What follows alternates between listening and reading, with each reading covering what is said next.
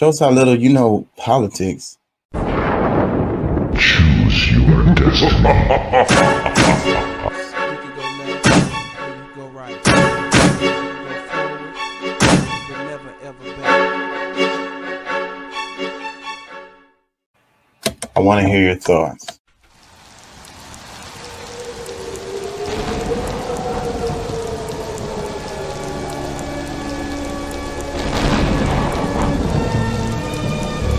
Good evening, my little one.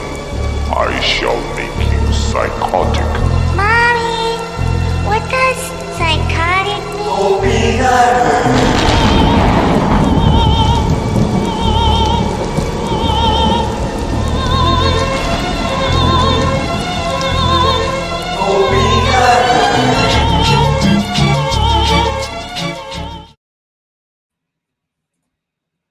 King Chuck ENT.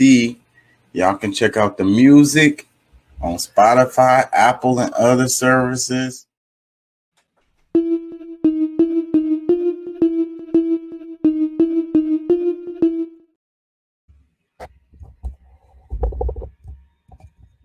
Hey, how y'all doing out there? How y'all feel? Remember, an educated public cannot be controlled. Learn to be active. The views and events expressed here are totally whack and not necessarily the views of anyone. ¿Cómo estás? Bien, bien, bien. Podemos ayudarnos más? Sí se puede. How y'all feel? Revolutionary media. That's what it is. That's what it is. That's what it is. Don't Be Controlled is the name of the show. I apologize for being late, but I'm here now. Got out of work late, so it is what it is, y'all. We're going to keep it moving. Hopefully we can get some guys in here. Whenever I come on late like this, I usually miss Pat. Maybe we'll get Doc in here. Dudes. Yeah. So let me make sure y'all can hear me. Okay. Peace and love. Thank y'all for joining. Thank y'all for listening. Thank y'all for making comments. The stuff I had prepared for yesterday's show is pretty much probably what I'm going to cover today. I just don't know where to start because I didn't have time. I usually get my brain around this and do a little bit of, planning before I start. Let me see. Peter Pan. What's up with the Little Mermaid controversy? Tim Black was talking about it. It's a lot of people mad about the Little Mermaid because they did Ariel as a black character. I don't even know if I really want to spend any time on that because it's so stupid. We talked about Trump a lot last night. We talked about Tucker.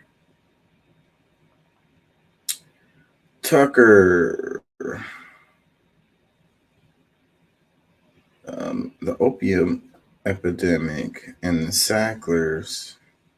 I might talk about that. That's interesting.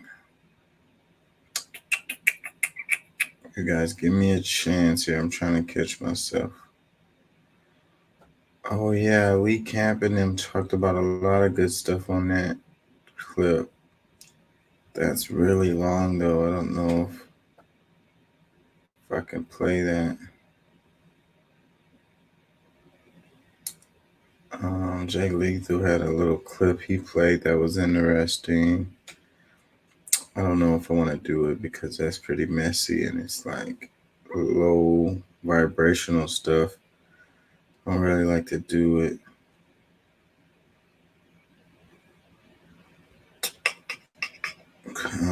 Give me a second, y'all. You know what? Let's just go to Twitter and see what I didn't cover and pull that up, and then that'll get me talking. My screen is blurry. I don't know what the hell is up with it. I'm probably not gonna stay on here long. Is it my glasses? Because I'm tired. I don't know if it's my vision or if it's the screen. Why is it blurry?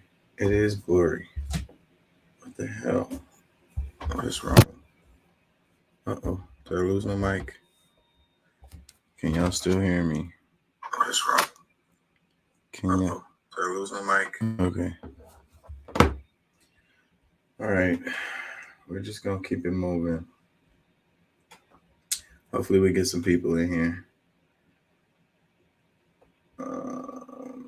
Let me see.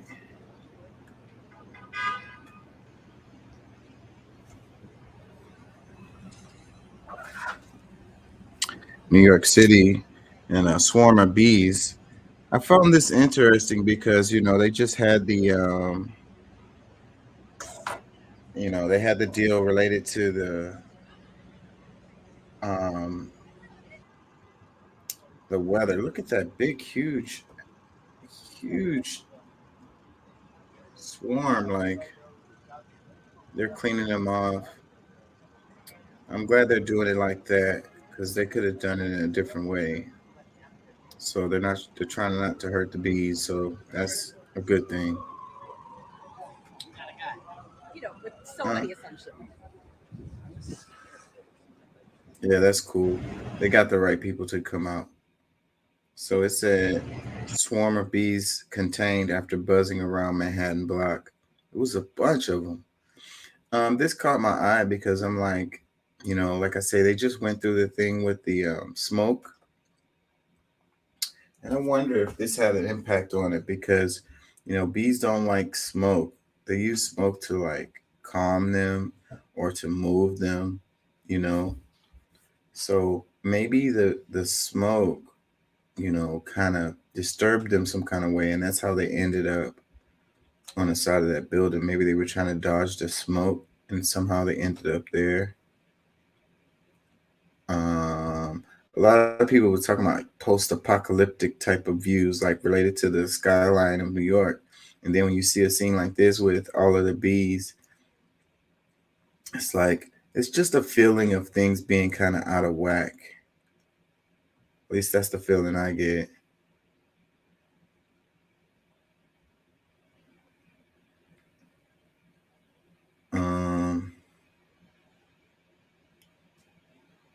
What the hell? A seagull took a whole pizza? Well, don't leave your pizza out. What it says, the bees we need. Nature, beekeepers on their way to the biggest job of their lives. I don't know. It's probably a nothing burger, but it caught my eye because just like I say, it just seems like things are out of whack. And it probably just a simple reaction related to the smoke that they had. This story right here, like, I don't know how much this is true, like, because I remember I was reading something about, I don't know, why does this keep popping up? I don't know, but they might get me for that photo. So let me switch off of that. So that photo it won awards. It was the photo of the little girl, like, on the edge of life with a vulture hanging out behind her, like waiting for her to die. And, some people said that it was set up. Like I was reading about it and it was like the dude had set the photo up. But they're not going to say that in this article right here explaining this. Let me read this. It says, in the 1990s, there was a widely circulated photo of a vulture waiting for a starving little girl to die and feast on her corpse. The photo was taken during the 1993-94 famine in Sudan by Kevin Carter, a South African photojournalist, who later won the Pulitzer Prize for this amazing shot.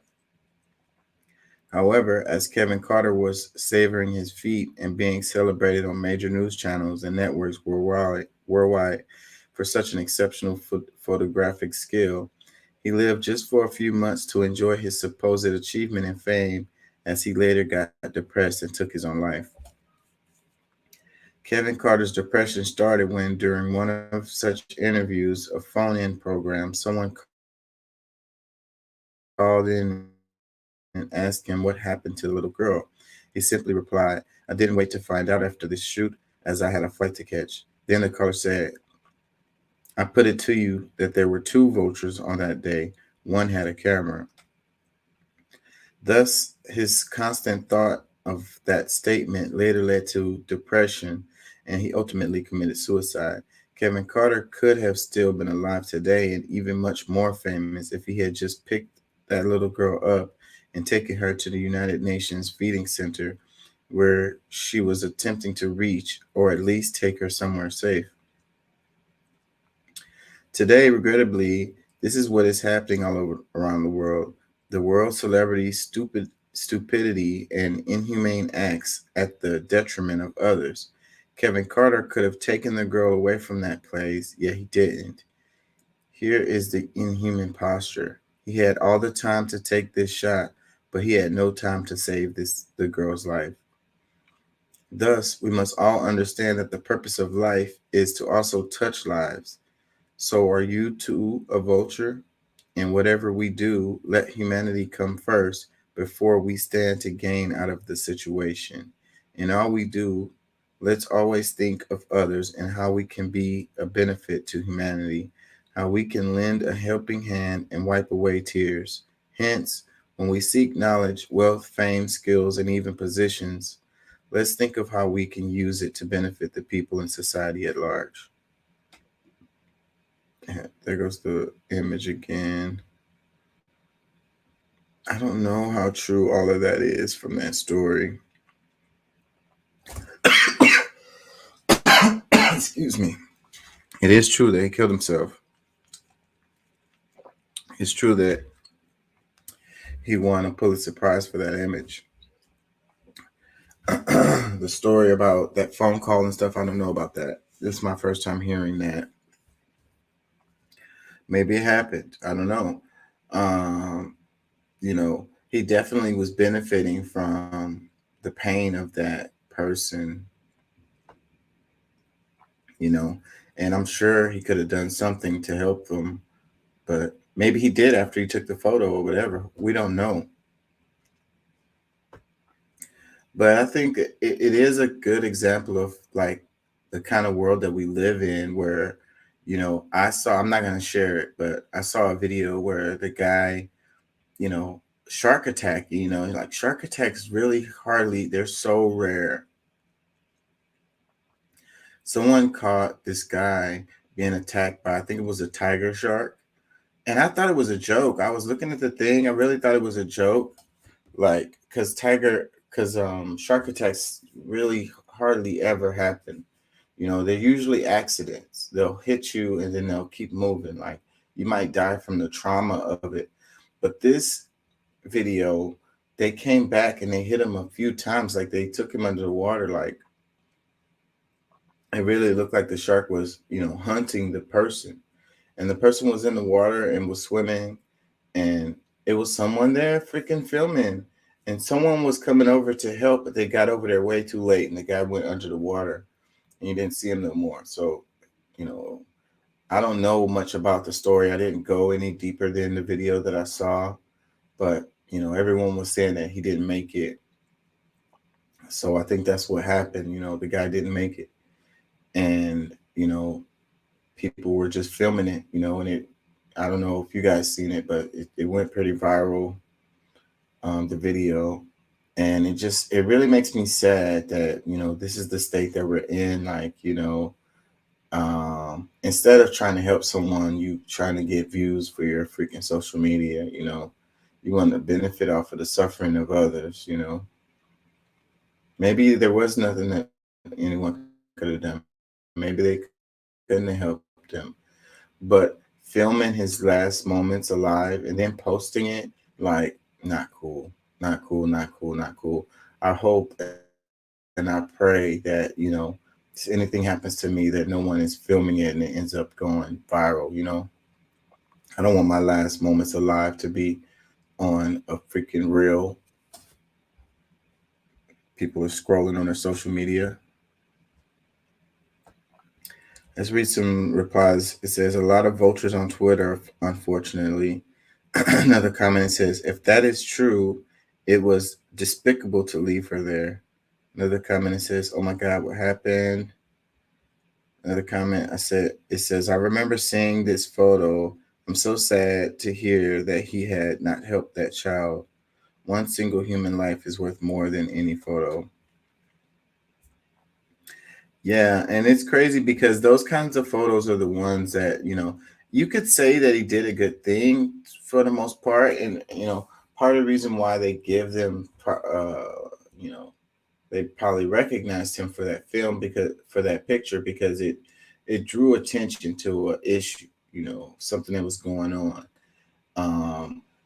But the problem with that is that people, they go to these places and they donate money or whatever, and it's like none of the money makes it to actually help the people, and the people still be in the same situations. Like, and sometimes it don't even be people suffering and they just faking it, and not the people are faking it, but the people that are trying to get people to donate are faking it, and they're just trying to make money. So it's so sad.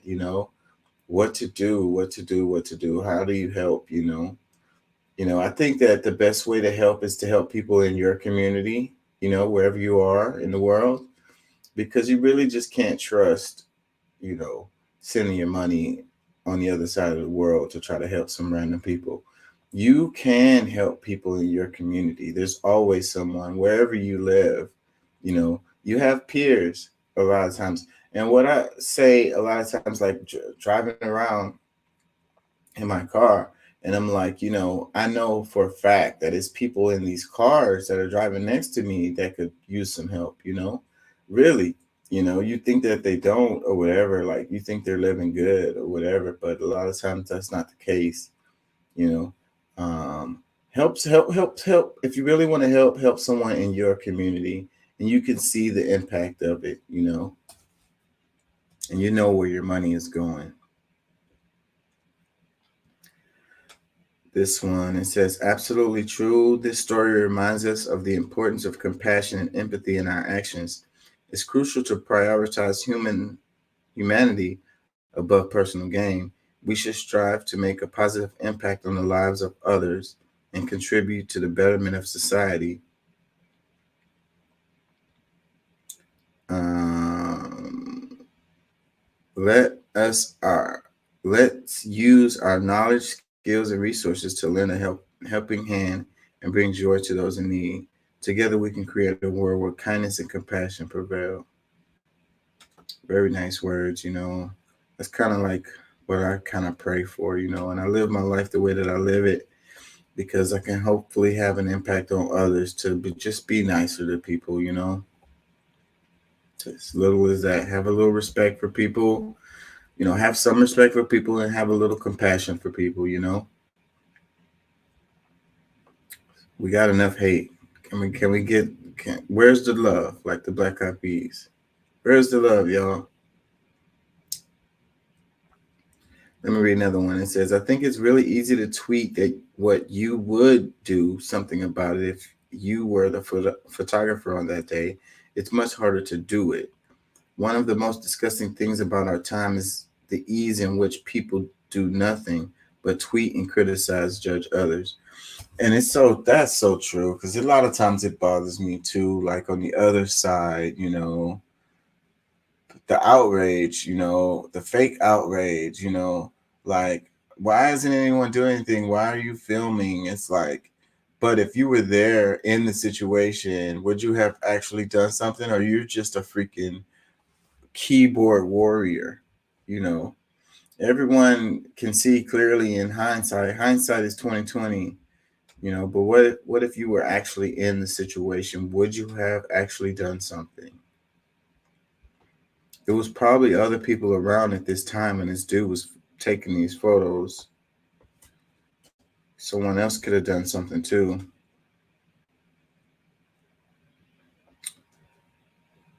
Oh, this one, it says, should Bill Gates be releasing 30 million genetically modified mosquitoes into the wild? Part of the mentality of Earth as engineering project. Part of the mentality of Earth as engineering object. What could possibly go wrong? It says Bill Gates. This is Bill's mosquito factory in Colombia. It's the largest in the world. 30 million genetically modified mosquitoes are released every week into 11 countries. Because Bill knows better than nature, what could possibly go wrong? They've been working on this kind of stuff for a long time. Hi, I'm Scott O'Neill here in Medellin, Colombia today, and I'm at the world's biggest mosquito factory for the World Mosquito Program. We're making in here 30 million mosquitoes a week. Come and have a look. We're doing it for a very serious reason. Cities like Medellin have suffered from diseases like dengue, Zika, chikungunya for decades, but not anymore. We've been able to bring the solution of Wolbachia mosquitoes to this city. When this bacteria called Wolbachia gets introduced into the mosquito, it stops their ability to transmit dengue. We release mosquitoes that have Wolbachia. Now they go and mate, and Wolbachia gets passed into the wild mosquito population. If we're going to control these diseases in all the tropical cities of the world, it's going to require a lot of mosquitoes.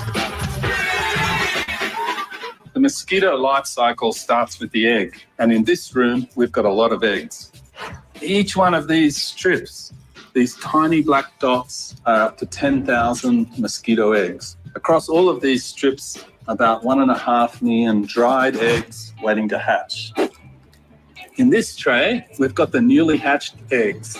They're little larvae, so small you can hardly see them.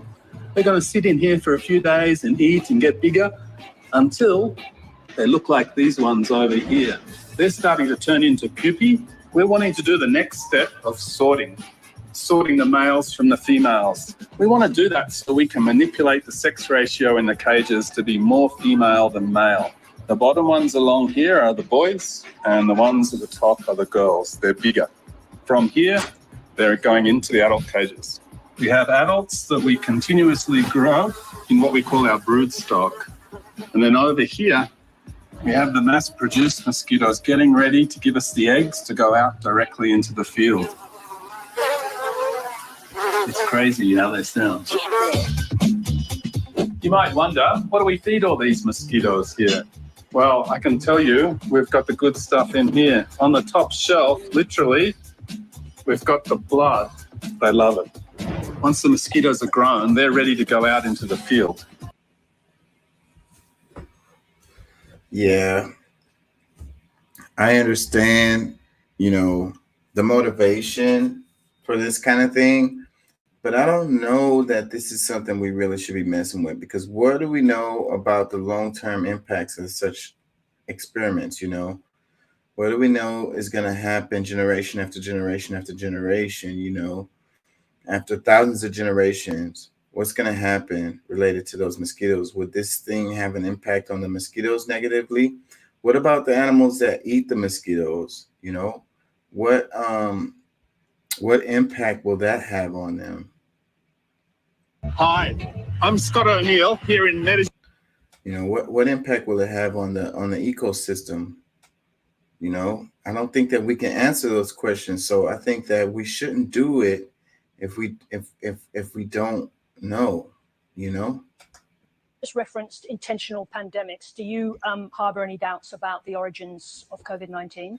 No, the evidence is very clear that it's naturally caused. It's a bad virus, and we're going to have natural epidemics, and sadly, we may have some unnatural epidemics in the future. Just referenced intentional pandemics. Do you? Well, and as smart as Gates is, I think that he's obviously not being honest with this particular answer here, because, we know what happened, and we know about the gain of function research that was happening. You know, that particular virus wasn't able to be transmitted to humans. It had to be manipulated so that it could transfer to humans. So it didn't naturally happen. It escaped the lab. The information is out there. This is not a conspiracy. That the information is there. Look it up. A comment underneath, it says body language always tells the truth. Shakes his head no, then he stops head movement. This unconscious signaling part when he says an unnatural epidemic in the future. He's grinning.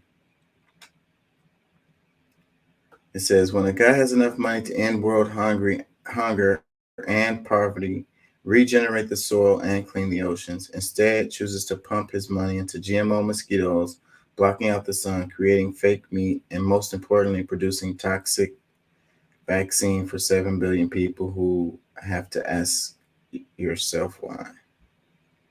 That's a meme. I don't know about that. It's got a meme of a big, huge looking mosquito, I guess. It says, never, because single one gonna bite me on my legs. He says, never, because every single one gonna bite me on my legs. People are saying he should go to jail. For what?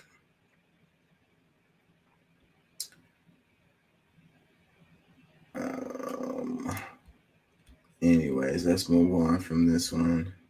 I don't know if it's a good idea to do this, but what do I know? You know, maybe it is a good idea. You know, people die from those diseases that are carried by the mosquitoes in those tropical environments. You know, it happens a lot.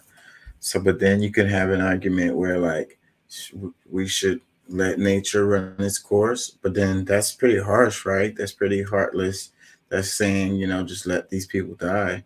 But I also know that within those tropical environments where they deal with this type of thing, a lot of those people that live there have immunities to these, you know, a lot of immunities. So a lot of times it's the children, the babies, the smaller ones who end up dying from this stuff because they haven't built up immunities to it yet, you know.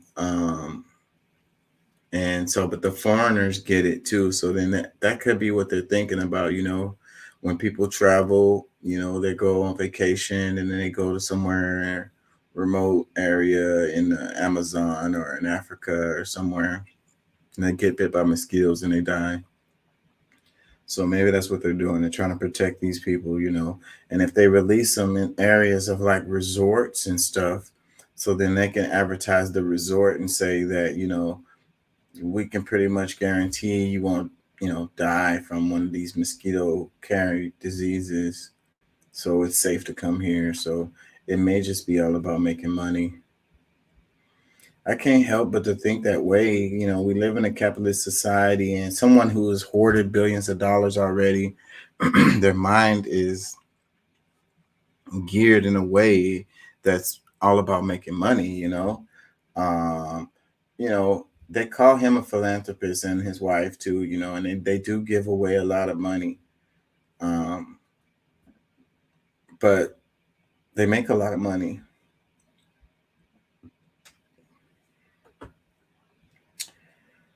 This clip, it says Hillary Clinton laughing after turning Libya from the country that had the highest standard of living in Africa into a war-torn, failed state where human beings are now being sold open-air slave markets.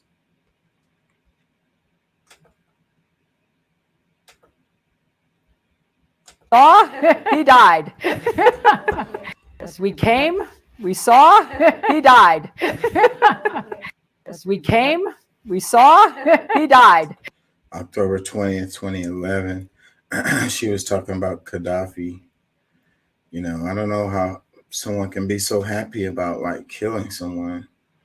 Like, what impact did he really have on like American citizens? You know, you can say that he did human rights abuses, to people in Africa, or he was going to be a tyrant or a dictator. You could say all of that, but still, what difference did it make to people here in the United States? Why were we so concerned about it?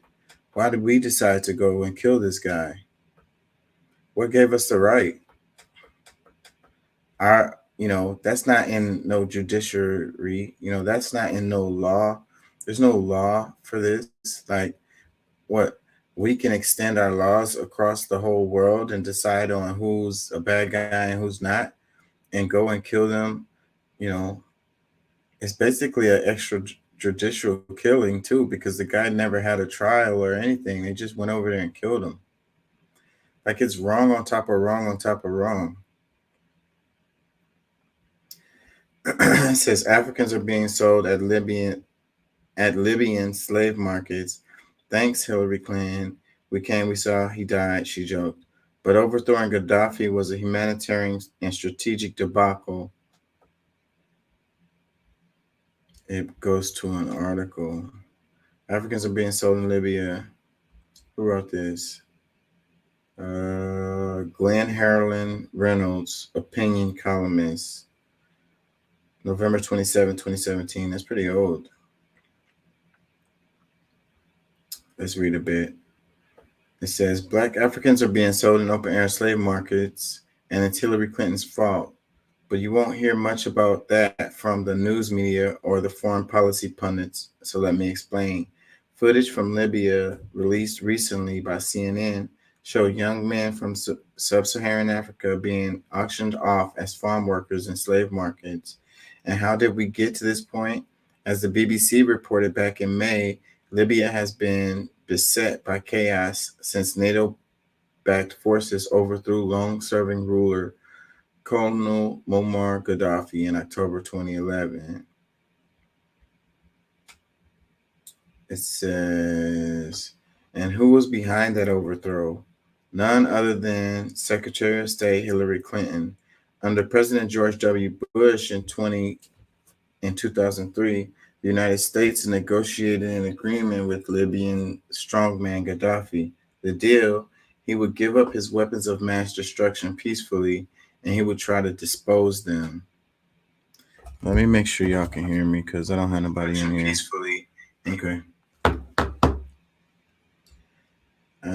It said that seemed a good deal at the time, but Obama administration didn't stick to it. Instead, in an operation spearheaded by Clinton, the United States went ahead and toppled him anyway. The overthrow turned out to be a debacle. Libya exploded into chaos and civil war, and refugees flooded Europe, destabilizing governments there. But at the time, Clinton thought it was a great triumph. We came, we saw, he died. She joked about Gaddafi's overthrow, and advisor Sidney Blumenthal encouraged her to tout her successful strategy as evidence of her fitness for the highest office in the land.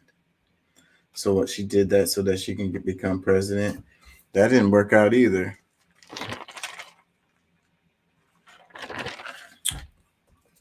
Ambitions of people. It says, it's surprising the extent to which Clinton has gotten a pass for this debacle, which represents a humanitarian and strategic failure of the first order. And of course, the damage is still compounding. How likely is North Korea's Kim Jong-un to give up his nuclear weapons after seeing the worthlessness of U.S. promises to Gaddafi? Boom, boom, boom. That's a really good point right there, because that's the whole reason why, and they do those parades in North Korea, and he pulls out the missiles, and you wonder why he does that. It's like, oh, that's a weird thing that he does. He pulls out the tanks, and they stroll, and the army's marching and all of this. He's got a big, huge nuclear warhead going down the road. Crowds on both sides, and people are cheering, clapping. Like, why does he do that? That's such a weird thing to do. It's like, well, it's a message, to the rest of the world. It's like, okay, you guys want to come bring some drama over here, then we're going to bring it to you right back. So, if you try to come and do us like you did Gaddafi, you're going to have problems. So the thing is, they talked Libya out of having their weapons. You know, every country they do that to. They talk them out of having their weapons, and then they go in and they fucking take out their leaders. Yeah, so if I was Kim Jong Un, I wouldn't give up my nuclear weapons at all. Nope, I would build more, bigger, better ones. And I mean, and that's not necessarily a good thing. We have this arm race going on right now.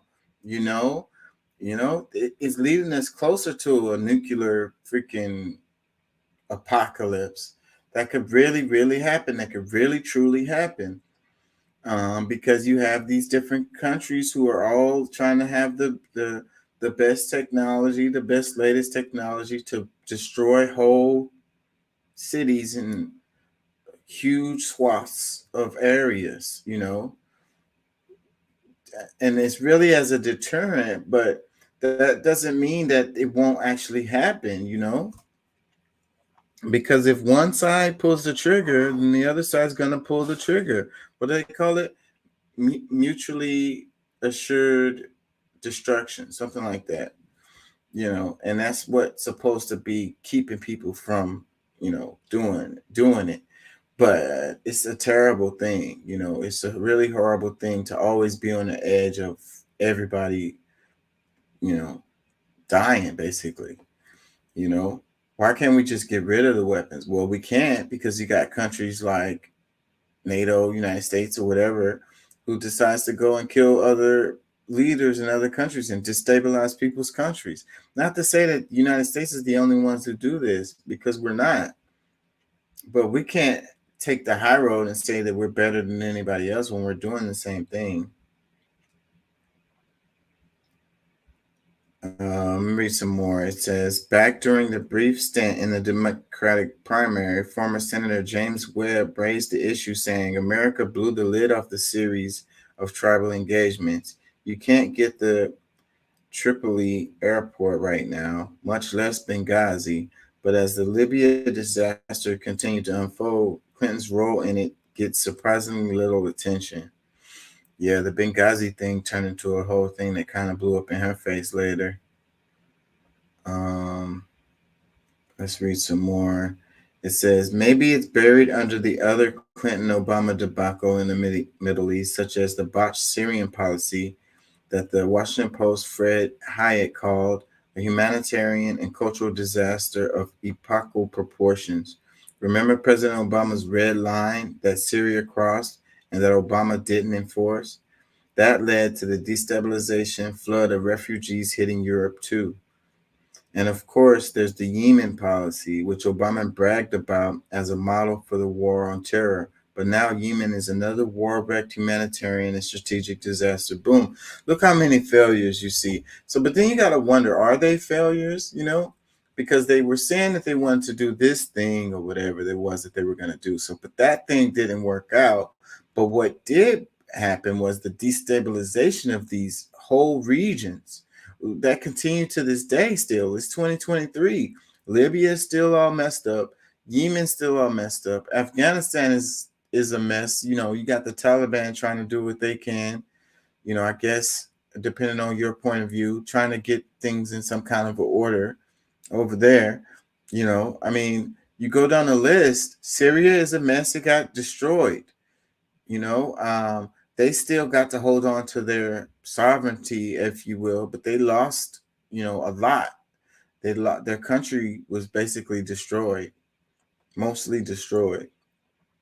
It's happening again in Ukraine. Ukraine is being destroyed. That's going to be another debacle. Afghanistan, Ukraine, Iraq, Libya, Yemen, the list goes on, bro. What are we doing? It says, still Libya is in a class of its own. In Syria and Yemen, at least, the situation was already bad. Libya, before Clinton got involved, was comparatively stable and no strategic threat to the United States or its allies. Now it's a shambles, with people literally being sold in slave markets. Yeah, man. Gaddafi was coming out with the gold dinar at the time, and he was going to try to unite different countries within Africa to be under the same currency, which was going to be gold backed. And, you know, they were experiencing great prosperity. I mean, you want to call it whatever you want to call it, but like under the time of Libya, under the time of Gaddafi, you know, when you got married, they gave you money. You know, they made sure all families had this and had that. It was he uplifted countless people out of poverty, you know, totally was like it changed that country. Like they said, it was the strongest economy in Africa, one of the strongest, if not the strongest economy in Africa, before they took out Gaddafi. And then it dropped to the bottom of the barrel. So what was their intention? Was that their intention? Were they just hating on them being successful? It says back in 2012 presidential campaign, Vice President Biden told a group of African Americans that the GOP was going to put you all back in chains. But it turned out that it was Clinton's policies that led to Black people being sold. As some ponder another Hillary Clinton run in 2020, that's worth pointing out. Glenn Harlan Reynolds of University of Tennessee law professor and the author of The New School, How the Information Age Will Save American Education from Itself, is a member of the USA Today's Board of Contributors. Follow him on Twitter. So what is at the end of it? I guess that's the end of it. It's like this is old news, but it's not really, because you know the situations, the repercussions of these things are still being felt today. So it's not really old.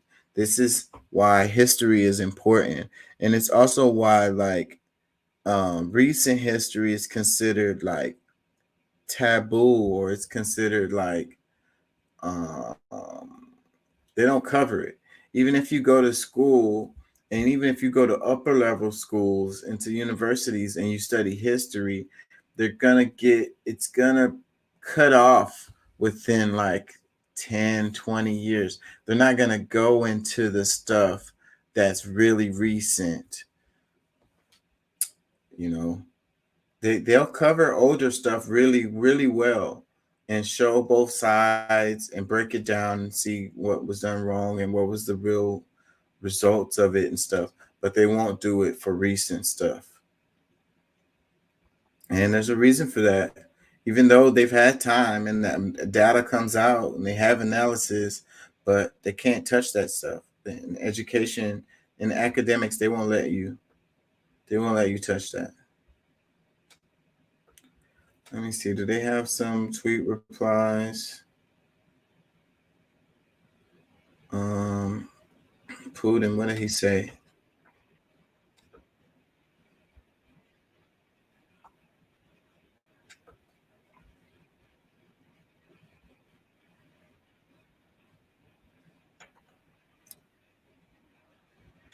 Hold on. My bad. I'm not sharing with y'all. It's I was back on Twitter and looking at the tweet replies of the one that I was just talking about with Hillary Clinton. So, and it was like, Putin, who gave NATO right to kill Gaddafi? Who gave coalition forces in Libya the right to eliminate Gaddafi? Libya was the only country in the world with zero debt before the conflict. That's the question Putin's been asking. NATO, US, Europe, they never answered. This is an old clip, by the way. Let's play it. The coalition said destroying Gaddafi was not their goal. Then why bomb his palaces? Now some officials have claimed that eliminating him was in fact their goal. Who gave them that right? Did he have a fair trial? Returning to the no-fly zone, the bombings are destroying the country's entire infrastructure. When the so-called civilized world uses all its military power against a small country, What happened? The coalition said destroying Gaddafi was not their goal. Then why bomb his palaces? Now some officials have claimed that eliminating him was in fact their goal. Who gave them that right? I mean, that's a good question. Love or hate Putin? Good question. Who gave him the right to assassinate Gaddafi? What is this one? It says, when the entire so-called civilized community falls upon a small country with all its might, destroys infrastructure created over generations. I don't know, is that good or not? Putin said, I don't like it. And we shouldn't like it either. No one should like that. It says, this one, it says, American democracy in the Middle East, destruction of Mosul, captured by new drone footage 7 years after the fall of ISIS. This is all old stuff, but it's still relevant to today. This one, it says, forgot Yugoslavia again. President Putin responds to Scholz saying his generation can't imagine war in Europe. We witnessed war in Europe unleashed by NATO against Yugoslavia. It was a major military operation using bombs and missiles, strikes on European capital, Belgrade. I don't even really remember that.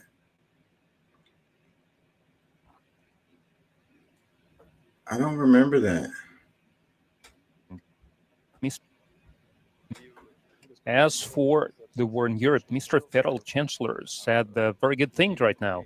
His generation, and think our generation, have a hard time imagining any kind of war in Europe. And it's been said about the situation in Ukraine, but we witnessed war in Europe that was started by NATO against Yugoslavia. Large-scale military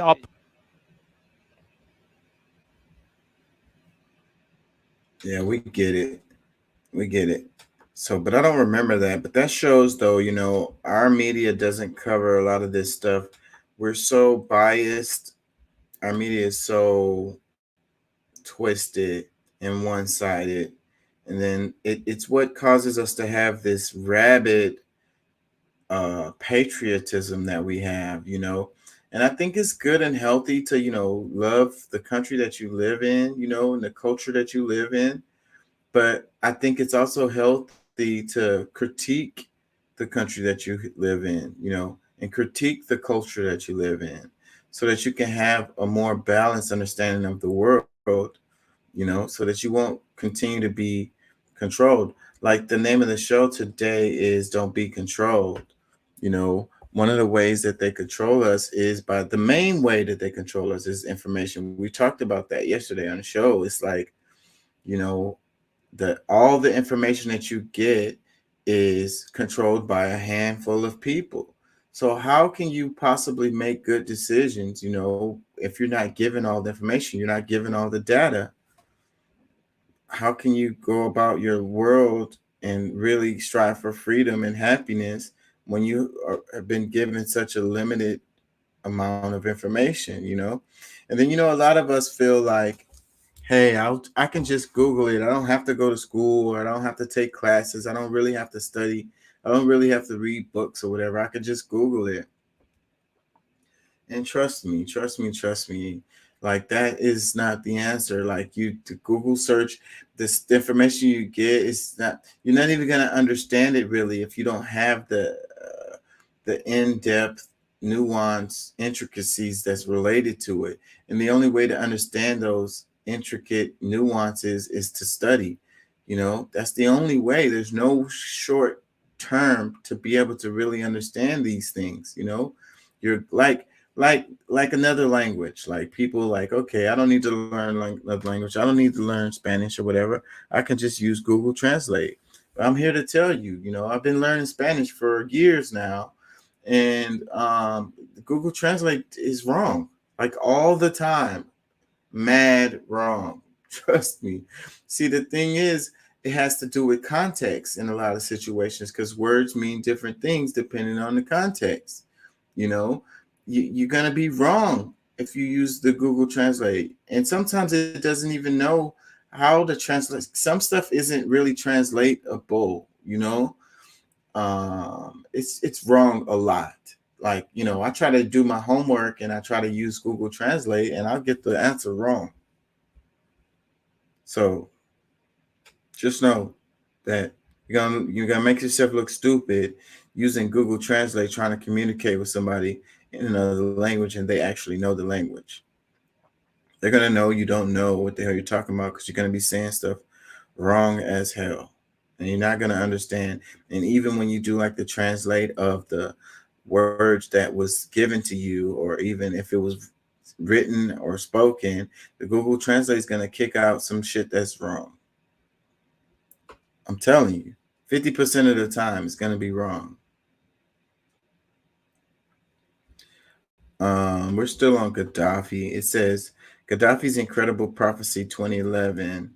I only made one mistake, and that was trusting the Americans and Westerners. Once upon a time in Libya, Libya was flourishing socialist state. A leader is not one who spends the most of an election campaign and wins. A leader is not one who comes in office for 4 years to look important. A leader is not one who is cleared of any responsibility for the reforms or policies that were pushed through under their administration. In 1986, an attempt to assassinate Gaddafi failed. In 1992, sanctions against Libya were introduced. We know today that sanctions are rarely about taking the moral high ground. They're about assorting force, attacking revenue streams, in this case, oil. They're about freezing financial assets. And I have to say that, you know, whenever they're talking about the government, like the people that are in charge, and then they put sanctions, the sanctions don't hurt these people. The elite people have ways around the sanctions. What it hurts is the regular folks. And the regular folks of that country don't have nothing to do with it.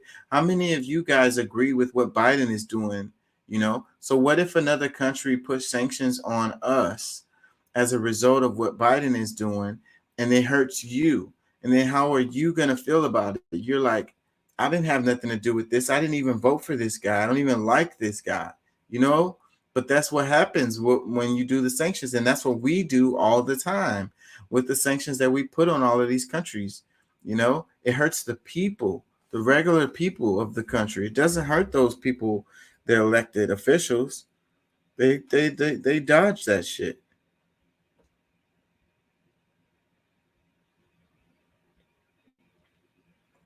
Let's do a little bit. I'm on good. Пускавшую поток африканской миграции в Европу, стену, тормозившую террористов. It doesn't have a translate, so I don't want to read too much. I'm already reading a lot. I need to get somebody in here so I can get my voice a break. We're still on this thread. Let's get off of this thread. We went down a rabbit hole right there, starting with Hillary Clinton.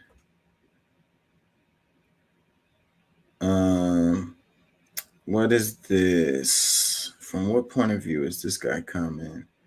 He's probably coming from the right. It says Putin has seized billions of EU assets in a huge blow to the crumbling Western empire. Let's hear what he's talking about. Breaking news. The Russia sanctions have backfired in the most poetic way imaginable. Why do I say poetic? I say poetic because the sanction warfare that the United States, City of London, Wall Street, International Monetary Fund, U.S. Treasury, the Fed, the sanction warfare that has been waged against the poorest people on the earth for years and years and years has finally come back to bite the West in the butt. Okay? Just this week, we learned the news that the Eurozone is officially in a recession. We learned last week that Germany was in a recession. This was huge news as Germany is the top economy in the EU. Germany's the top manufacturing power, and their production in their manufacturing plants is at a record low. It has slowed immensely. We learned this last week as well. They're in a recession. I think the UK is in a recession as well, but they haven't formally announced it yet. Well, the new numbers are out for the Eurozone, and the 20 nations in the Eurozone have officially sunk into a recession. They were trying to hide this information as long as they could, and eventually they couldn't keep fudging the numbers. The news is out. 20 Eurozone countries have officially sunk into a recession. The Russia sanctions are really paying off. Now, let's keep looking at this, because as we all know, the rest of the world seems to be doing fine. As the West wages sanction warfare against Russia and China, look at what's going on in China. This is from Jeffrey Sachs. One thing about China that I would like to emphasize, China went from 80% extreme poverty in 1980 to no extreme poverty 40 years later. It is the most successful economic development in history. It learned a lot from Korea, by the way. It learned a lot from Japan. It learned a lot from the neighbors. It's extraordinarily successful. Life expectancy rose enormously. Education rose enormously. Quality of life rose enormously. Hunger fell completely. This is an accomplishment. We should take joy in China's accomplishment, not fear from it. This is one of the things I discussed during my speech on multipolarity, the decline of the American empire, and the Ukraine war. Okay, because I asked the question in the audience, and I suggest you guys watch the full speech because I tried to pack as much valuable information as possible in it. I asked the question to the audience. I said, how many of you think that the world is poorer today? There are more people who are living in poverty today than 50 years ago. It's a fair question. It's an important question. Okay.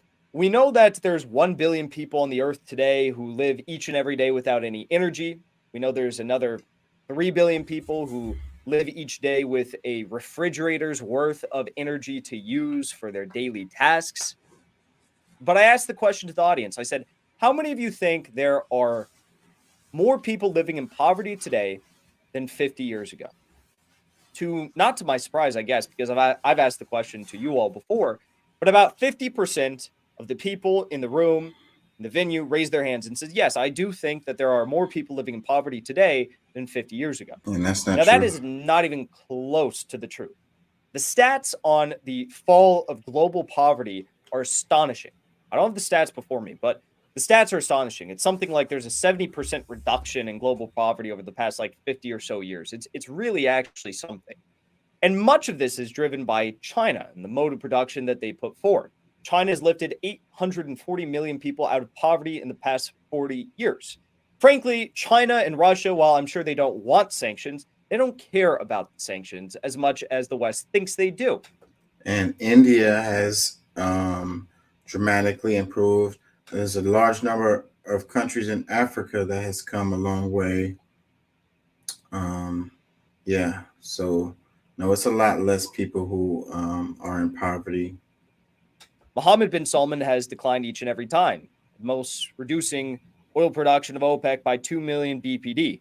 Saudi Crown Prince threatened to damage the U.S. economy. Mohammed bin Salman privately pledged to retaliate in a row over oil production cuts, leaked documents reportedly show. Crown Prince Mohammed bin Salman privately threatened to harm the American economy after President Joe Biden warned Saudi Arabia of consequences for agreeing an oil production cuts with Russia. The Washington Post has reported, citing leaked material. The Biden administration has said it would reevaluate relations with the kingdom following a decision by Riyadh to slash crude production against the wishes of the United States. And we touched on this, and I did want to go into this. I'm glad he's covering this. So Saudi Arabia is not very happy with us. And it's like the United States was trying to throw their weight around with Saudi Arabia. And recently, Saudi Arabia was like, you know what? We're not feeling it. And not only are we not feeling it, we're going to put pressure on the United States. We're going in a whole nother direction now. And, that's really crazy because the United States had a really cool, cozy-ass relationship with bin Salman.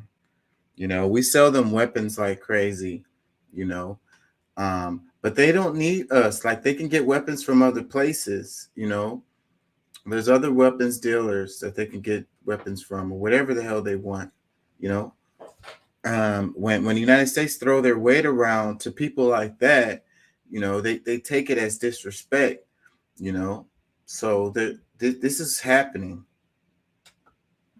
Crown Prince, who is widely referred to as MBS, warns that he would not deal with the U.S. administration anymore if Biden penalized Saudi Arabia. He also promised major economic consequences for Washington, and consequences they've got. Okay, so you see how this age of unipolarity is ending, and unipolarity, it's not just it's not just the idea that you have the United States that's more powerful than, say, China, and it's like China versus the United States. Unipolarity is the idea that you have one sovereign, one center of power, one acceptance of cultural, economic, social, militaristic norms and economic norms that have to be applied upon the rest of the world. And we all unipolarity, and we all have to adjust to it. It's like global colonization. It's like, you know, we do things the right way and the best way. And if you want to, you know, do things the right way and the best way, then do them the way that we do them, you know, and also allow our American companies to come in there and, you know, use your resources and make capitalism, you know, it's the best way to go. So, you know, use the dollar, you know, live the way we do, speak English, all of that. is the upholding of one power above the 90% of the world who is in disagreement, okay? And the age of unipolarity is over. Countries like Saudi Arabia now applying to join the BRICS plus grouping, okay? Saudi Arabia, the country whose monarchy we propped up and weaponized for our own personal gain and benefits in the Middle East for years and years and years and years and years. We in the UK did that, okay?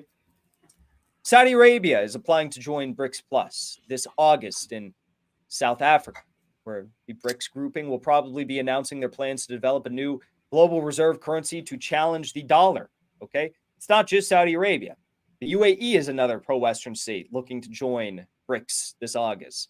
You can also throw in Egypt, who even recently refused to accept Syria back into the Arab League. They are looking to join the BRICS grouping this August. We also have Argentina looking to join the grouping and about 26 other nations, okay? The free world is done with the economic hegemony of the West, and now the West is, well, they're reaping the ramifications of what they sowed. Russian retaliation has also increased as their economic prowess has seen significant rise over the past few years. As I've reported multiple times here on this program, Russia has finally re-entered the world's top 10 largest economies for the first time since 2014. Russian unemployment is at a record low. The Russian economy is flourishing, thanks in large part due to the success of its central bank policies and due to its strict adherence to the multilateral trade agreements that are being pushed by the SCO, by BRICS, and also doing a lot of business with Saudi Arabia, China, and India.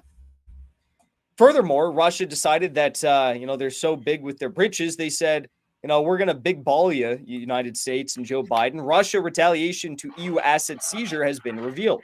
It has emerged that Moscow actually, in return, froze billions of dollars in a tit-for-tat measure last year. Russia froze the assets of international depositories last year in response to the seizure of its funds by Western financial institutions. It was revealed for the first time on Thursday.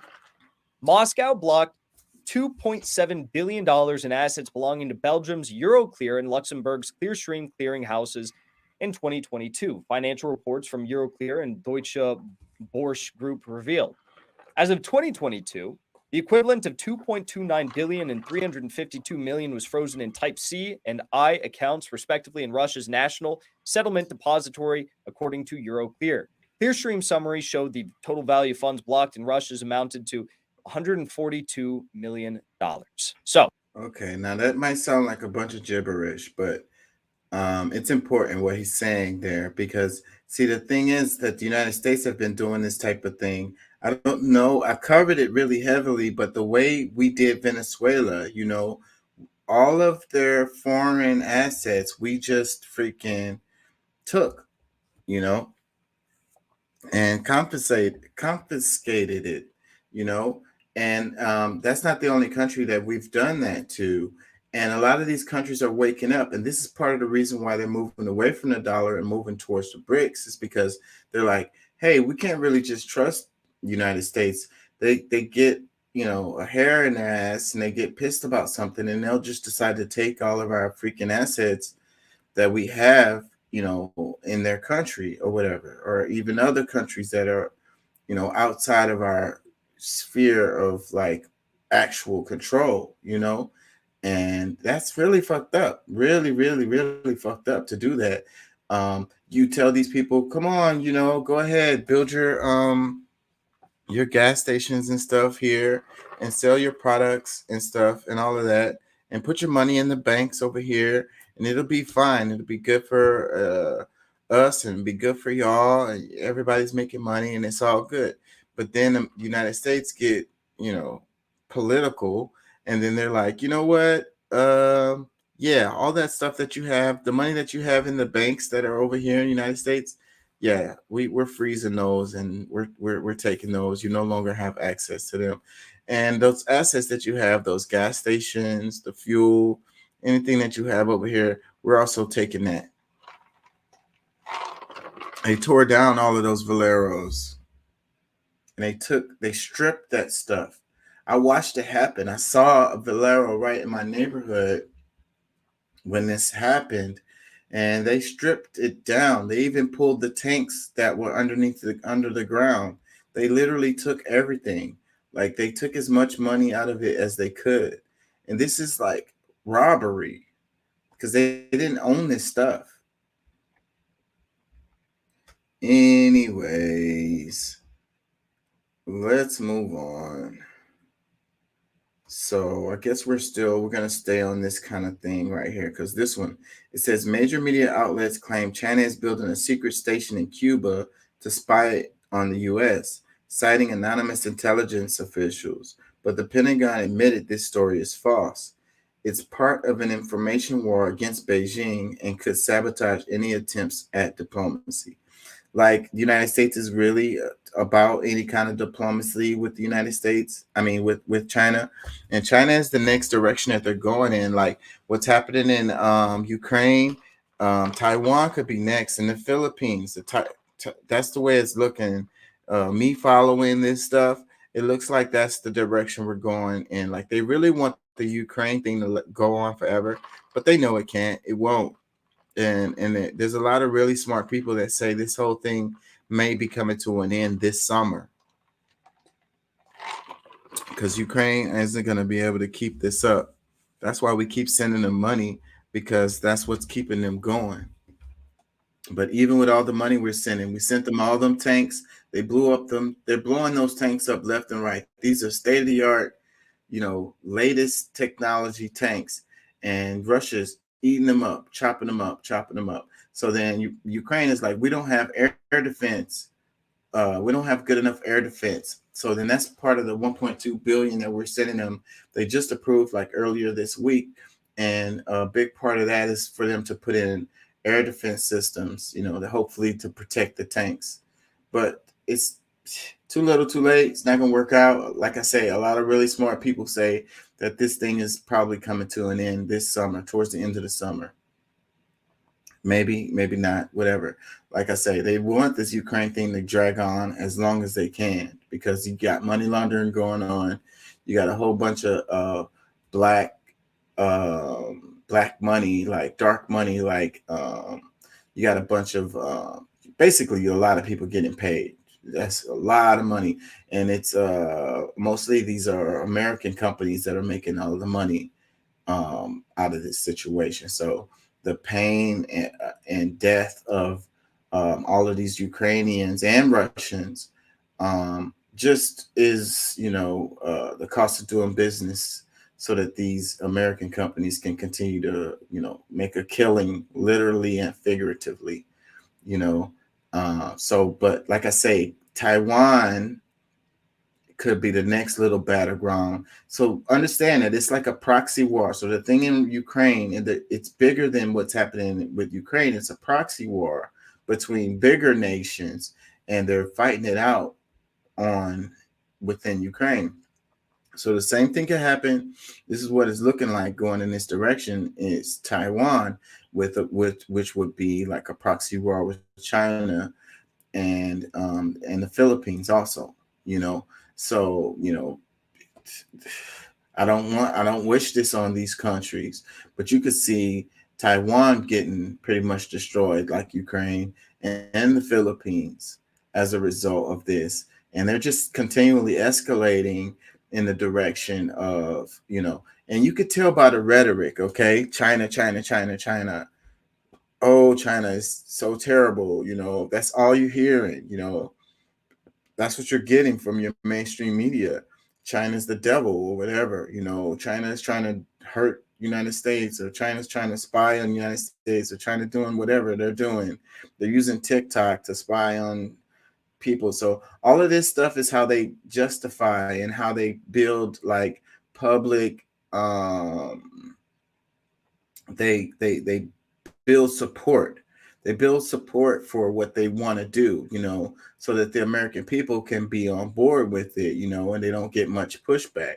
So when they just give you this like wartime propaganda news, and you only hearing one side of the thing, and you're not really getting a really clear picture of what's actually happening, so then you side with them. So when they say, when you know, mark my words, you guys, when they say in the future, hey, we need to send a bunch of money to protect Taiwan and keep China from oppressing Taiwan, and, you know, humanitarian whatever, like same bullshit that they're saying related to Ukraine, I could totally hear them saying that same shit. And we're going to be sending money over there and into the Philippines, and it's going to be the exact same thing going on. That's my prediction. U.S. state. U.S. spy agencies want you to be very afraid of China, and they want you to believe that the Chinese Communist Party is spying on everything that you say.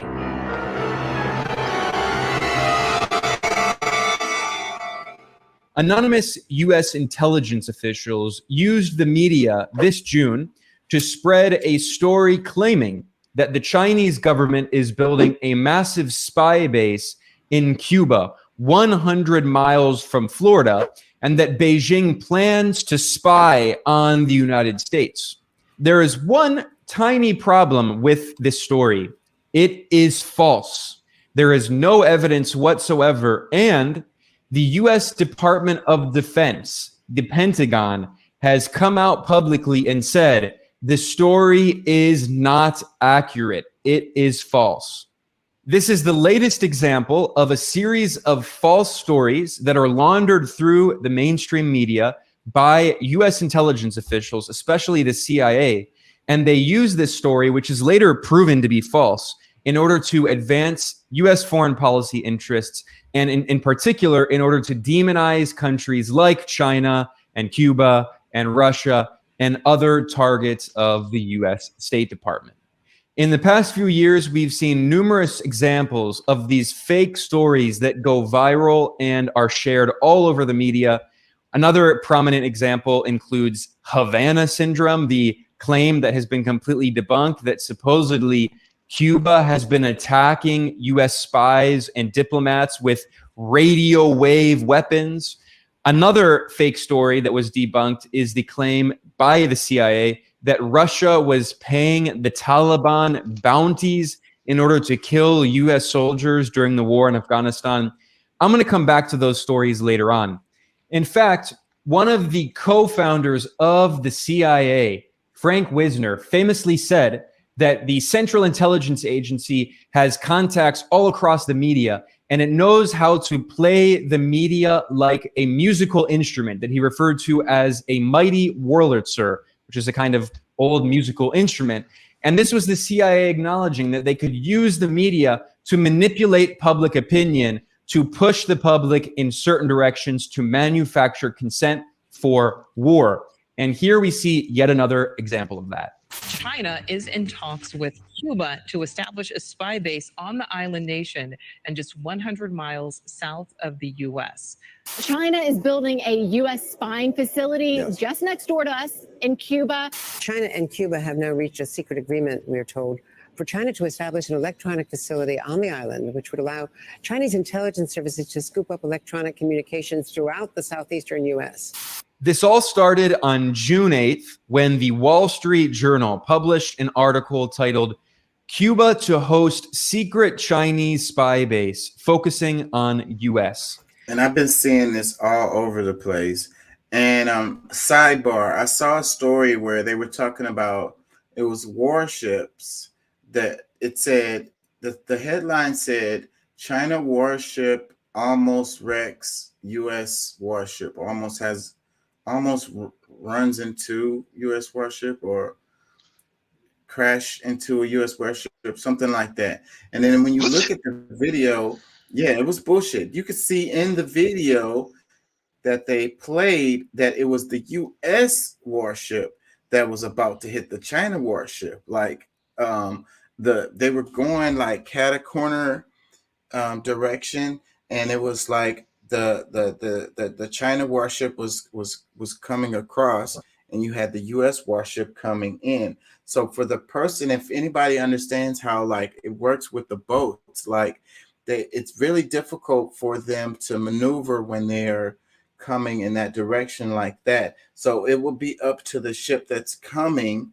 to slow down to keep from hitting the one that's coming across. You know what I mean? So it's anybody knows this. If you are a person that deals with boats, you know, like the boat that's coming is the one that has the, you know, ability to keep from the wreck happening. You know what I mean? So if you were to hit a boat, then it's going to be your fault that you hit the boat. You know what I mean? Because you're supposed to be able to see them, and you should be able to make maneuvers to keep from hitting them. But it looked like the American ship didn't make any maneuvers at all. It looks like it didn't even slow down, and it barely like freaking, you know, they barely missed each other. Like, and the headline said that it was the China ship, you know, almost hit the U.S. ship, and that was totally not the case. And then, you know, the backdrop of that is, why do you have, you know, this was in the South China Sea, by the way. That was the location of this incident. Okay, why do we have U.S. warships, you know, all up in the South China Sea? You gotta, regardless of how you feel about China, you can't be mad at them for wanting to protect their borders, to protect their country, to protect the waters that are around their country. So like if it was set in like the Gulf of Mexico or something, or off the coast of California or off the coast of New York or something like that, then it would be a totally different scenario. But you don't have China ships off the coast of California or off the coast of New York or in the Gulf of Mexico. You don't have that, you know, but you do have U.S. ships in the South China Sea, which is right off the coast of China. What's up, Pat? How you feeling? Feeling pretty good, man. You know, I was a bit apologize for tired. being late, man. I only got like 3.5 hours of sleep last night, and then I worked all day today. I barely got like a little 30-minute break, long enough to grab something to eat and get back on the grind. And then I didn't get out of there until well after 11 o'clock. So then I had to go pick up my daughter because she wanted to come over. And boom, that's what led to me coming on at the time that I came on. So I'm here for y'all, though. I'm tired. My eyes are burning. And so, but, you know, I treat this like a job, you know. The schedule is Friday and Saturday night shows. Yeah. And I really try to stick to it. I was like, man, you know, I had my alarm set, and then because I almost canceled this. I ain't gonna lie. I almost did not do this. I came like telling you. I wouldn't have been upset, but you hear, you know, when I woke up for the second time, because I saw your message that you put up there that you was on your way and all that, and then I slept through the second clock, and I was at when I got up, I was like, all right, came on, and I was like, well, hopefully he don't dock my pay. From Zero from zero. What they say, nothing from nothing leaves nothing.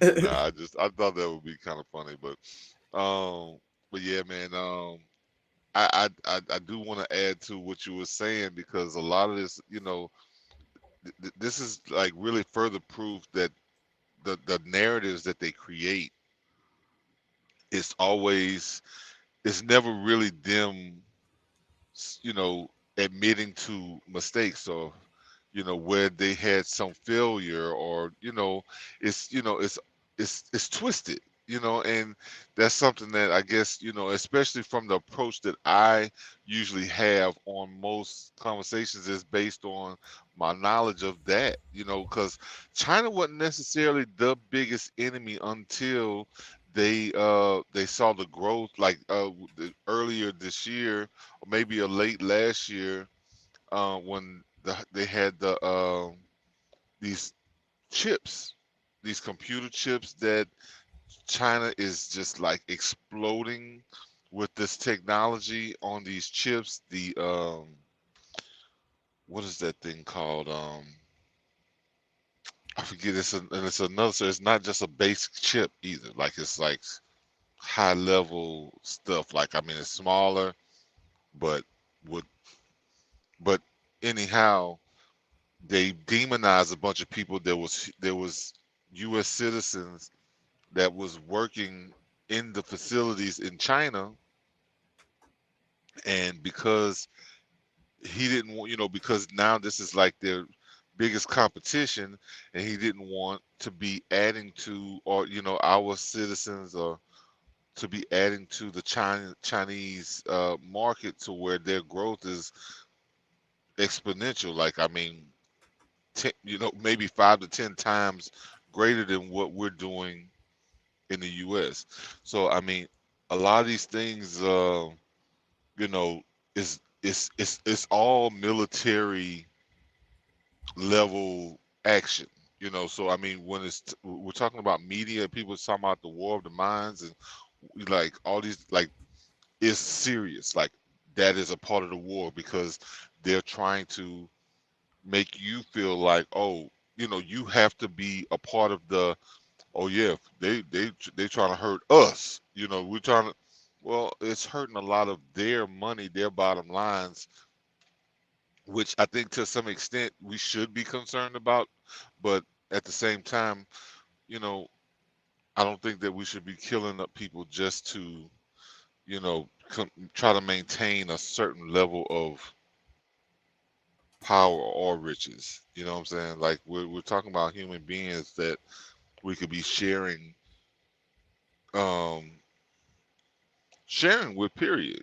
So I mean, but I think we all need to add that to our calculations when we hear some of these things, is because it's not they're not playing fair. I'm just gonna say that, right, to be on the nice side.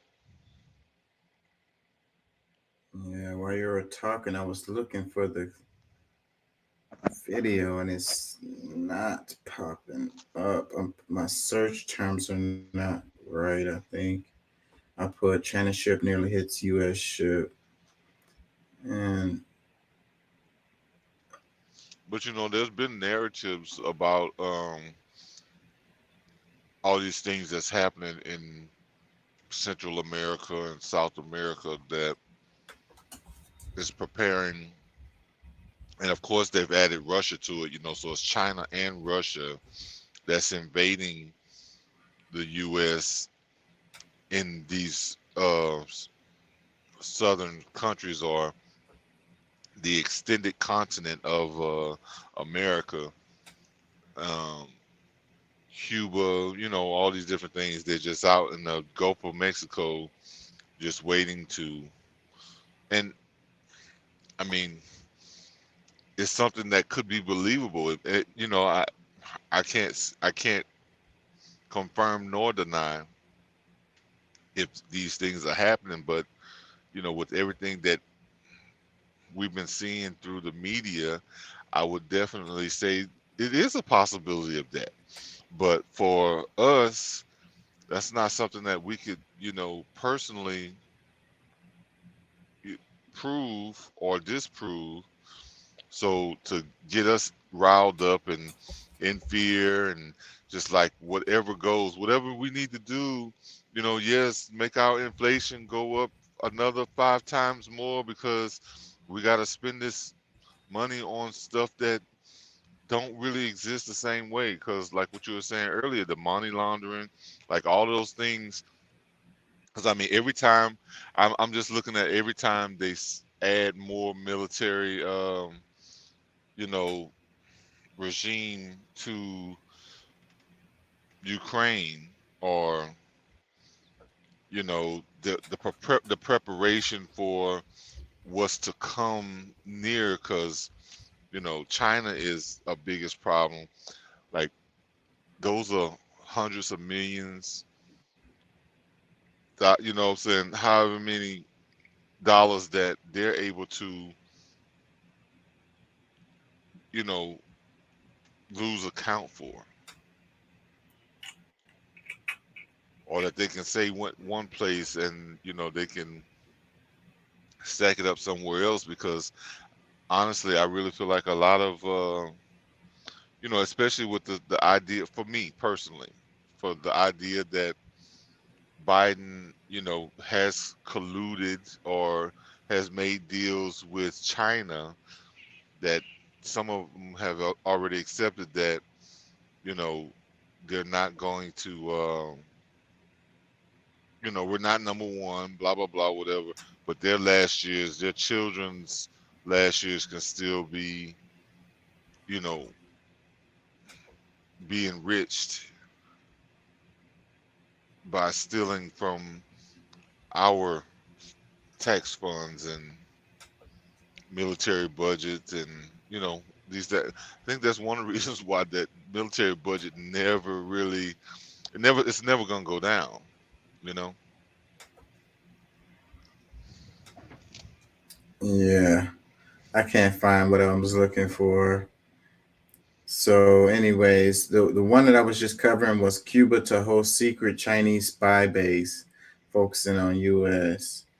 And you know, I have to say that you know, countries do spy on each other. You can't, if you think that China doesn't spy on the United States, then you're kidding yourself.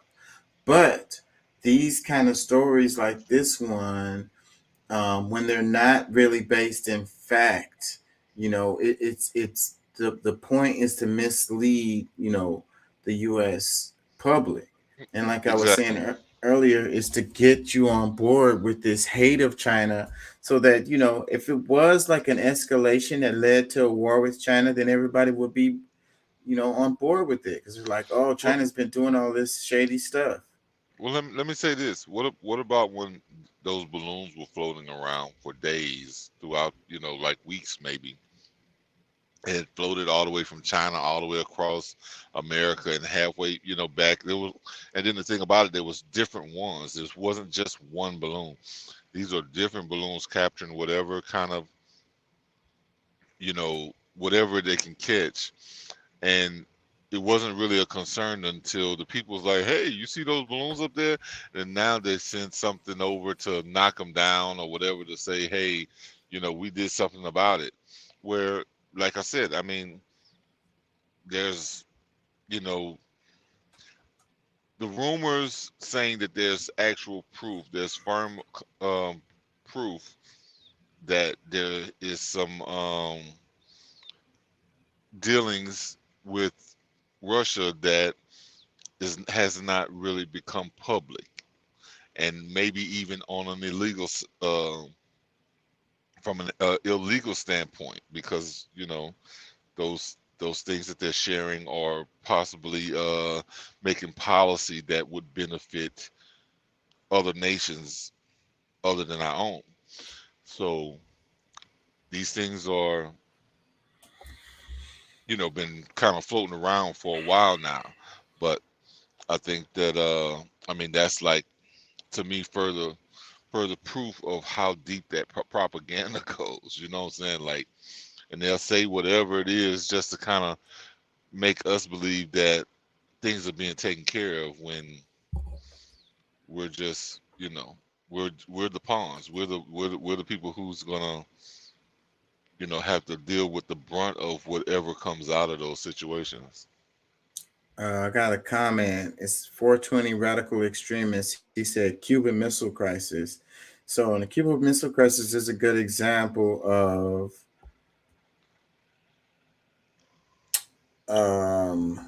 Well, what I think about when I think about the Cuban Missile Crisis is like the Cold War, you know, the McCarthyism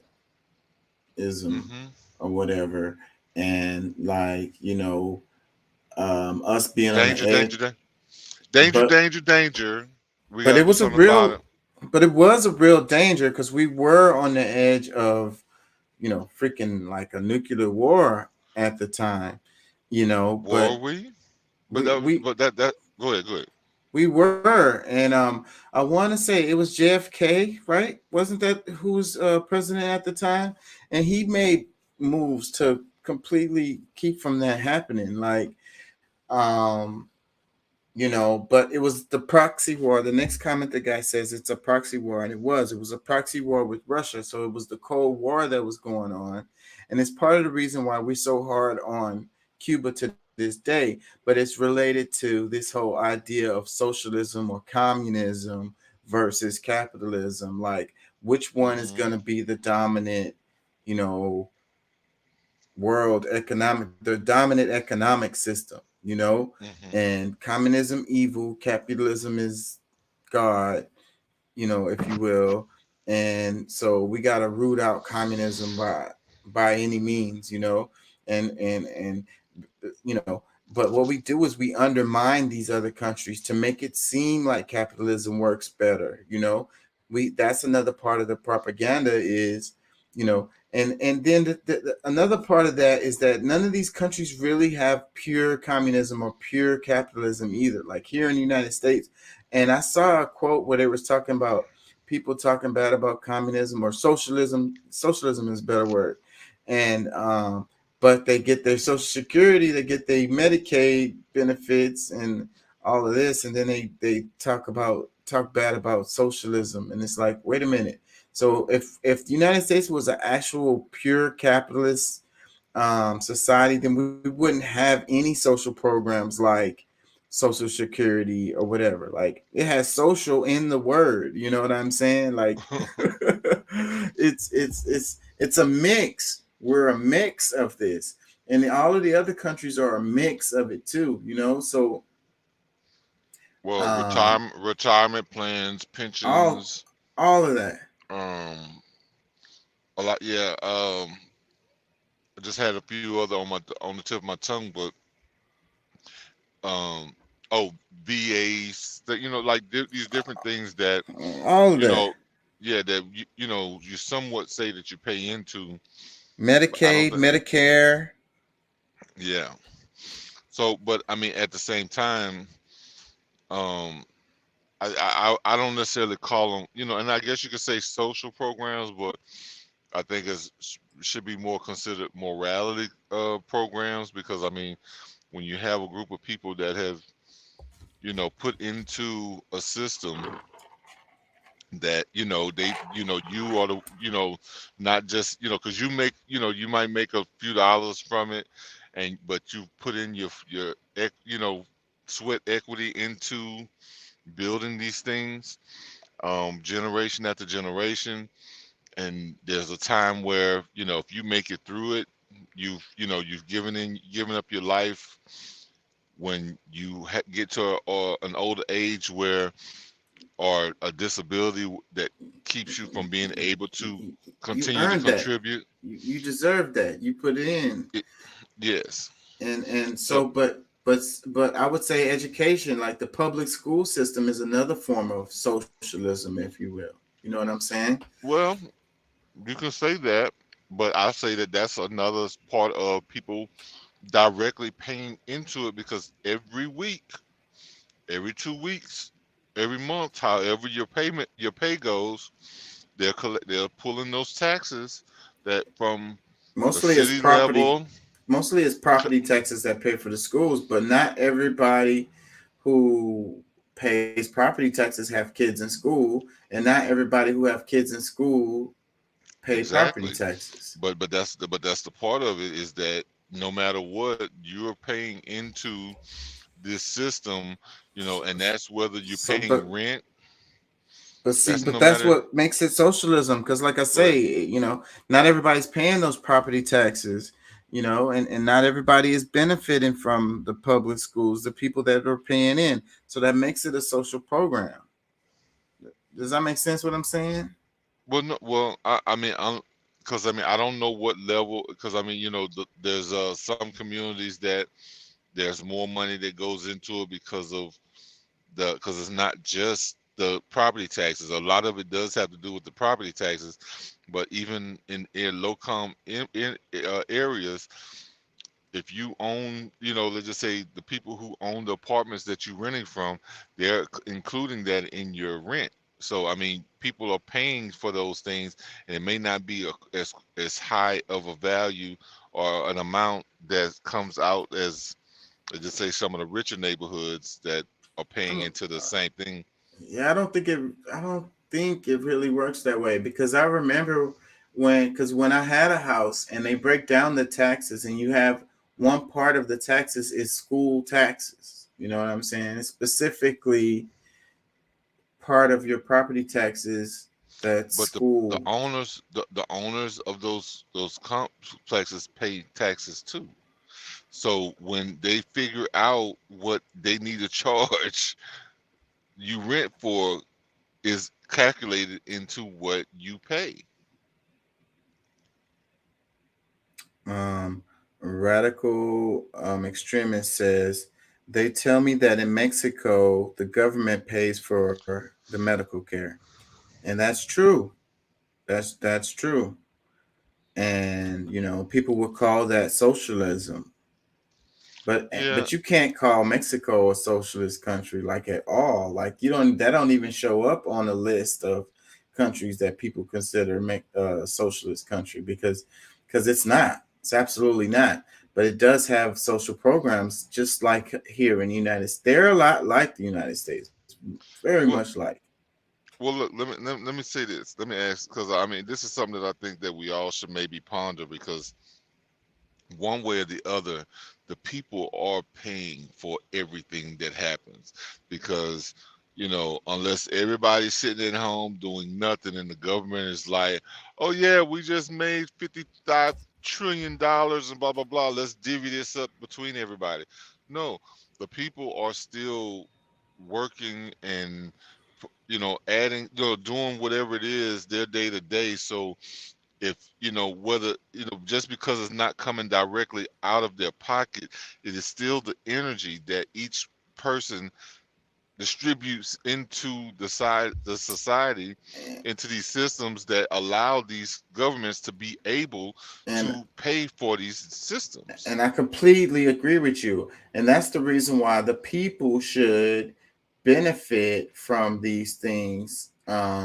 Like what happens is they socialize the cost of things, and then they privatize the profits.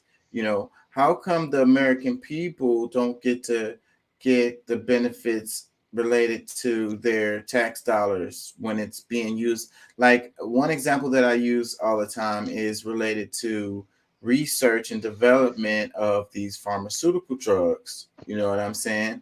And the tax dollars, a lot of tax dollars go into, you know, this research and development for these drugs, because they're supposed to be for the betterment of people, and that makes sense.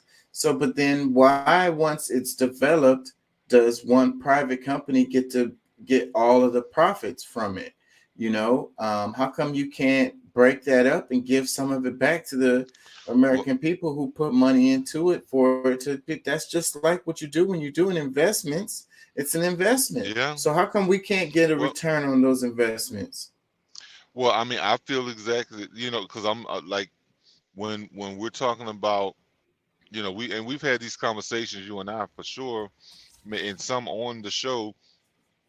But like when we subsidize some of these big corporations that don't pay taxes, they're able to benefit from monies that we put in, and those monies does not become investments into that business. No, they're able to run off and do these things and still not pay people what they deserve for these rights, or, you know, at least even to be able to have a decent living. Like they're still being exploited by these companies that are able to take or extract money out of our system that we paid into taxes, and we're not able to, reap any form of benefits from those companies. And I think that's where a lot of the failure comes in, is it's not really being fairly distributed through any of the other systems. But as soon as you start talking about that, they're going to say communism. They're going to say socialism. They're going to say this is not a socialist country, and that's going to be the argument. And it's like the utilities should be owned by the people, and that's what happens in these other countries, and that's how it gets to the point where they can get their bills really low related to the utilities that they pay, because the people actually own it. So then they don't get dividends, but they get to not pay so much for what it is. And it's like that in other countries. Like when they go and they pay for gas or whatever, Venezuela is a country that's like that. And so then they're paying like pennies. They're paying like change. What I'm saying, for their Libya fuel. was a country like that. That was one of the things, like where I first saw a true example of when you're able to see a leader that has figured out a way that even through, like, because the resources that are extracted from the land of the people, because and it's not necessarily what we would consider a representative government, but at the same time, these are people who, they not only got checks every month that would that reflect from the oil and whatever other resources that was used or sold worldwide or domestically for them, but they had the free health care, they had free schooling, they had it was a list of all these different benefits just to live in Libya. And not long after that message came out, they the coup was run. And I talked about it for a while earlier here on this show today, because we were talking about Hillary Clinton and we talked about Libya for a good minute. So I think that's a better system, and what's wrong with that? And then there's like, the problem is the private equity or private, profits. And then you never hear the people in Saudi Arabia complaining about anything, and they're supposed to be like some of the toughest countries, or I say toughest, but and no some of the strictest. And they do some shady shit, but they do get a lot of benefits. The people do from this stuff, the way that they have it set up, even though it's very like what's the right word for it though? It's like aristocrats. It's like a few families control everything, and they pretty much have all the wealth. It's really monarchy. And that's not cool, because you got these people with crazy amount of wealth, and then the rest of the people don't really have much, but they don't have to pay as much for stuff like fuel and stuff like that. So at least they're pretty much taken care of. At least that, that's still a better system than there's a lot of suppression. You would say like, they don't have a lot of the freedoms that supposedly we have as people, but at the same time we don't have that. We're still not benefiting as much as a lot of those people, because regardless, like if we was able, because I think that if we had our own systems, local systems, where we had the checks and balances and say, hey, all right, well, let's just say we subsidized Walmart $5 billion last year, then that would add up to, because of the market cap, that would give us X amount of shares into the Walmart system, or the and we should get dividends back from that. Exactly. Let me cover this really quickly. So, The Economist made an article that said, "Why are Latin American workers so strikingly unproductive?" And just that headline alone, like, hits me like a bag of bricks because, come on, like, come on, like, I mean, I don't even know where to begin. Like, how can you fix your mouth to say that? Like, that's the whole reason why, like, we have the way these immigration laws are, and these people work so hard, and they keep our country going and running. Like, they do all of the grunt work that the rest of us, Well, natural born Americans don't want to do and couldn't do. well, We don't have the well, physical capability of doing it. well, and the thing is that okay, and the people, the states that are being, because these are bureaucratic wars, or these are things that you know to some extent, I would say, are disguised as benefiting the people, but because I mean, but also it's to protect these immigrants, because this makes it easier for them to get exploited once they get here, which okay, maybe it's provides them a certain level of protection, and it keeps them from getting killed in their countries, but at the same time it also the exploitation of those people that's coming in from other countries, that's just gonna make it where it's more more people that they can say, okay, we'll pay you $4, or an X, what I'm saying. They're never gonna get close to what they should actually get paid. So we're talking about, these are people that's being demonized, and not like they really hate them, but it's just like, okay, this is the thing that and then it hurts the people, because the people can't or end up not getting the jobs, and it's just kind of like the same thing that we're talking about as far as not getting paid back into after we've extracted all of our energies into the system, into these corporations, and them still finding a way to only care about their bottom line.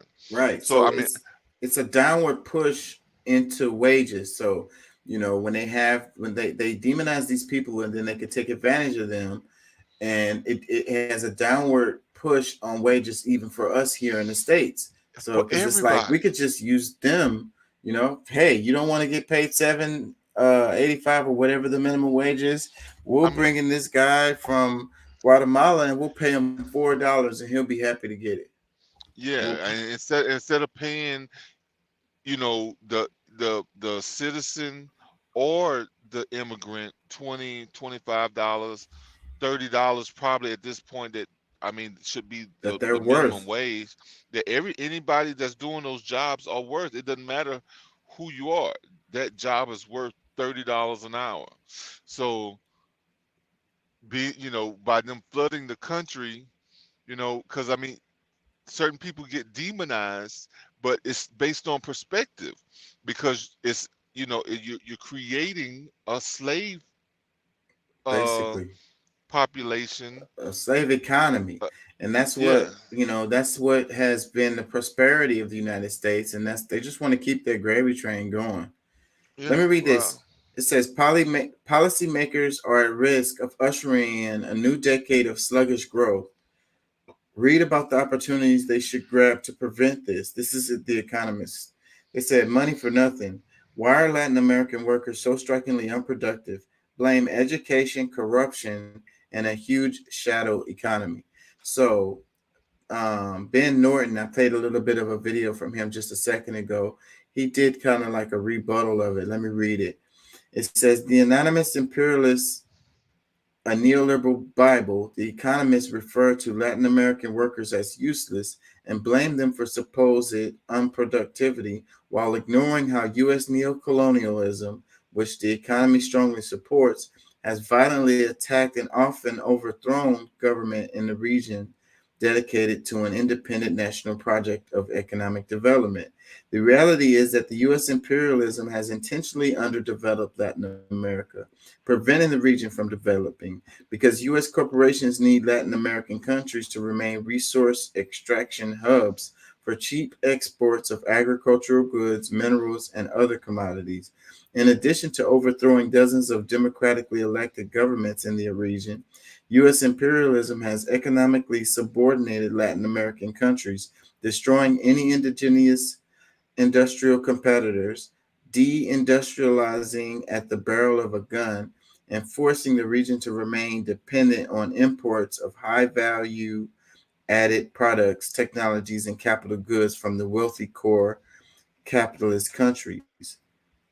They are so useless. If they are so useless, why do so many U.S. corporations rely on exploiting extremely low-paid Latin American workers, using them for highly labor-intensive, low-value-added production of garments and agricultural products, for instance? The reality is the exact opposite. Latin Americans are often forced by poverty as a product of underdevelopment to work much harder and much worse conditions than relatively more comfortable workers in the global north, ruling in labor-intensive industries to have been outsourced to the south. But the economist blames the victims like always. It is fulfilling its class role. So yeah, that was very, very succinctly said and clear. Yeah. And I think that that's pretty much exactly what I was saying, different words, but that's it. It's to, them to use their powers to suppress growth in certain areas so that they can, pretty much manipulate everyone on each side, whether it's us as citizens or those who are non-citizens living in this area and others. Because we foolishly disconnect ourselves from South Americans, Central Americans, and it's a mind fuck that we've been going through for a long time. The United States, now we're different from these other people in South America. No, they're getting used. We're all getting used, but because of they have to the North America gets treated a little bit differently to some extent, because there's rich people down there, but it's such a small minority that and then of course they create these different coups militarily that doesn't make it worthwhile. These people creating these issues down there that runs them up here because it was designed that way. None of these things are accidentally done. These people are strategic in how they're moving because they know 1 + 1 is going to equal 3. Like it's gonna make one. Okay, of course it's 2, but just saying, like, once you cause this problem and you cause that problem, you're gonna benefit on each side because of these moves that you made, these problems that you've created for everyone. And they control our minds to make us believe that one way or another, these for one are either bad people, they've done this, that, and the third, but it's something that we let our government get away with doing. Let's read some comments. He said, radical extremist, he says, hey, for the most of history, the form of government has been monarchy. That's true. He says, bring back monarchy. I don't know. It's not going to change anything. Well, there was a reason why that particular form of government kind of went away. Right now, we had Princess Princess Diana, not Princess Diana, the one Talking who about the passed Queen? away. Yeah, the Queen Elizabeth. She passed away recently, and that was like heavily covered and stuff. And like one of the things they were talking about was like that jewel that she had and all the money they spent related All the to the funeral and all the all thievery. and all of that. So, you know, what happened in the past was, you know, the people were like, hey, we starving and you guys like living in palaces and shit. Like, you know, some gotta effing give, you know, like you force us to pay these taxes. And then it's like they talk about taxation without representation. And that was the argument. And they pushed back against it. And they cut these people's heads off. You know, it's a reason why there's not monarchies the way that they were. I would say Saudi Arabia is more like a monarchy. Did you say that earlier? But yeah, so like there's some still out there, but you know, the at some point the people get to the point and they're like, why do y'all have all of this money and we are starving? Like something's got to effing give. And then all the loot that you have, you've taken from us, and we starving. Like, and we don't get to have any kind of say so in how the money gets spent and all of this. So, no, I don't think that bringing back a monarchy would fix things. No. You know. Well, and I'm gonna tell you, a lot of governments are extensions of still what we would consider monarchies, because we're still talking about a small few, you know, let's just say families that are able to extract more out of the you know, the country, you know, out of the people than they deserve, and you know, and leave the people high and dry fighting for crumbs. We're, you know, going back and forth with each other. You know, we're you know, upholding different parties and this, that, and the other, thinking that this is what's gonna, you know, make a We're getting change. tricked. So it's more like an oligarchy. I mean, it's not a monarchy anymore, but it's an oligarchy, which is not very much different. Like it's very similar. It's another mind fuck, because they're using these things to control your mind, or the way you see these things, where there's still very small groups at the top that is controlling things, you know, because even if you put, you know, a lot, let's just say BlackRock is buying up the world, you know what I'm saying, and if they're able to hold these assets as if they are the, you know, like we can call the people who own BlackRock king and queen, because they own the world, you know what I'm saying, and whatever decisions that they make based on these assets that they hold, you know, we're up, you know, pretty much subject to whatever whims, whatever the decisions that they might make over our lives, because we just have to deal with it, because they own this, they, you know, control this, they this, that, and the third. So I mean, I think that when we really break it down and we look at how these systems were created, it's still under, you know, because I mean, even very with similar. Because it's like the nepotism. Because I'll be talking about Elon Musk and his father and how he got who he is. Same thing with Bill Gates, and you name it. It was, you know, their parents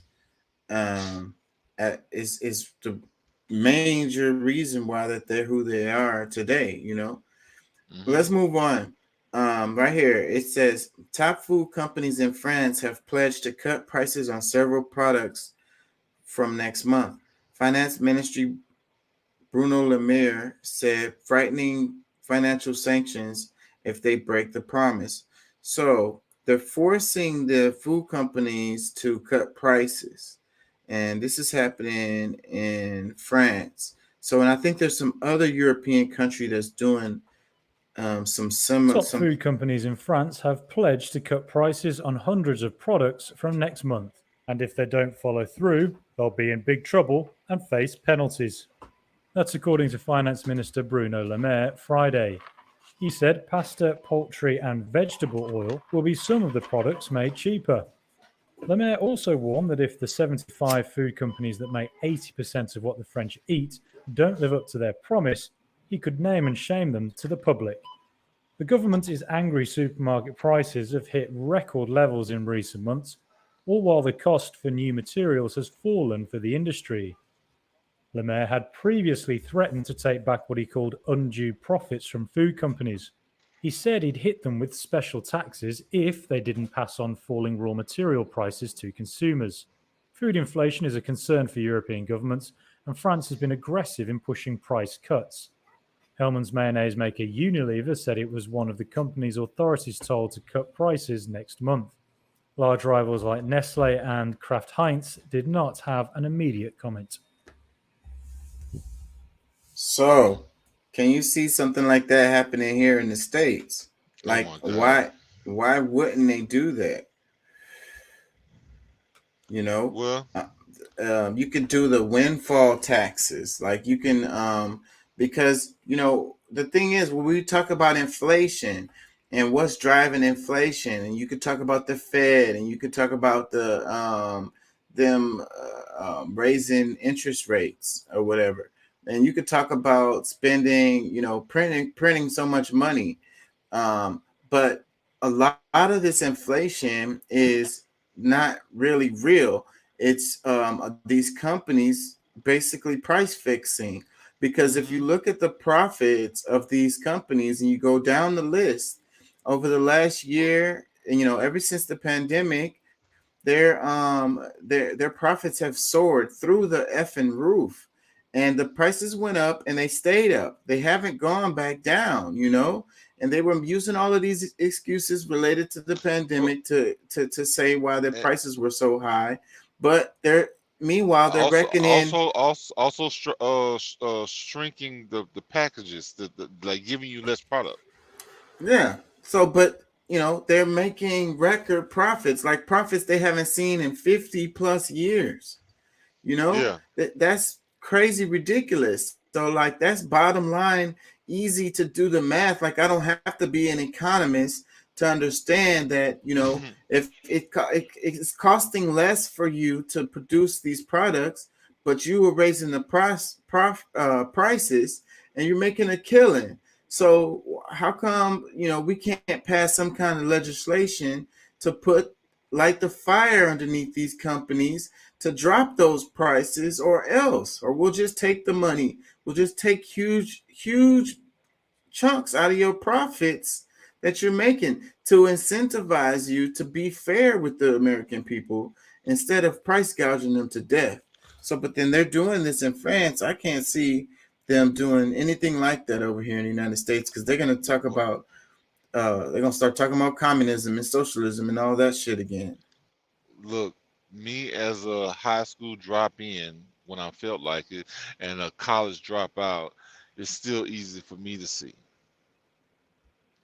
And I'm like, you know, and when you've done studies on past administrations and how they dealt with certain situations similar to this, when they were truly trying to, you know, and we can still kind of, you know, well, let's just say that they made action that at least looked like they were trying to help the people.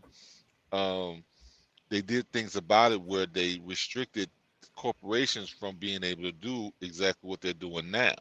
So I would say that people who even were around during that would have that same kind of understanding that, okay, we need to suppress the corporations from being able to, you know, because of this, that, the third, or whatever.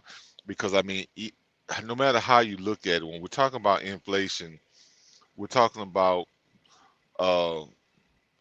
an exchange system that does not have anything to do with, you know, that doesn't have any intrinsic value, because everything is operating based on the people, the flow, the energy that the people gives back to the society, the system. And when you're, you know, when you suppress the people, what are you actually, you know what I'm saying, we really got to look into what kind of what are we creating, or what are we allowing to be created more so on the back of people? And I call that slave, another form of slavery, because the plantation owners are steadily growing and getting building. They kind of allowing you to have these certain things, because everybody's situation is a little different. We got income levels from maybe from $8,000 a year all the way up to 400 or 500. Some, of course, and some making millions per year. So it's separating people based on, because let's just say some of us that might be making, in the ranges of the 400,000, we're not seeing the same pain that people who are making the 10 or 12,000. You know what I'm saying? Because they're seeing the same prices that we see when they go into the store. Yeah. So, but how come, we can't do this kind of thing here? Damn it, I lost. It's choice. Well, they got. Oh, that's what I wanted to say. They got us on these culture wars, and if fighting about this. And like I was saying before, it's kind of cool how the people come together with these boycotts that they've done. Even though I don't agree with it wholeheartedly, I like the idea of people coming together and boycotting these people. So, but then, but look, how it's misguided. What about these damn grocery stores? All of us are getting screwed with these prices. Why can't we, even if the government doesn't do their job and put pressure on them to force their prices down, then how come we as people can't look at the profits that these companies are making and do what we can to freaking boycott these damn grocery stores? You know what I'm saying?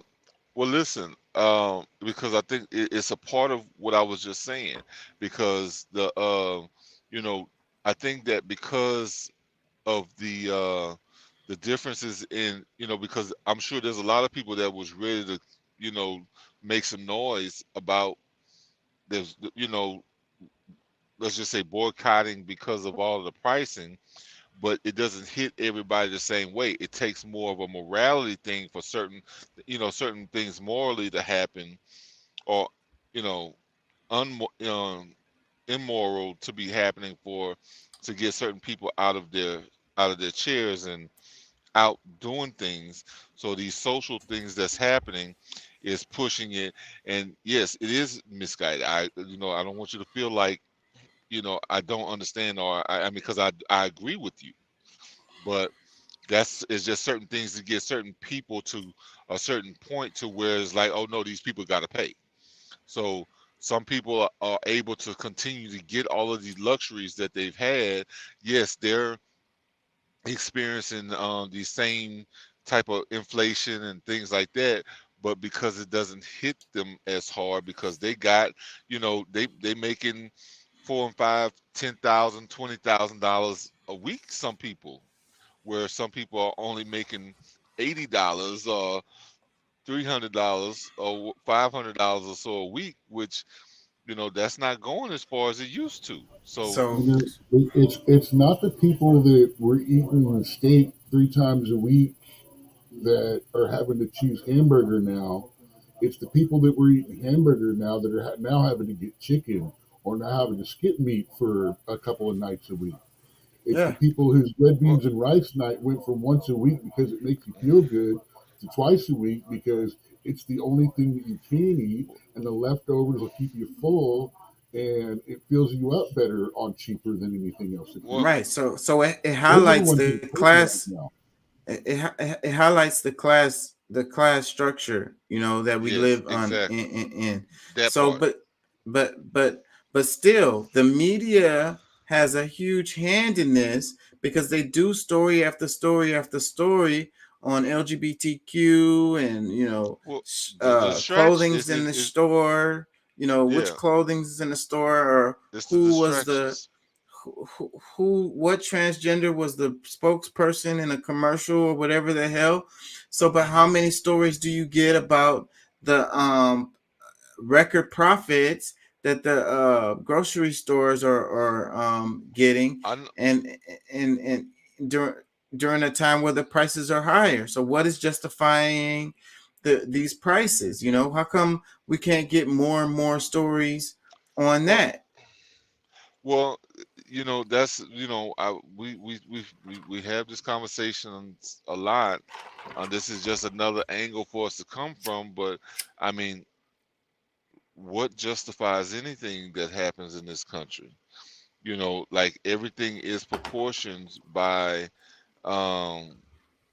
you know, our content, because, you know, regardless, a lot of what we see on our news station, you know, through the media or through whatever, you know, mind control facility that they're using, you know, the outrage is usually constructed by the media. So the things that people are getting pissed off with, you know, having these clothing that has been existing, you know, for a while, like I said, all of a sudden by them throwing it in your favorite store now, now I'm pissed. Like this is, you know, we really have to take a look at how they're continuing to use us to go up against different people.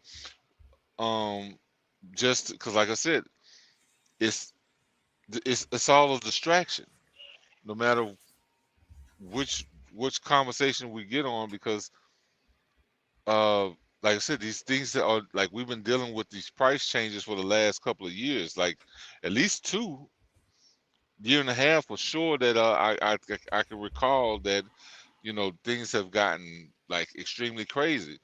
You know, for me, I mean, I'm, you know, still buying all the stuff that I always buy. Yeah, it's costing me more, but it's not really putting me in a place where I can't have it. And that's why it's just like, it's not as you know, of a bigger issue, because I'm still getting all the things I want. But let's just say peanut butter becomes $20, that's gonna make me probably want to pull some shit off the shelf and just destroy it, like you know. But does that really help everything? Not in the whole.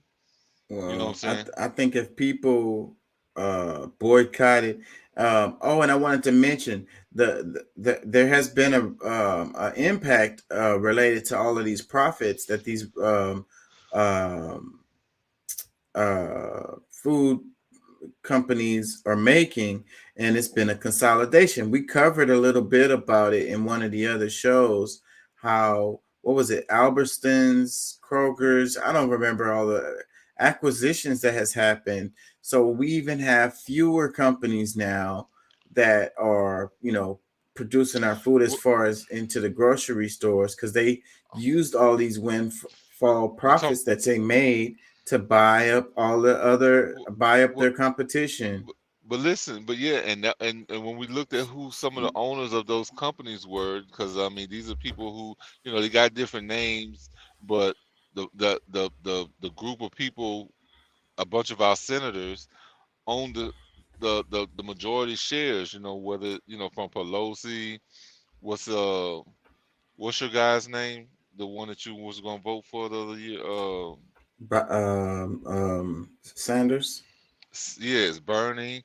Well, those are the two that kind of stuck out to me. But these are the people who have control over our food, and it's our senators. You know, it's not even so much the people. I don't even know if there was any true like ownership, because they've created a group amongst themselves to be able to still have a hand in whatever the top corporations, you know.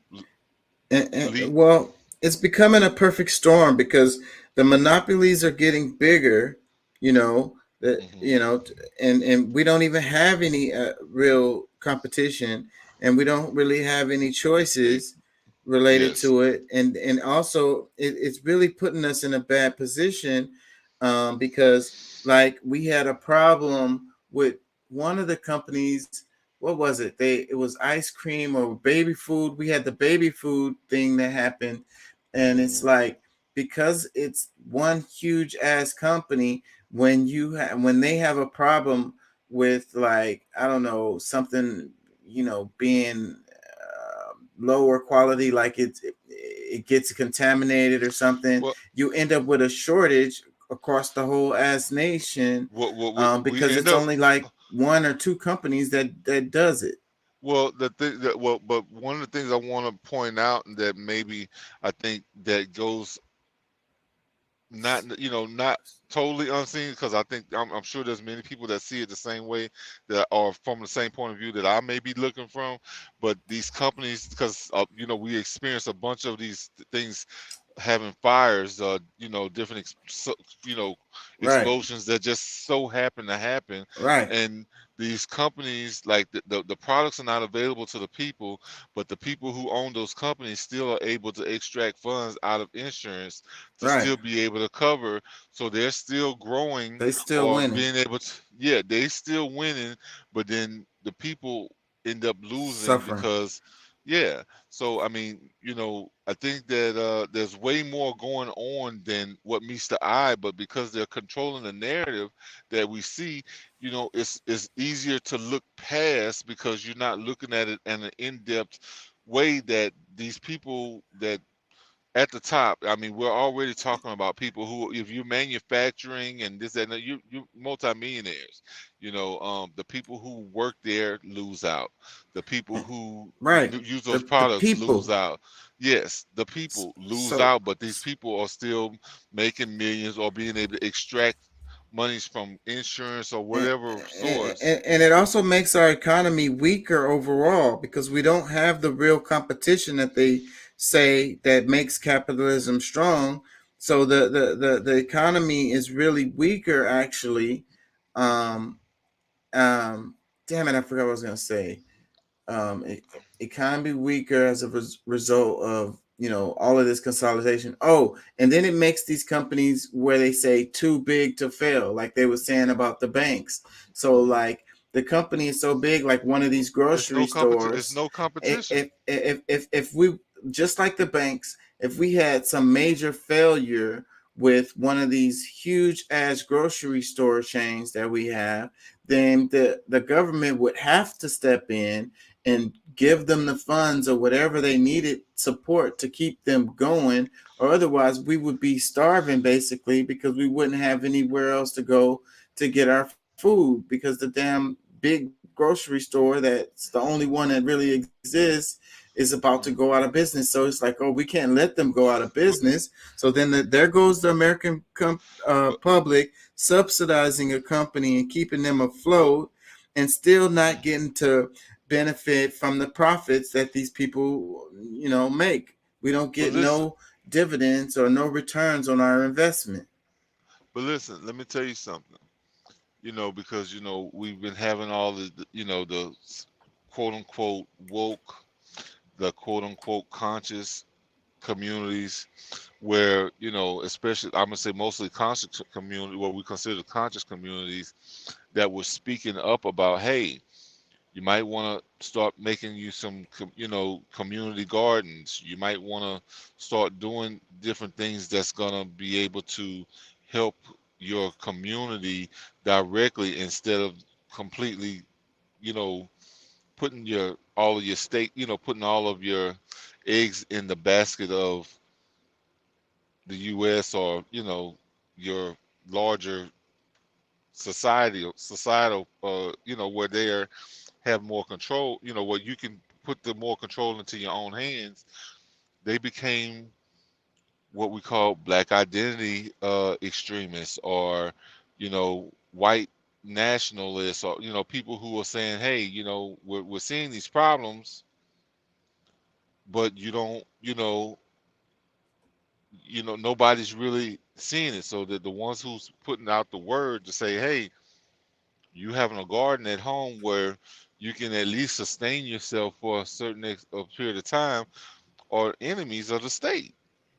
Because so I mean, I think people need to really pay attention to a lot of these things, because even regardless of what kind of mindset these people may have, a lot of it begins with protecting themselves from people who have been hostile to us as a whole, and they just happen to recognize it a little bit quicker than others, you know what I'm saying, or at the forefront, or some of us actually have a vision, being able to see things that others aren't able to see way earlier than others. We ring the alarm, and so a lot of us have been pushed and said that, hey, they take on the same kind of, whatever the government says these people are, you kind of, hey, we try to look out for you guys. And I'm saying we because, my organization isn't necessarily that. I say organization, but our government isn't necessarily that,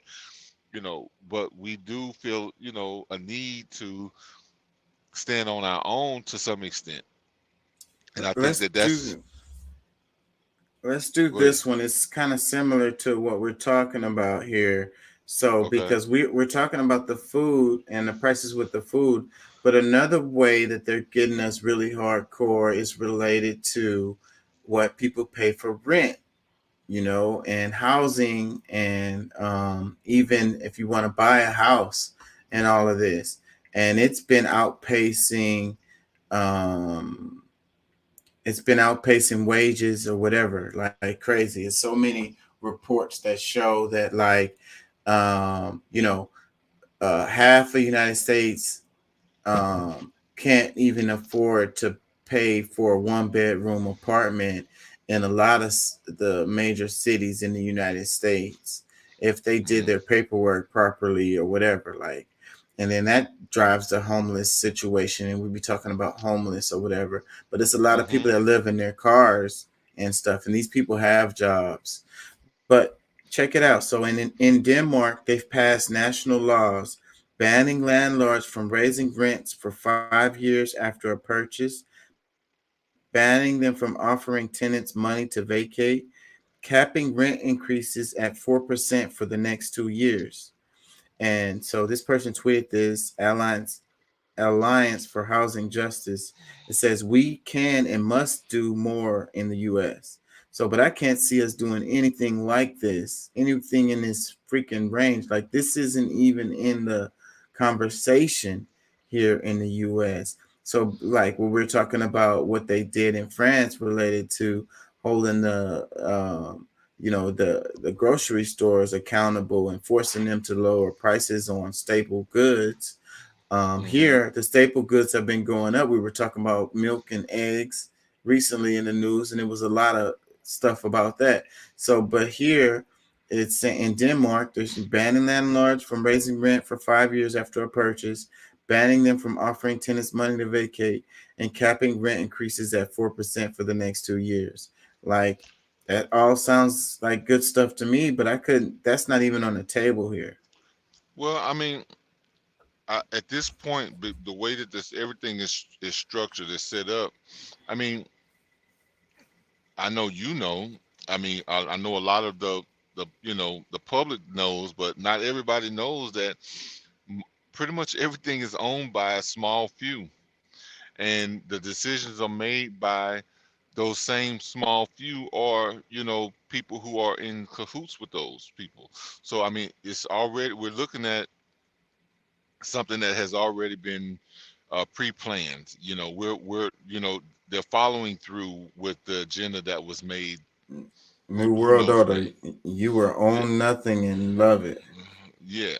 So I mean, they're following through with all these things, and also getting people to pretty much submit to a lot of these things that are just accepting it as it is, and not really realizing, like, at this time, this is where you have a lot of power, because these people who are taking over and maybe even selling you off to other countries or other corporations are really into the bigger fold. I say bigger fold, but they're taking these bigger places and turning it into one big unit, which we're going to eventually be calling a one world order, which didn't work the first time around. I mean, the reasons the Moors failed is because of this extreme power and using the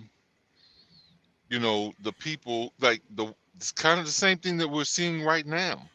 But with the Moors fail, or they start to see that they were failing, and they reorganize so that they could try to restructure all these things and nationalize all these different things that happened over the last 500 years. So for those who pay attention, you can see the writing on the wall. But for those of us who don't really understand all of those different angles, everything that happened, you don't really see those same things that's happening all over again. It's just this, mostly white people that's doing it now. You know what I'm saying? Like that has the control of the power to be able to do the same shit. So we have to be more involved. And Chaka, I agree with, getting upset, wasting energy on things that, it matters, the morality stuff, because I know it matters to me, but at the same time, there are things that affects each one of us, even the ones that wants to wear these whatever kind of panties that hides this and that and the third. Like, it affects you too. So for you getting involved and getting upset because other people are upset that they don't like the Yeah, so we need to band together on this. We could deal with that cultural stuff later. Let's deal with the stuff that is more important, man. Let me read some tweet replies. It says, "Oh, this country will never do that. Not in our lifetimes. Too many selfish people." Another one, it says, "We actually believe that most humans are generally predisposed toward community and care. Unfortunately, some of us have a financial interest in keeping tenants disempowered and too much money to funnel into politics." This was OpenSecret.org. They said real estate industry groups spent millions to halt the national eviction thing, and housing and real estate industry groups spent more than 100 million on lobbying while Congress worked to extend the eviction moratorium. But I think that was just a little freaking band-aid as political ploy anyways to get votes, and it wasn't really intended on helping, because if you wanted to do something, then you would pass these kind of laws like they did in Denmark, which would actually have an impact. Let me tell you, let me say this, bro, because I saw this later on, but it's to weaken both sides in different periods, because the moratoriums was more so to weaken those private homeowners that were renting to different people so that they could lose their mortgages, and that those homes can be bought up by the big companies, by other companies. And then when the economy hadn't come back and the jobs hadn't come back and people can't afford it, and it's like, oh, well, you got to start paying your rent again, and then now it puts other people out on the street, and then bro, everybody loses. The people loses. The regular folks. Yes, because it's like, a lot of these people, a lot of these places that's on, whether it's Ubers, not Ubers, Airbnbs, whether it's like it's weakening the small people who own things here, there, whatever. And of course, those who may already own some of these places or whatever, and it doesn't hit them quite as hard, even though it takes away from their income, that because they're using that money as income. It may not bring it to the point to where they're losing this physical place, but they losing physically because they can't purchase the things that they would normally be able to purchase. So it's like affecting their lifestyle overall. Yeah, like this, just like they're still trying to kill us through financially. And like I said, those moratoriums hit landlords, people who are, they're trying, people that's been sold a dream, the American dream. Hey, you can do this, you can do that, whatever. And it's not just, these are even foreigners that's come in from other places that's like, this is what they came here for. A lot of them are getting shut down too. You know what I'm saying? So I think there's too many, you know, we're the hidden hand, you know, is that like they're steadily progressing in certain areas. Banks are steadily able to, you know, pull off shit that they did back in 2009, like, you know, all writing his paper. You know, that's what we called it when we was in, you know, I was in car business.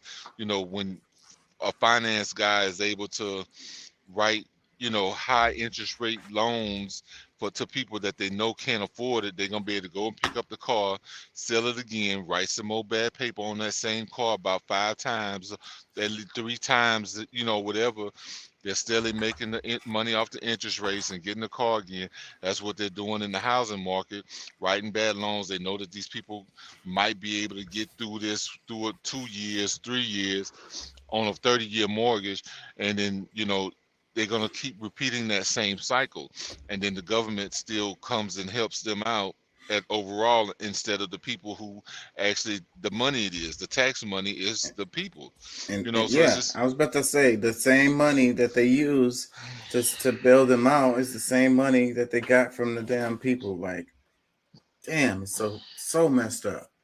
Let me read a couple more tweet replies on this one. It says, in the 80s, I had a real estate developer boyfriend who said something about offering tenants money to leave being illegal. Maybe it was the state or city, but the more important thing would be the landlord letting the tenant off a lease for job loss or other bad situations. Well, how is that the case if it's, you know, they have to pay? Let me read some more. It says, that's called socialism. I disagree. We live in a free market economy. Of course, somebody was going to say that. Another one. because they're benefiting right now. But when it hits them, and then they're able to see it from a different perspective, then they're gonna be like, man, that's the government, man. This what you know, I don't know, bro. Yeah. We're funny, bro. I mean, I'm gonna say we just for the sake of, you know, I'm a part of the people, but Yeah. man. Let me read some more. It says, yes, and Denmark has a 50% income tax to pay for such madness. Sorry, I have better uses for my money. I do not think Denmark has a 50%. I don't know what the percentage is, but I don't think it's 50%. So get all the way the hell out of here with that. Let me read this one. It says, nonsense. Oh yeah, it's way up there like that. I'm sure it's high. And you know, back when what was it, Reagan? Was it Reagan? I want to say it was Reagan. We had really high taxes. I mean, the people were talking about no new taxes, and they're talking about the taxes have raised, and we've been paying more taxes. That's not true. The amount of taxes that we pay are a lot lower than they were before. And the United States was prospering. Personal income tax in Denmark is 56%. Okay.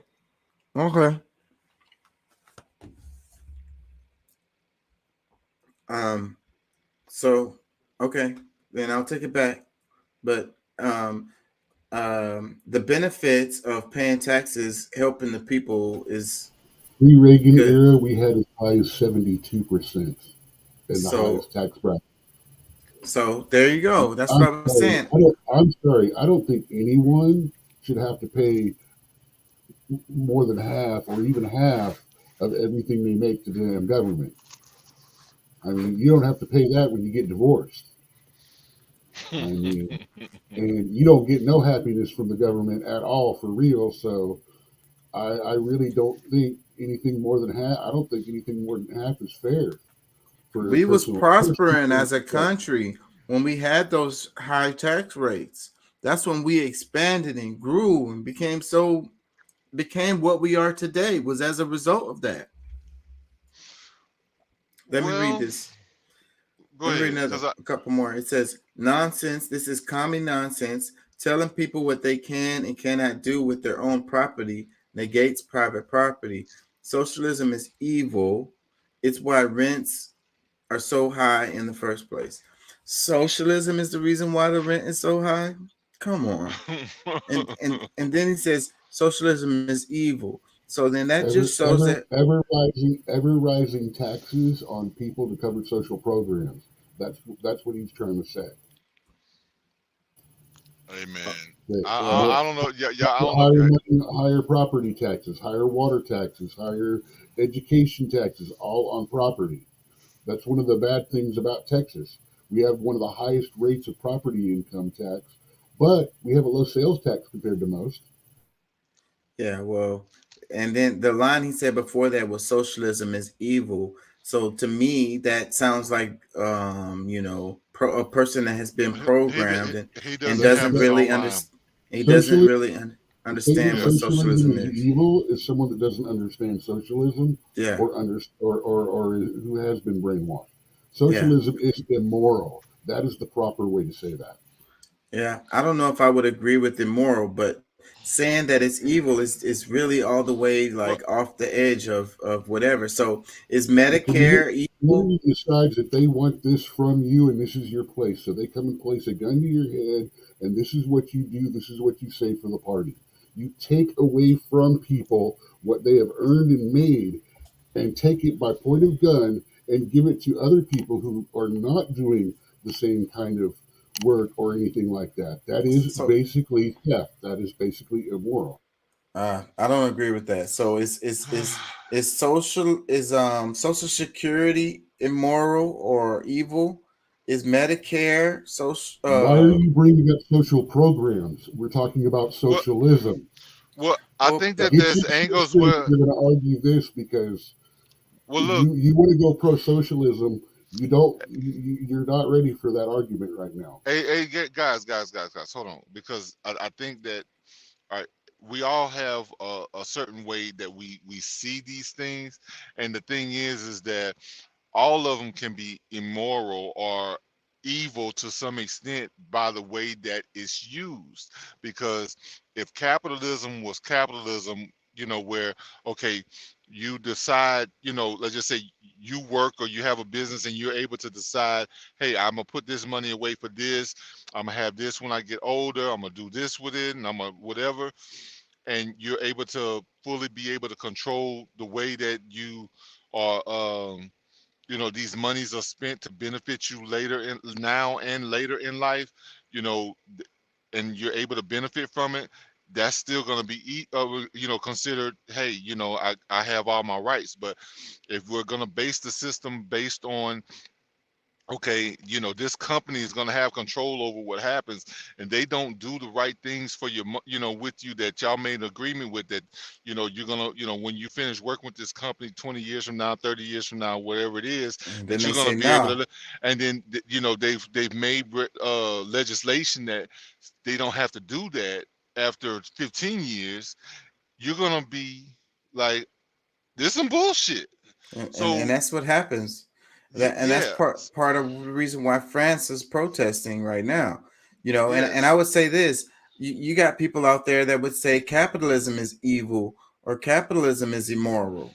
I don't think any of them are directly evil, because they, it allows, because I prefer capitalism to an extent, because I know I can make decisions that I can deal with this, making certain investments here, there, whatever, that have me straight. Now, everybody may not understand the system the same way, and they entrust themselves, and they pretty much submit themselves to a certain corporation or company or whatever to handle some of those things for them, because they've maybe proven themselves to be good in those areas.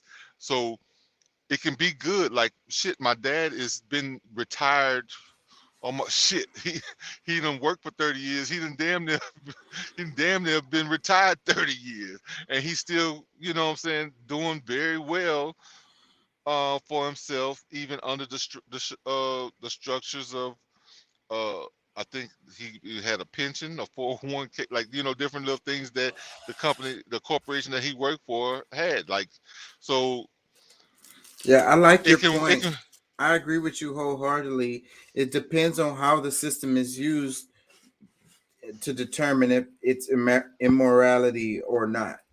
Yes. It's not the system itself. It's not, no, because all of those systems can work. Like we've seen it, proved it. Like we just talked about Libya. Up until they ransacked Libya about a decade ago, like they were like prospering. Like they were at the point, Gaddafi was at the point of saying, hey, look, he had how much gold?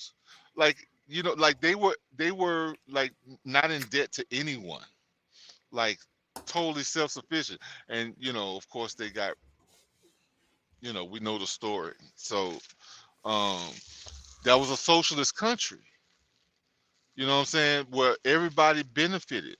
So we got to really like change the way we seeing it, because it's not that the one system is bad. It's just that the people who are over those systems end up manipulating the people and not doing, they're being greedy and, trying to take, only caring about themselves and not worrying about the people who put them in position in the first place. Let me read a couple more tweet replies. This one, it says, did they also pass laws restricting banks from raising interest rates or municipalities from raising property taxes? How about inflation? Did they ban that too? I don't know how you can ban inflation, but I kind of get what this person's argument is, like maybe saying it doesn't go far enough, because, you definitely need to rein in the banks because the interest rates would definitely impact this. And then he said municipalities from raising property taxes. So, and I agree with that too. So that would definitely have an impact on it.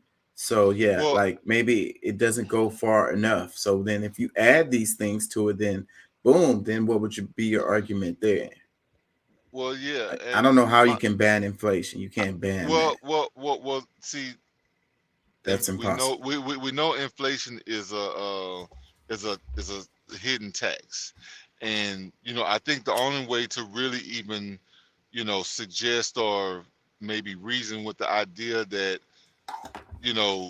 inflation shouldn't exist.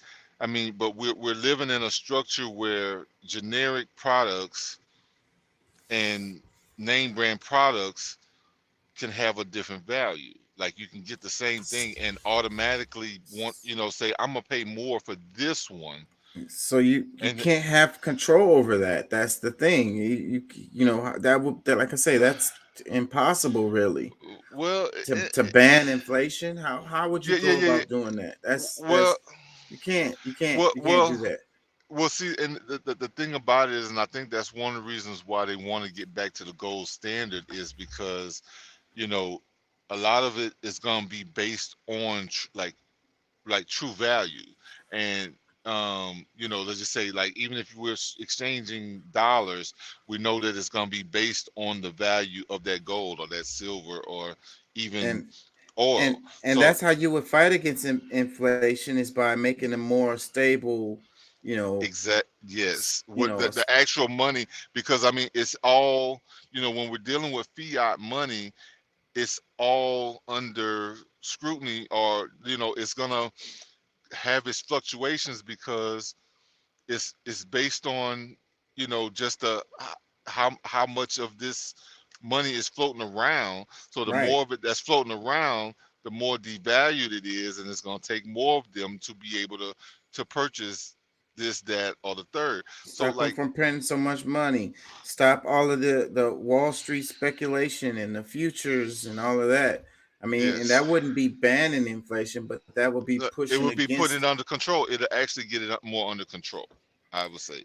Let me read a couple more tweet replies. It says, I know people love to forget the landlords has to pay the mortgage, taxes, insurance, and maintenance, all the systems, HVAC, plumbing, fixtures, etc. They're all aged out and have to be replaced, but you better not make a penny on rent. It should be a charity and you work for free. And I mean, this is a pretty much fair argument or whatever. But if you put those fees that you have into the price for the rent, and then a little bit in there for you to get some profit so that you can live. I don't think that anybody would have a problem with that at all. The problem is you got these crazy rents, like these slumlords, with these, and they don't fix anything. And these people are living in horrible conditions because the landlords can make so much more money by not fixing a damn thing and not giving a damn about the people and just leaving them to live in squalor. And then raise the rent.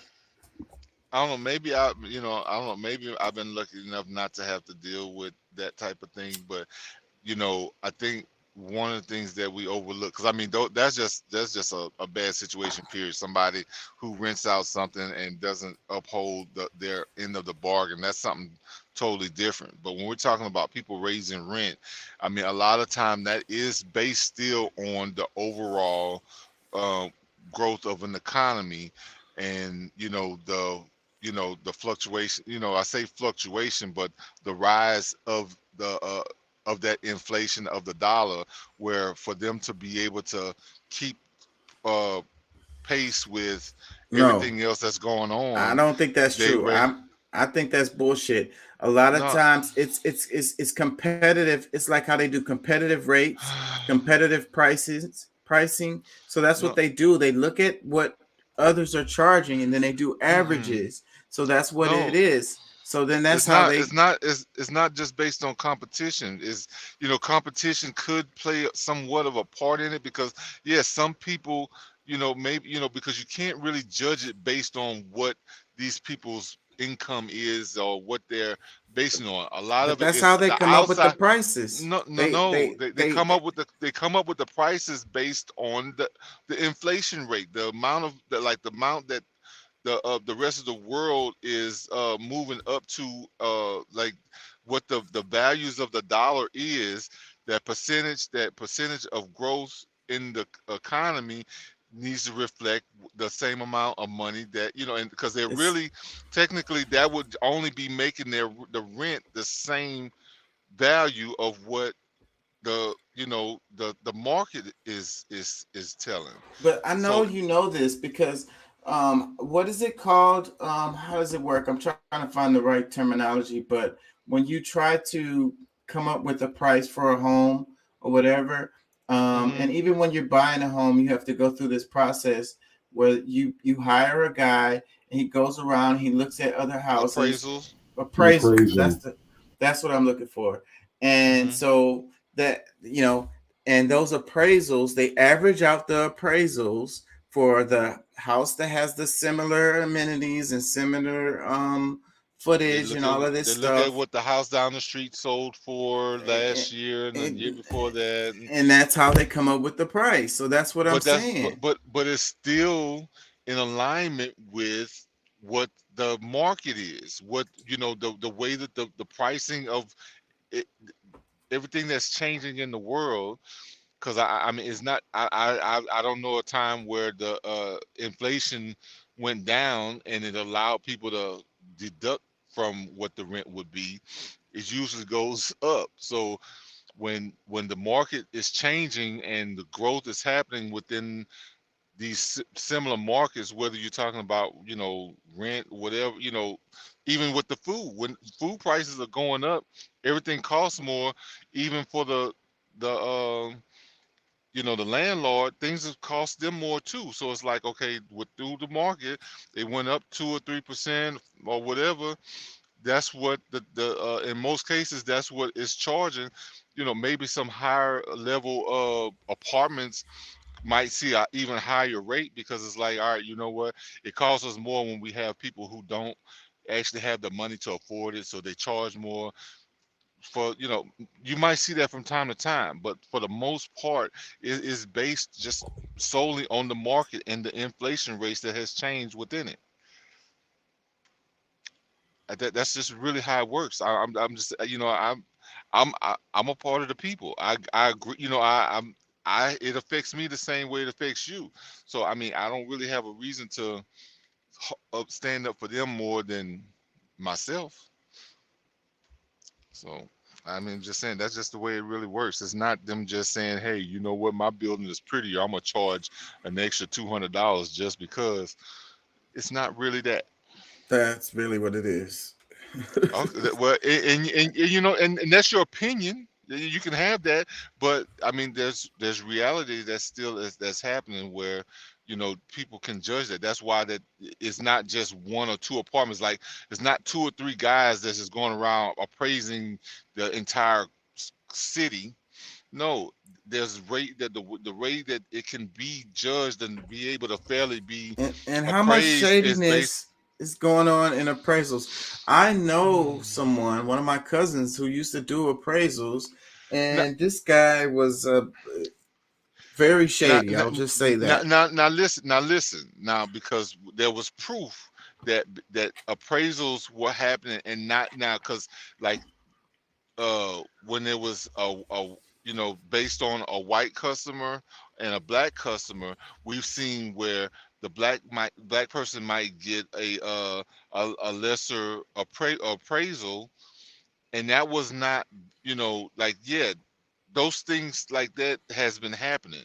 But when we're, you know, because it could be the same house, and you know, people, you know, pictures of white people hanging up on the wall, they'll get a higher amount than, you know, the black, or even maybe even a foreigner, you know, or whatever. So like, yeah, some of those things have happened, or they do exist, but overall, when we're talking about, you know, because we're mostly talking about like with rent or like the value of a place, like a lot of times, like those are based on certain factors, criterias. It's not just what I feel like trying to sell it for. It's not done that way, but there is some unfairness. You know, I have to agree with you there too, but at a certain, we get to a certain point, it can't be, you know, a house next door to each other that, you know, okay, you know, we're going, you know, this one worth 182,000, and the one next door that's like practically the same, where you're gonna get 300,000 or 250. You know what I'm saying? Like, it's not gonna be no crazy jump where it's outside of those the criteria that is set for them to be able to judge it by. Like, it just don't happen that way just based on somebody's, you know, this what I feel like doing. Well, they had to pass a whole lot of laws to deal with that, and it still hasn't. It's still real shady.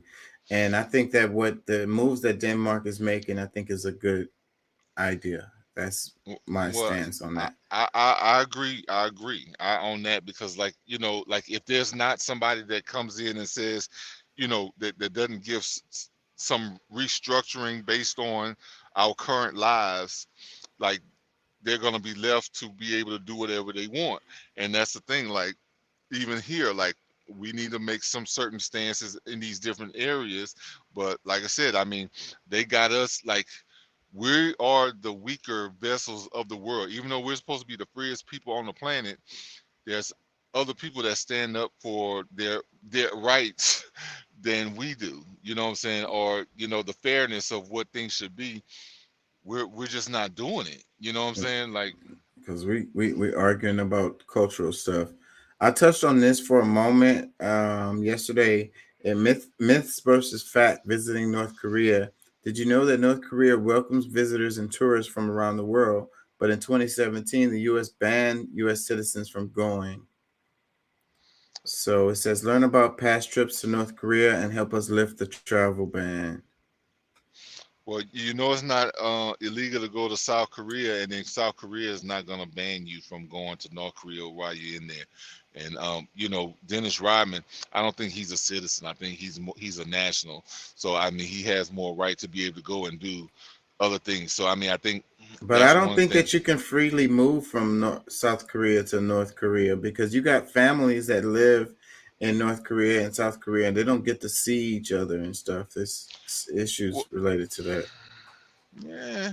The border. Well, I mean, they got a hard border between North and South but Korea. there's ways to do it, because you go into other parts of Asia. You know, you know, because I would say that South Korea itself is probably more still controlled to a great extent by the U.S.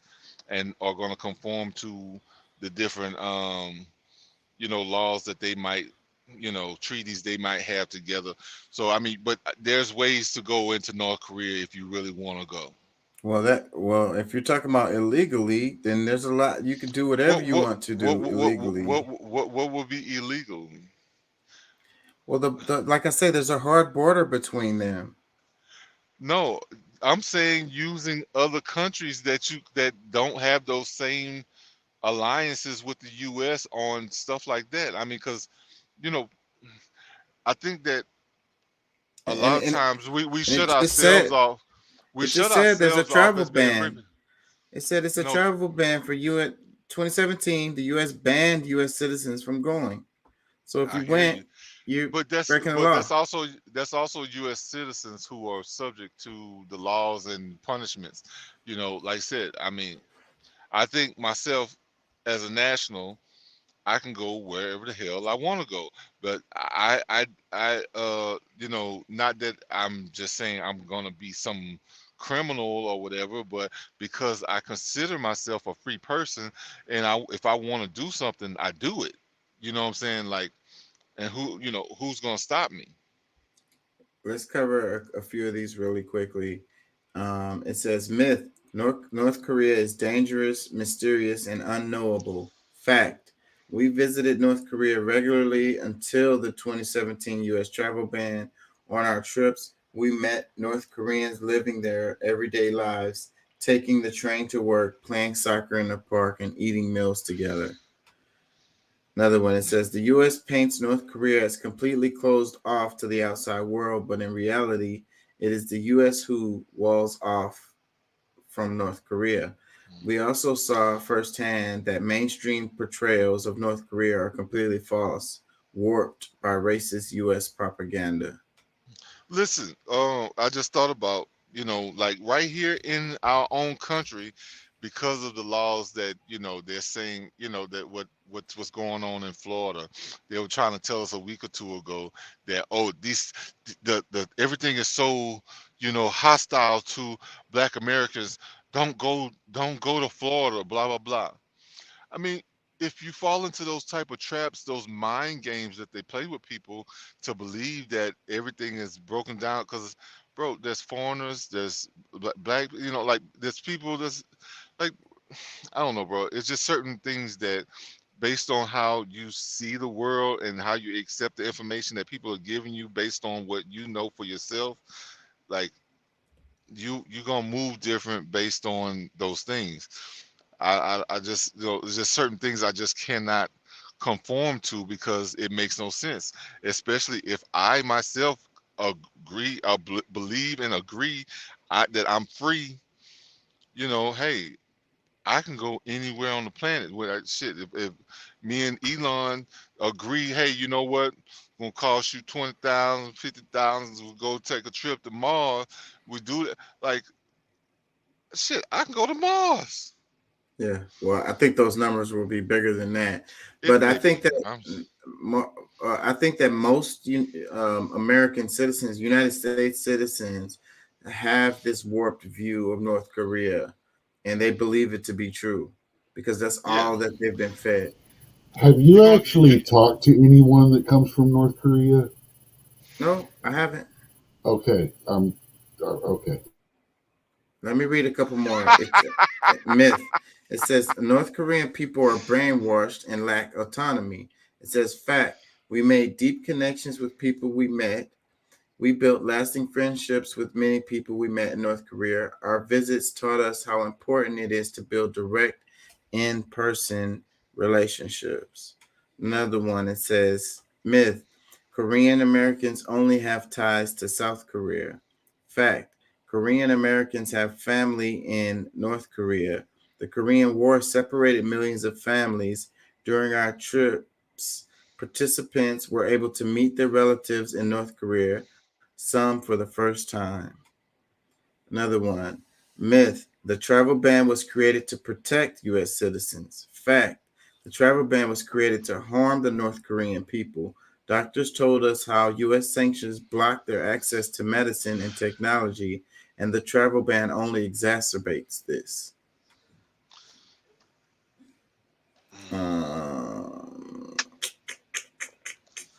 It says, we will know our disinformation program is complete when everything the American public believes is false. William Casey, CIA Director, 1981. A couple more. It says, I was 3 times there, and I am one of the first Spanish students of Korean language in Pyongyang. Let's end with the myths around DPRK. Yeah, you know,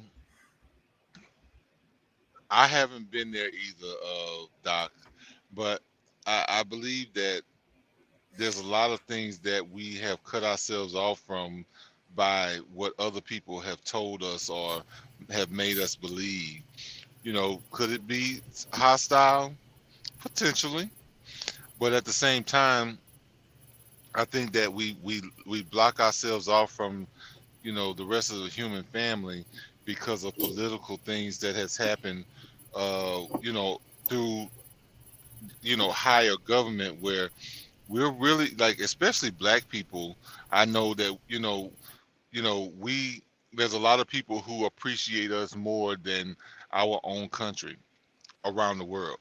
So I don't want to just, you know, just because of a narrative that was told to us that's going to protect them or to weaken another country, where I don't get a chance to explore this beautiful planet in different ways because of some political shit. I'm just a human being, just wanting to, you know, go to different places. Now, I mean, shit, even like Syria or, you know, places like all these places that's just supposed to be bad for America isn't necessarily bad for Americans.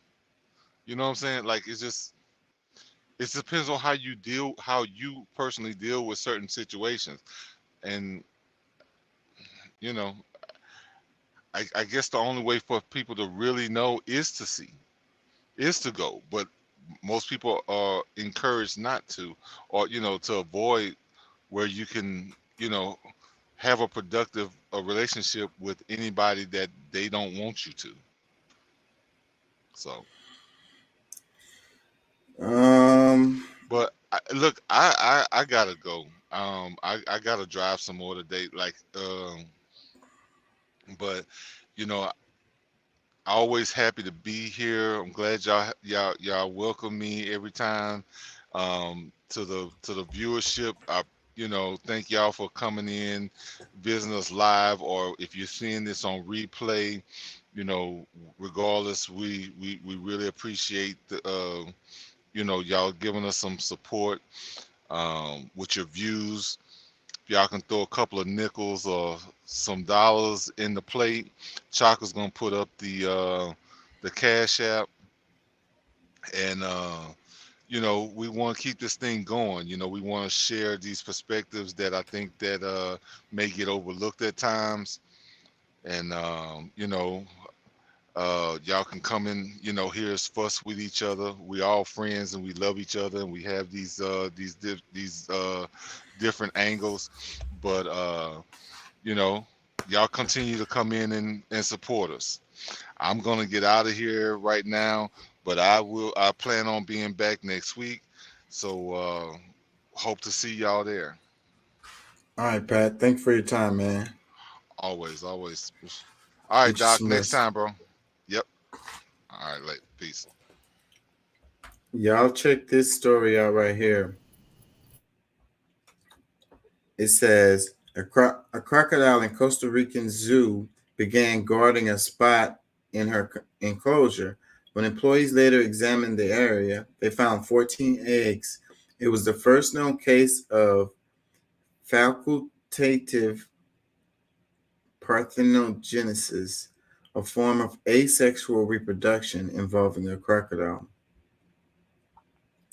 So, an isolated crocodile laid eggs. She impregnated herself, scientists say. A crocodile, like the frogs from Jurassic Park. Okay. Later parthenogenesis. Yeah.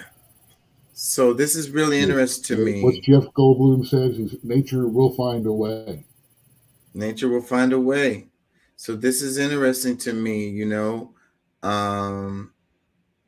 really interesting to me. Like, I think a lot of people would think that something like this would be impossible, and it would be like, oh, she had to get out, or someone had to, No, so far it's only reptiles that can do it. Excuse me, reptiles and amphibians. Yeah, that's super interesting to me.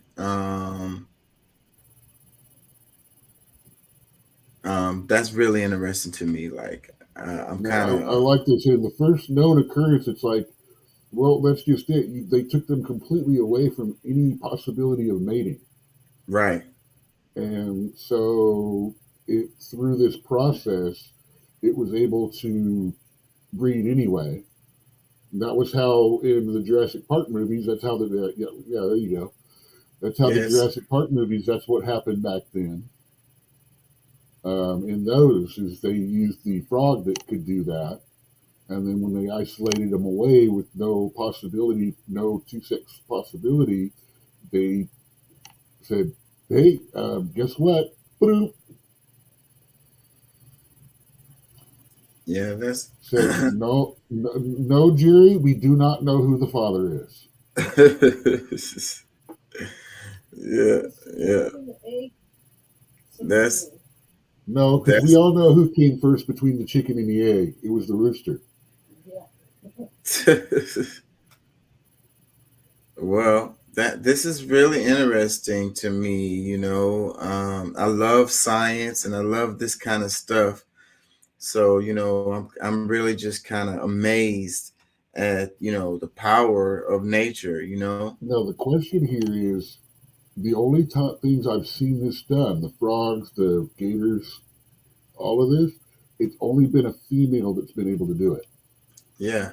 And that makes sense. I've never seen a male of a species go through this process before. I'm not going to keep saying the name of it because it makes my toothache hurt.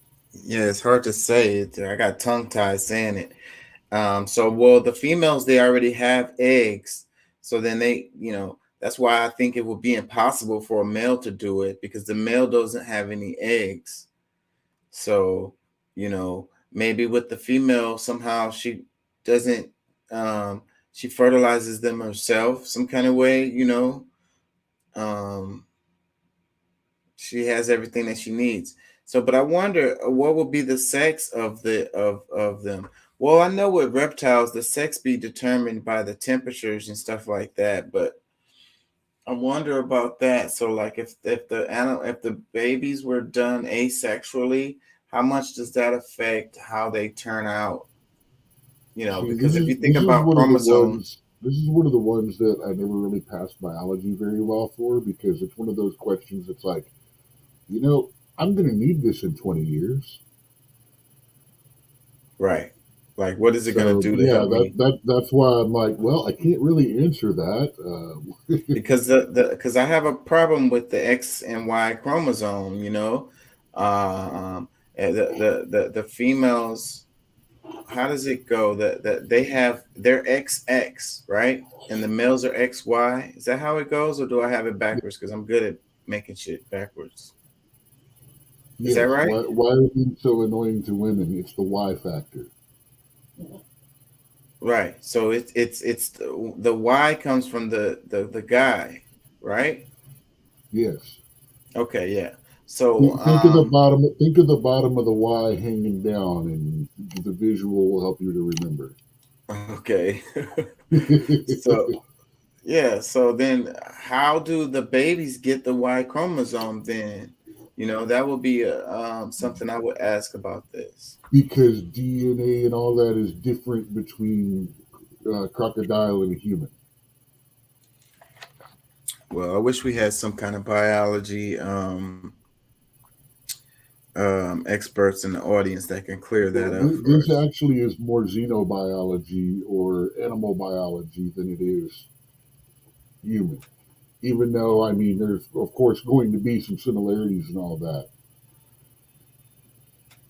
Yeah, I would love to have somebody clear this up for me.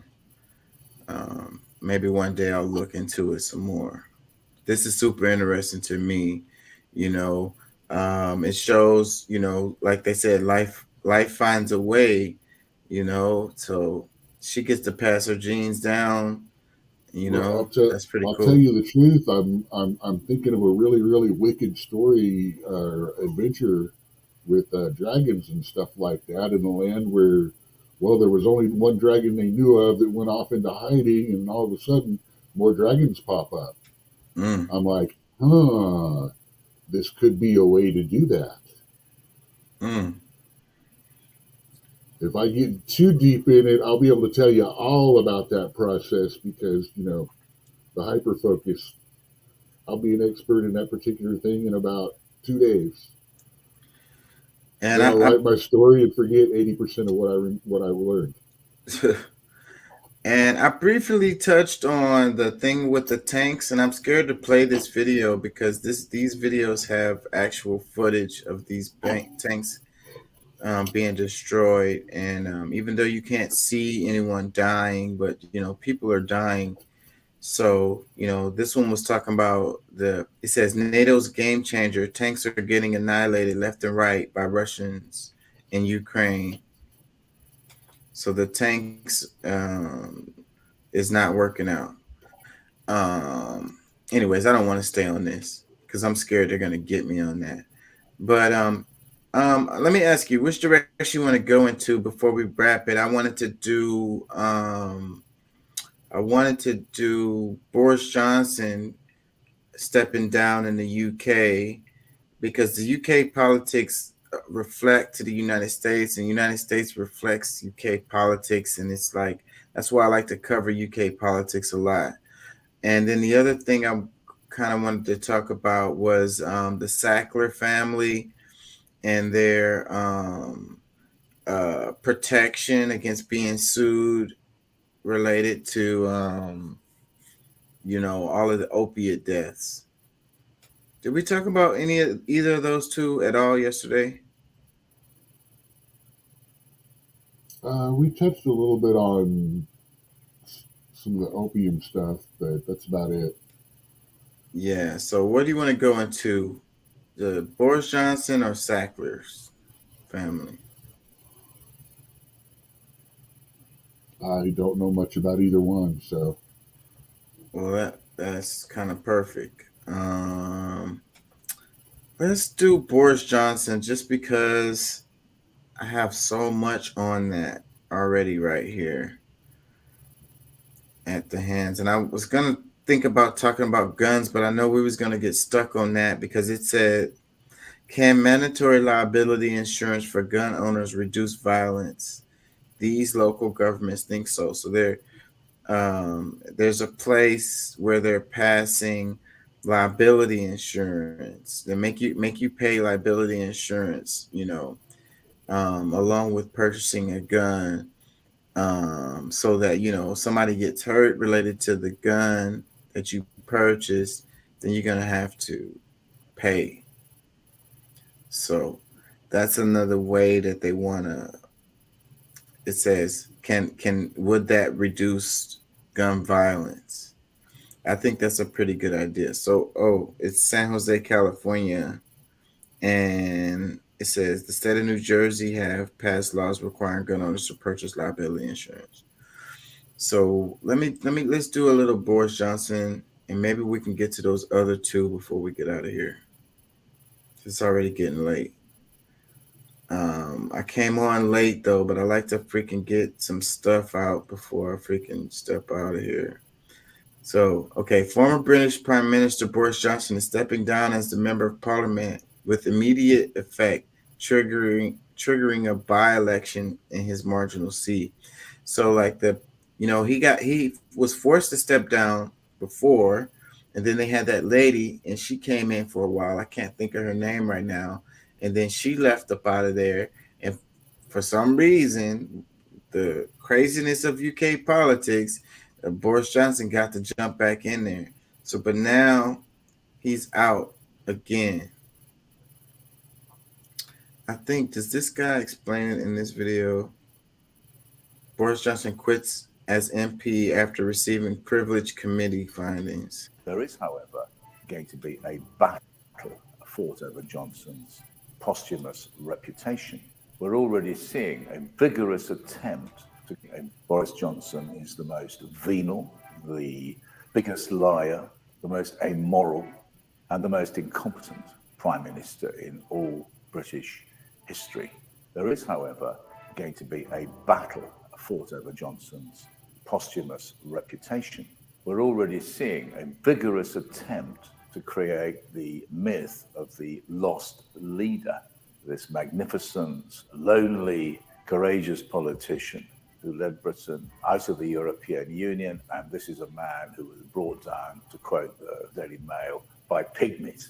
Johnson was deliberately constructing his final act. He wanted to go out in drama, and he succeeded. He's a rule breaker. He wants to reinvent reality. And that's quite deliberate. It's the theatre, the way he goes. It will take a lot of people in. There are going to be a lot of Boris Johnson loyalists, just as there are Trump loyalists. He will want to shape the Conservative Party even while out of office. And I predict that he will be quite successful in this. Well, this guy's analysis is really in depth. I watched this and it had me kind of on the edge of my seat, but you're not going to really understand what he's talking about unless you know more about the backstory related to this. Because, part of the reason why, it was a scandal is the reason why he got out of there. But he was the one that was the prime minister during Brexit. So that's going to be a big part of his legacy right there. Hold on, let me see. I know I have more in here because that clip is really in depth, and I don't know if people are going to be able to follow it. Let me see. Give me a second, y'all. I'm pretty sure I have some more on this that explains it better. The UK politics is a mess right now. Freak, I can't find it.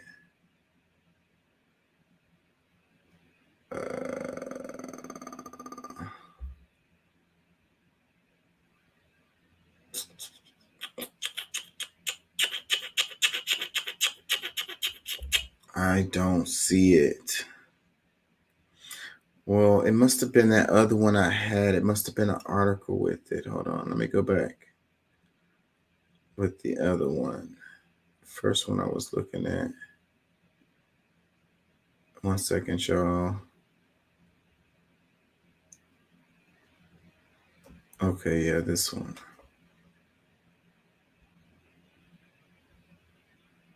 Okay, yeah. Let's do this really quick. I don't want to stay on this long.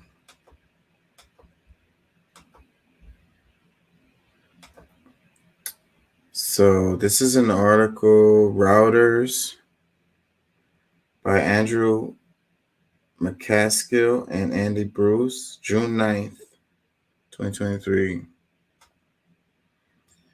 Decry witch hunt, Boris Johnson resigns from UK Parliament.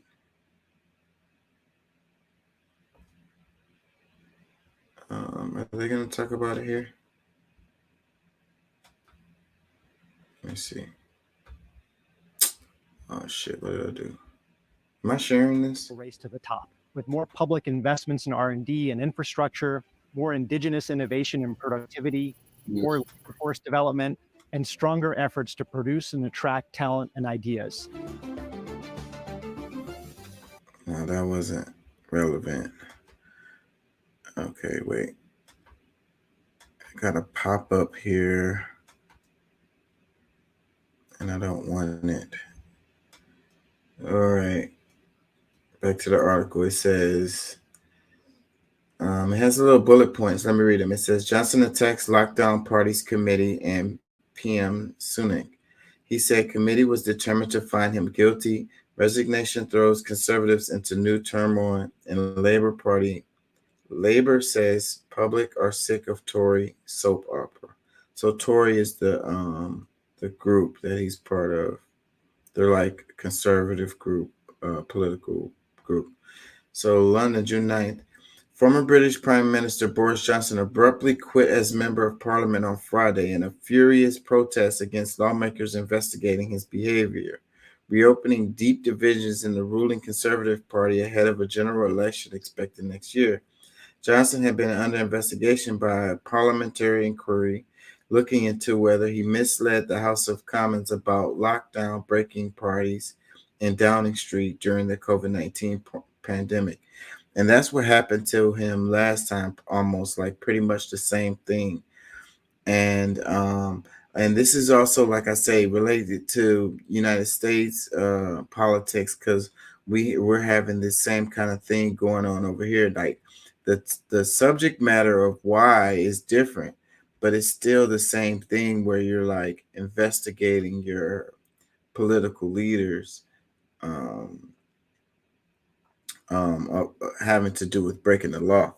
It says, after Johnson received a confidential letter from the committee, he accused lawmakers investing him of acting like a kangaroo court and being determined to end his political career. Accusing the committee of mounting a political hit job, Johnson said in a statement, I am being forced out by a tiny handful of people with no evidence to back up their assertions. Doesn't that sound like Trump? He says, Parliament's Privileges Committee, the main disciplinary body for lawmakers, had the power to recommend Johnson be suspended from Parliament. If the suspension is for more than 10 days, voters in the constituency could have demanded he stood for re-election to continue as their representative.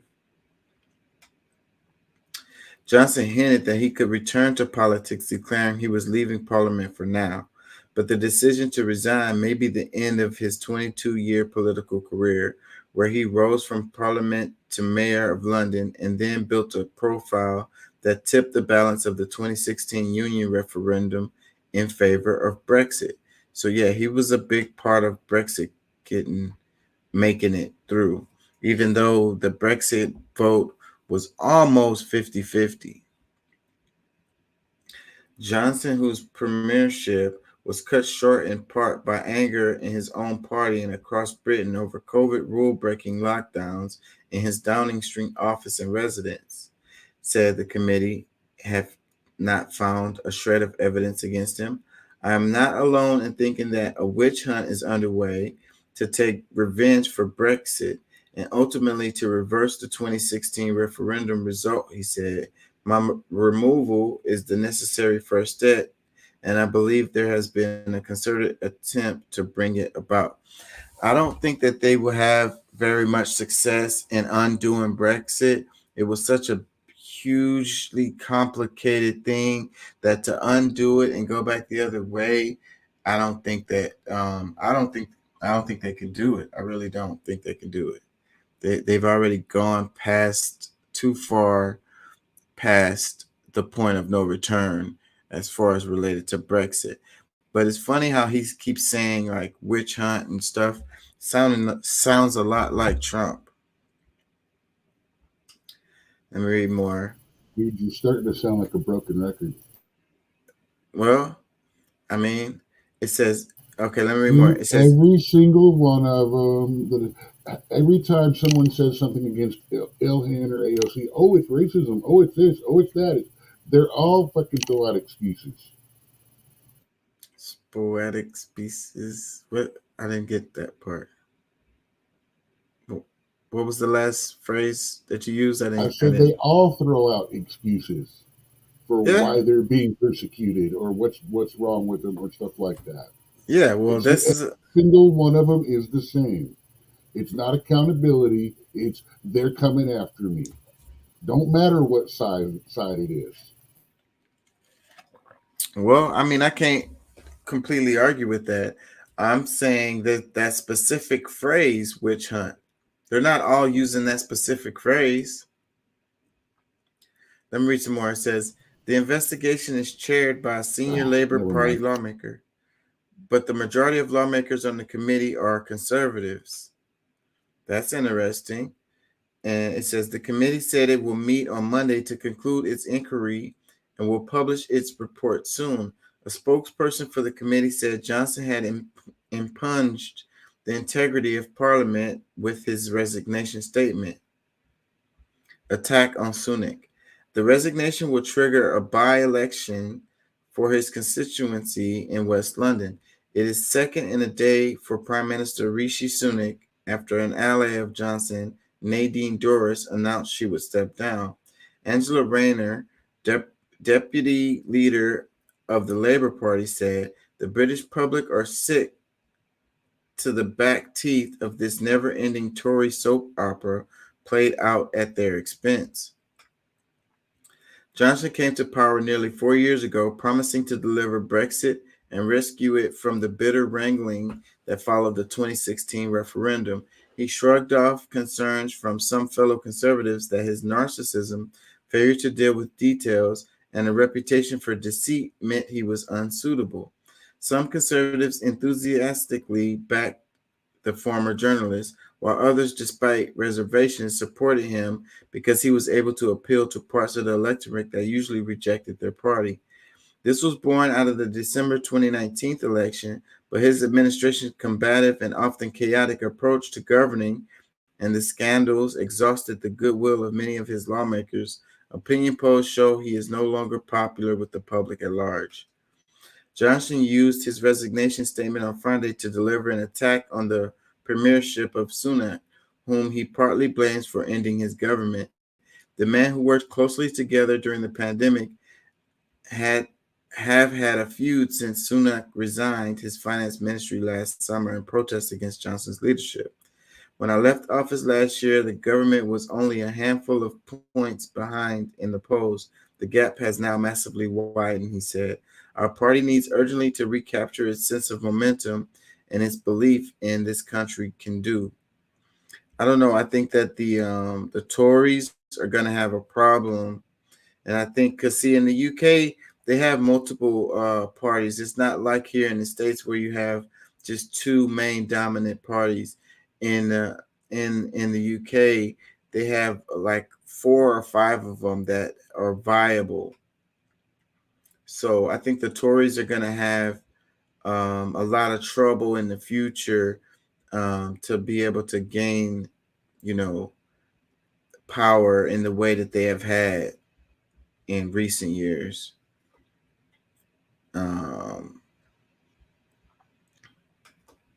Anyways, Boris. I wanted to play that guy's video, but I don't think the audience is going to be able to follow that. It's really complex as far as like trying to understand the UK politics. Kind of, you gotta regularly follow it. It's totally like, it's so much like what's going on over here. That's the reason why I follow it, because it's so similar to over here. The dynamics are very similar. Let me see if I can find this one related to the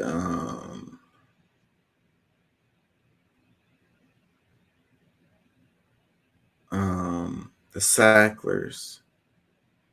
And we're going to wrap on this story.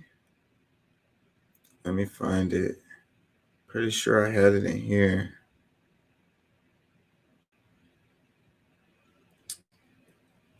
Where is it?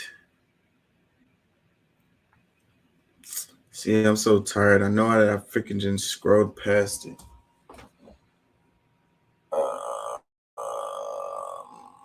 Aliens, Tim Scott, Little Mermaid. While I'm looking for this, Doc, what did you think about the new Little Mermaid, the live action Little Mermaid, and all the outrage? I haven't seen it yet, so. Yeah, I haven't watched it at all. I don't even know that I will. I don't like these live action remakes. Yeah, I really like the Little Mermaid, and I think they're gonna mess it up. But not because as far as the person playing the part, That's what I'm. I That's mean, I could care less. It's a mermaid. yeah.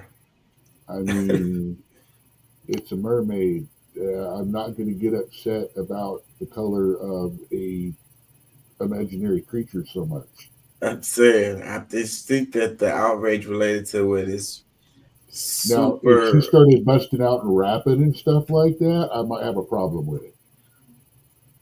Yeah, I think it's all the way ridiculous. The outrage related to that is really, really, I really mean, crazy.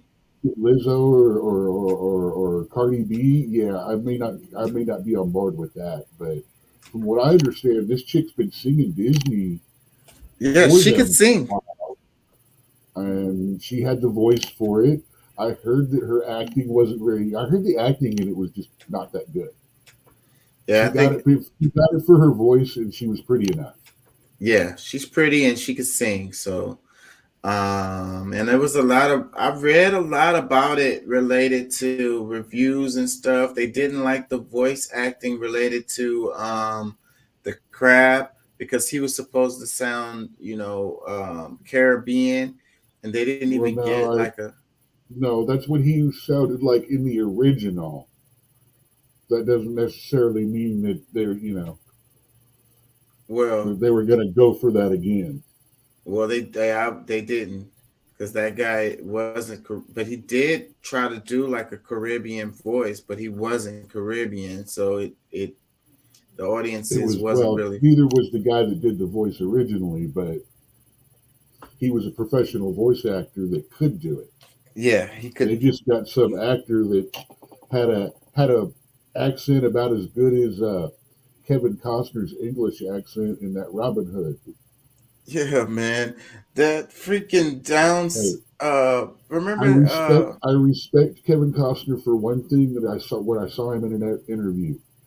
He said, "I really, really tried to do the English accent, but I was so bad at it that I preferred not to do one than to do it badly and insult the English people."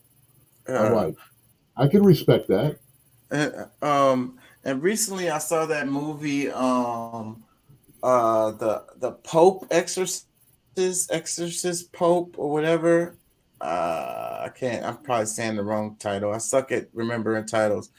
But the lead actor in that movie, his accent in that movie was so terrible. It was killing me. It was killing me. It was killing me. I think he was supposed to have an Italian accent. I don't even know what kind of accent he was supposed to have. It was so bad. Well, a pope is the pope. The pope is in Italy, so maybe it was trying to be an Italian accent, or just generic Euro trash. It was terrible, man. It was killing me, and I did not like that movie. So there's my review. Don't waste your time. Go watch that movie. It was terrible. I think I fell asleep on it. I couldn't even do it, and I paid to watch that movie. God, it was Russell Crowe. Russell Crowe, yeah. He can't do accents, dude. Yeah, and I like him as an actor. I've seen great movies he's been in, but that accent he was doing in that movie, it was killing me, man. It was killing me, and he was supposed to carry the movie with that, and I was like, oh my god, like I couldn't do it. Couldn't do it. They couldn't draw me in. It was like that movie with Nicolas Cage, the one with the plane. What was it called? He was a criminal or whatever in that movie. His role wasn't that big in the movie. I don't think he was like the main character. It was like, what was the name of it? It was Criminal Plane or something like that. I suck at titles. But he was supposed to have like a Texas accent or like a down south accent in that movie, and he did not pull that off very well at all. Like the movie was actually pretty good. The movie was good, but that dude's accent didn't help the movie at all. his acting was not helping the movie at all, especially with that accent. It was terrible. One of the worst acting deals I've seen, and to this day, like that's like legendarily bad. Let's go into this really quickly. So we're gonna wrap it on this. It's this is Democracy Now. It says Ed Bish fights to hold Sacklers accountable for opiate epidemic 22 years after son died of overdose. Do they do a gist of the show? Let's see. No, they don't. So basically, recently, and I want to say it went to the Supreme Court. The Purdue Pharma, owned by the Sackler family, wanted to ensure that they could have protections with suits related to deaths related to opiate overdoses, specifically the drugs that they produce. And they succeeded. So you can't sue them. And in concession, they gave like a certain amount of money, like $10 billion or something like that. It was a nice chunk of money, but it was nothing. It was a drop in the bucket for them because they've been making so much money off of these drugs. They're ridiculously rich. It's the cost of doing business for them. And the money was supposed to go to, I think, research or something related to helping, the victims, not necessarily the victims, but to, help keep from people, I can't remember, some bullshit basically. And but they're shielded from the suits. So that's what they wanted and that's what they got. democracynow.org. I'm Ian Goodman. We turn now to the opioid epidemic, which has killed over 500,000 people in the United States over the last 20 years. Last week, a federal appeals court granted members of the billionaire Sackler family immunity from all current and future civil litigation related to their role in creating and fueling the opioid epidemic. The Sacklers are the owners of Purdue Pharma, which makes OxyContin, the drug many say helped fuel the opioid epidemic. In exchange for civil liability, the Sacklers have agreed to pay a $6 billion settlement out over some 18 years. But due to the terms of the settlement, the Sacklers are expected to keep much of their fortune. We turn now to— So that's the gist of it. They no current litigation or future litigation related to the opiate epidemic. So they won't be held accountable at all. And they've ensured it.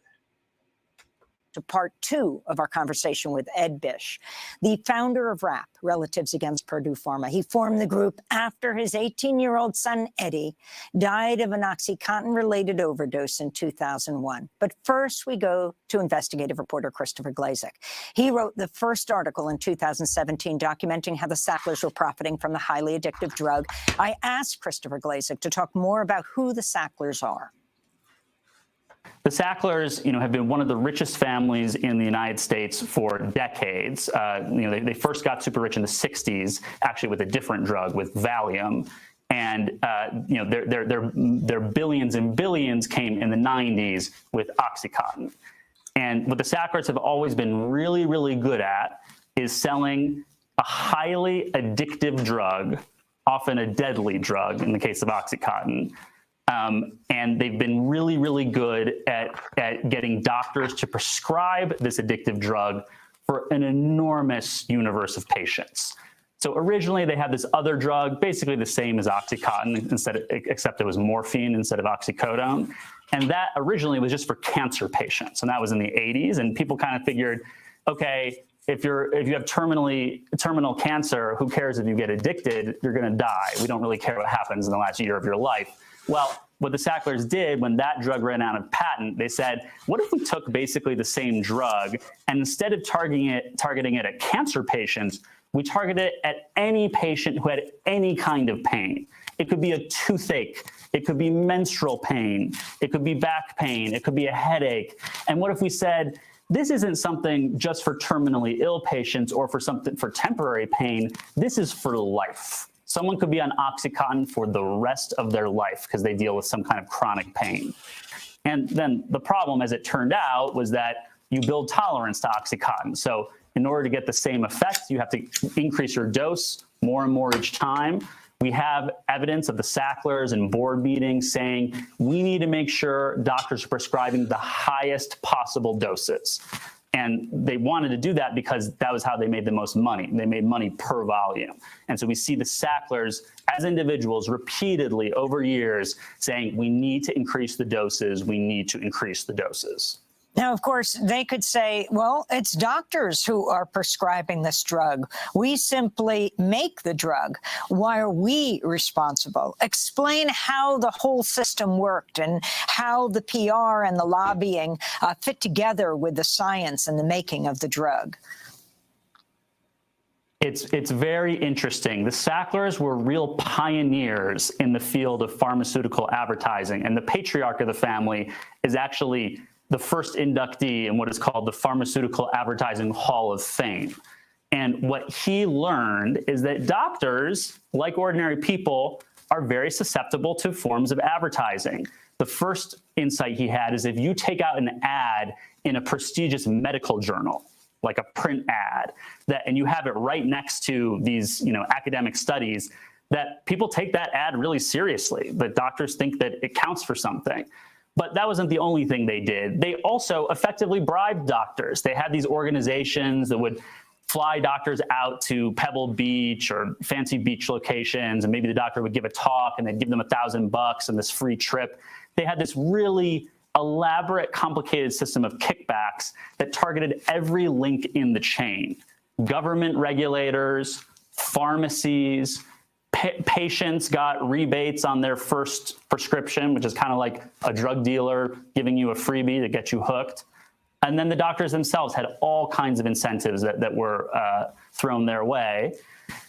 So the Sacklers have been very, very adept from the beginning at targeting every person in the chain that gets from factory to patient and making sure that they all get their kickback, which keeps the system and the cycle I'd like going. to go back to the 1998 Purdue Pharma marketing video. Once you've found the right doctor and have told him or her about your pain, don't be afraid to take what they give you. Often, it will be an opioid medication. Some patients may be afraid of taking opioids because they're perceived as too strong or addictive. But that is far from actual fact. Less than 1% of patients taking opioids actually become addicted. And any drowsiness that might occur when you start to take the medication will soon wear off in most patients. This was procured by STAT, the medical publication showing that ad. So we could see how Purdue Pharma marketed themselves. Only 1%, or they say less than 1% of patients get addicted, Chris. Can you talk about that? So that is nonsense and is built on these faulty studies, many of which aren't even studies. I mean, one of the things that the Sacklers would cite, there was like a letter to the editor in a journal, like that suggested in some very weird group of patients that the rate of addiction was super low. But it's total nonsense. It's a lie. And the Sacklers lied about how addictive the drug was in order to convince doctors and patients that it wasn't dangerous, because there was actually a lot of fear of opioids in the 90s, coming out of the heroin epidemic in the 70s and 80s. And the Sacklers set out to change the brand of opioids. And they undertook this really concerted, elaborate process. They created these kind of astroturfed, kind of fake patient groups to launch what was called the PAIN movement. And they essentially rebranded opioids and pain relief as a kind of sacred human right that everyone should have access to. Now, people should have access to pain relief. I wouldn't contest that. But the Sacklers, what they really wanted to do is they wanted to get rid of this fear of opioids. They called it opiophobia. And then they called the addiction threat pseudo addiction. And they were actually very effective at getting people to kind of break down their fear over what opioids could do. Of course, as it turns out, those fears were really, really well founded. And what we now know, after a couple studies have been done, people ask, okay, well, how important were the Sacklers really? This was one company. Didn't other pharmaceutical companies get involved? And it's really important to understand that Purdue Pharma and the Sacklers built this market. And we can see even today, there's studies have gone back and seen the places in the country where the Sacklers put the most marketing dollars. And we can see that 20 years later, those places still have more deaths, more addiction than neighboring states, which previously had been maybe the same. But we see that once the Sacklers got to town and deployed their armies of sales reps, that those places, even 20 years later, have much higher rates of addiction and death. Yeah, so I went to school for medical assistant for a while. I was gonna do that, and I worked in a doctor's office. I worked in a family planning office, and I saw firsthand how the pharmaceutical reps work, and how they come in and they give gifts to the doctors, and they give them samples, they give them pens, they give them mugs, all kinds of free gifts, and they talk about the drugs, and they suggest to the doctor to give these samples out to their patients,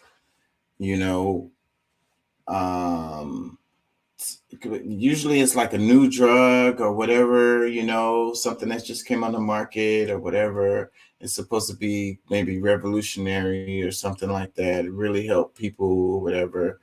And they basically sell this drug to the doctor and convince them, and then the doctor gives the samples to the patients. And then when the patients come back and be like, oh, well, it helped or whatever, then that's when they go down the road of getting, prescribe these drugs and paying for them, So it's kind of like what he was saying about like drug dealer giving you, they're giving you the drug for free first. And basically it's to get you hooked, and then you're going to come back and keep paying for it, So this also has to do with the power of marketing, the power of these damn commercials, inundated with these commercials, every little thing that restless leg syndrome or whatever, take a pill for it or whatever. But Purdue Pharma specifically, what he's outlining is how they set up the way, things are done. So a lot of the other pharmaceuticals companies followed suit of what Purdue Pharma did, and so the thing is like wanting to hold these people accountable for what they're doing or what they did and what they continue to do and what they continue to profit from. Because in the States, I mean, I know it's not a secret, but there's basically like a pandemic, opiate crisis is what they're calling it. And, you got all of these people are, it's so many drug overdose deaths that are happening as a result of this. Like it's really kind of complicated and nuanced as far as you have to understand how, like, what happens is you get prescribed these drugs, then you get addicted to them, and then maybe they cut you off on them, or maybe the dosages that you're getting aren't adequate enough anymore, because like what he was saying is you have to keep on increasing the dosage, and that's what leads to people going to the streets and getting these drugs and using like heroin or whatever, injecting this stuff straight into their blood veins. Now you got fentanyl on the scene. So like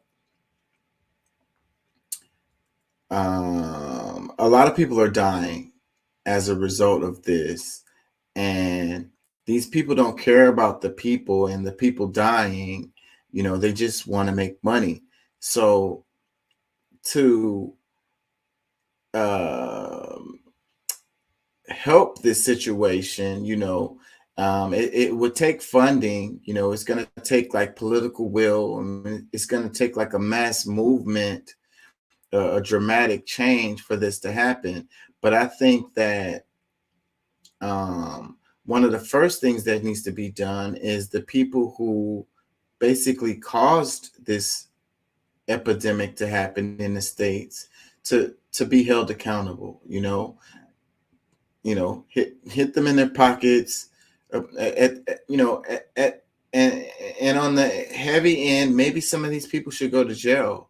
You know, but the funds, if you could sue these people, if you could get funds, then you can use that to combat this epidemic that's happening. You know, turn the tide, because it's only getting worse. People are dying left and right, man. I have a person that was in my life who died from this. Actually, more than one person. One of them was really, really close to me, who died from this type of thing. And then I have another person who was like a cousin, who recently died. It's been about a year, maybe year and a half, that this person died as a result of this. So like, this is touching everyone across the nation. And, you know, it's like, because the lobbyists has a stranglehold on our political process, you know, and the pharmaceutical industry is one of the biggest players related to lobbying politicians to get what they want. As a result, no one gets held accountable, and, you know, nothing really changes, and they just get to keep, you know, going down this road and getting their money machine.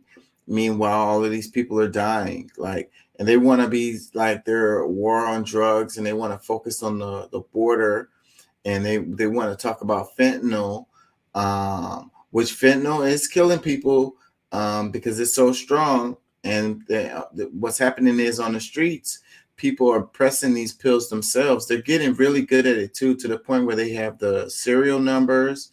You can tell, if you really know, if it's pharmaceutical grade, like it was made in a pharmaceutical factory, because the quality is better than on the streets. But for the average person, you can't really notice a difference. They do such a good job. Like I say, they get the shape right.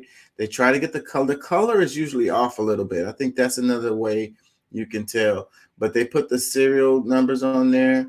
Another way you can tell is the powdery substance, because the ones that are pressed, they kind of shed powder a bit, like they disintegrate a bit. And the ones that are pharmaceutical grade, they're harder and they don't like crumble as much, you know. So, but what I'm saying is, you know, focusing on the border and the fentanyl and that coming through is a thing that needs to be focused on. But that the impact that has versus the actual legal pharmaceuticals that we have out here is that's a drop in the bucket. You know, the stuff coming across the border is a drop in the bucket versus these drugs that you get prescribed, you know, in a lot of cases that people are getting. And the person that I was saying that's really close to me that died, they died from not street drugs. It was these were all legal, completely legal prescriptions that they filled at a pharmacy that had a doctor's script, and they died. Okay, so we're ignoring these numbers, which are way huge, way bigger than the street ones related to fentanyl and so forth and so on. Even the heroin deaths, all of those deaths are way smaller than the deaths that's coming as a result of these legal pharmaceuticals. You there, Doc? You got comments? I think I got some comments on here I'm missing.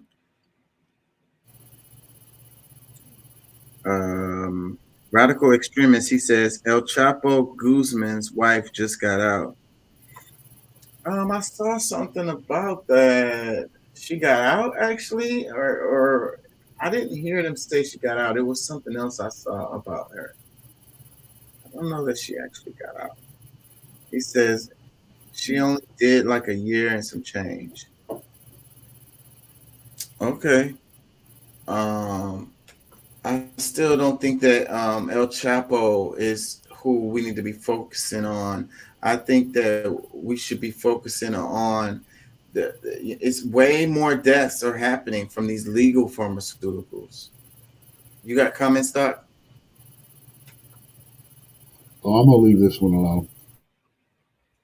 This one is a really touchy, man. This is really like sensitive and scary.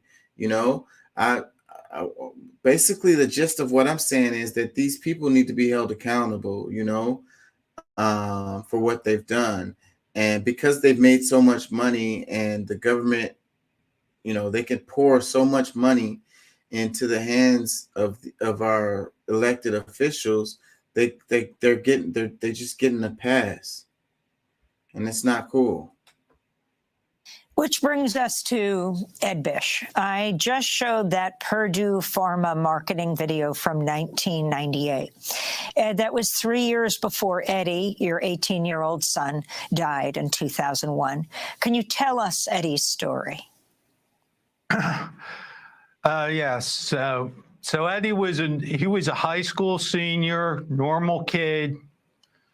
The first time I heard the word OxyContin, my son was in his bed, dead. That's the very first time I heard the word OxyContin. Okay, that was in February of 01. In August of 01 was the very first congressional hearing on OxyContin. I went to that hearing, not really knowing, you know, Purdue's story. And at that hearing, the congressman grilled the Purdue exec, and he said, well, this was in Philadelphia, and there was a pill mill doctor flooding Philadelphia with pills. And he told the Purdue exec, you knew exactly through IMS data how many pills this doctor was putting on the street. Why didn't you contact authorities? Well, he started mumbling something, then his lawyer jumped in, and he gave some legalese answer, but not really a valid answer. And that's when I first started having a bad feeling. Because up until that point, my mission was just to warn kids about OxyContin. But as I slowly learned more through newspaper articles and talking to patients who got addicted, or talking to family members whose relative died after they were prescribed it. 2003, there were so many parents I was talking to, we got to do something. And I saw a picture in the paper of 3 moms stood outside of Purdue Pharma with posters of their dead kids. And I said, that's a great idea. I went out my way. I contacted one of the moms. I said, okay, we got a tip. Purdue was having a seminar in Florida, Orlando, Florida, at a lavish resort. And about 20 of us parents all over the country, we decided to do something. And we said, we got to give ourselves a name. What are we going to call ourselves? We came up with RAP, Relatives Against Purdue Pharma. So we held the second protest. This was in 2003. So nothing much changed, except the death count kept on going up. As more and more Oxy sales went up, more and more deaths. 2001, there was 14,000 deaths. Last year, there was over 100,000 deaths. I watched this thing mushroom. 2007, I was allowed to give a victim statement at the Purdue Pharma trial.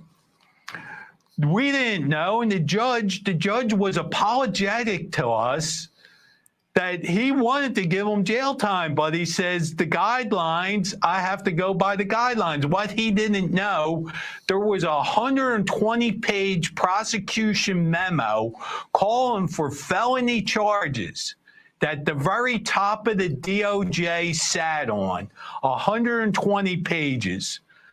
There's a 6-page summary summarizing that. That 120-page memo is still under seal. Painkiller comes out August 10th. This was also covered in Dope Sick on Hulu, but Painkiller, I have high hopes, and I know it's going to be good. And so that's 2007. If that memo wasn't buried, we wouldn't have 100,000 deaths. It is the pills that are fueling the opioid epidemic, which is now a fentanyl poison epidemic. But kids, like Chris said, they changed medical thinking. There were so many pills on the street. Kids are kids. Unfortunately, they experiment and they try this oxy. It makes them feel good. They don't know the hell that they're going to face. And some of them don't face hell, they just die. And that's what happened to my son. But if that 120-page memo wasn't buried. So they pleaded guilty to a felony in 2007. In 2020, they pleaded guilty to 3 more felonies for almost the exact same thing. Again, they just pay a fine. Fines without any prosecutions, there is no deterrent. They look at it as the cost of doing business. So what would happen to me or you who's listening who got pleaded guilty to a felony charge? Will we even have an option to pay a fine to get out of that? And how come the DOJ decided to sit on, this memo that he's talking about? How come no one has been held accountable for this? Why are they okay with all of these people dying as a result of this? What is going on? I want to read some comments. Let's see if we got some good comments. First comment, it says, Ed said something that really struck me. Punishable by fine means legal for a price. That is a perfect encapsulation of the issue we have with corporate America. If you have billions of dollars. I believe I say that about once every 2-3 weeks. Yeah, we've said it many times on this show. And if you've got billions of dollars and you got to pay a couple $100,000 of a fine, and like I was saying, and we've said before on the show, is a lot of these companies, they have a budget for this stuff, already. It's already in their plan. You know what I mean? They have a plan for it. It's in their budget. Cost of doing business. We'll just pay these fines. It's cheaper to pay the fines than to stop doing what we're doing, because that's going to stop our money train, But if you were to hold some of these people accountable and actually lock them up, then that would be an actual deterrent. These fines are not. Let me read another comment. It says, the 3 Sackler brothers, Arthur, Mortimer, and Raymond, were all MDs, as in Richard Sackler. They are despicable and knew exactly what they were doing. Another comment, it says, how in this green earth can these horrible people be free and wealthy? Why is El Chapo in prison and they aren't? Good freaking question. Radical Extremist says, they said he's going to be finishing the rest of her punishment on house arrest. Oh, okay. So she's getting out, but she's in, I think I did see that. Let me read a couple more comments. It says, drug dealers wearing high heels and a suit. I like the fact that Amy Goodman reports the news how it is. Unlike other channels, she never attempts to curve the option of her viewers because she respects those viewers, knowing that they have a mind of their own and can decide what is true. Well, sometimes she actually does skew stuff. I really don't like how they cover.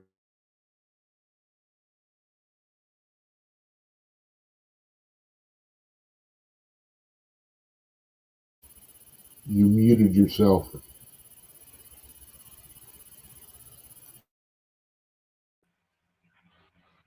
Okay, can you hear me now? Yeah, you sound like you're coming through a tunnel. My mic is tripping. But how about now? A little better. No, it's still not fixed. Okay, that should be it. You can hear me now. There you go. There you go. Okay. Did y'all hear the last comment that said all these bastards should be in prison, point blank? That was the comment I read, and then I read the one drug dealers wearing high heels and a suit. Did y'all hear that part?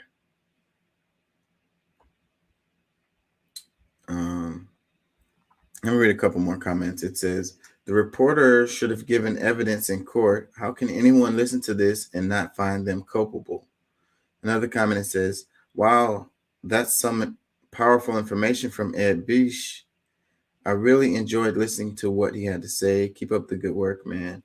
The government needs to put them in jail and confiscate everything they own like they do to poor drug dealers. Like, that's what happens, right? When they get in trouble, the drug dealers, they not only do they lock them up, but they freeze all of their assets, you know? They freeze and confiscate their assets.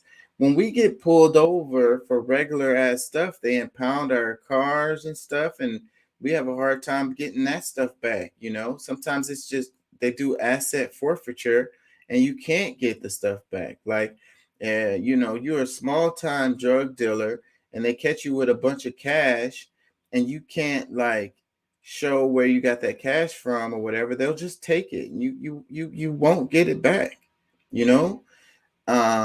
So it just like goes to show what we were saying about how like a lot of the things that happens, it's the small people, it's the regular folks who suffer.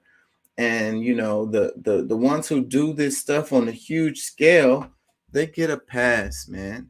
It's like it's two different law systems depending on what class you're in. You know, these people are criminals, man.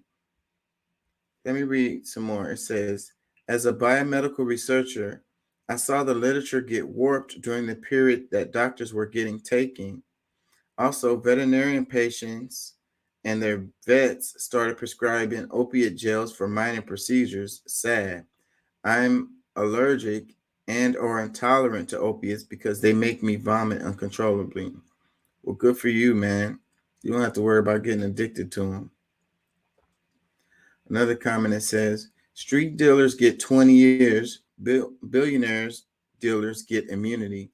You gotta love America. So like, and if y'all guys didn't catch it, because at the beginning they said it in this video, but they said it really shortly.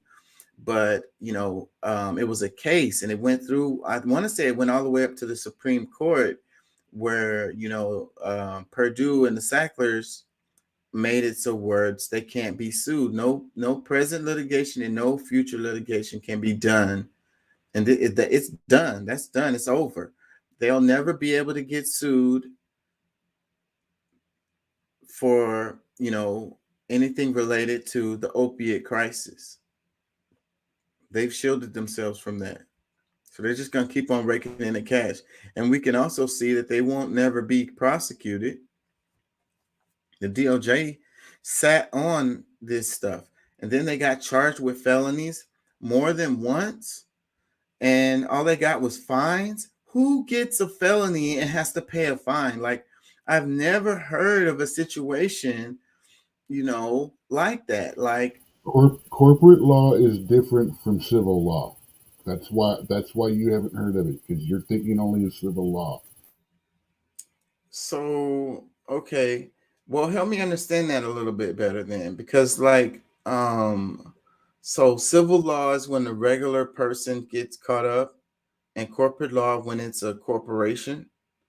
So, but wouldn't you be able to charge those people individually, like the actual family members of the Sacklers, or can they just use their company as a shield?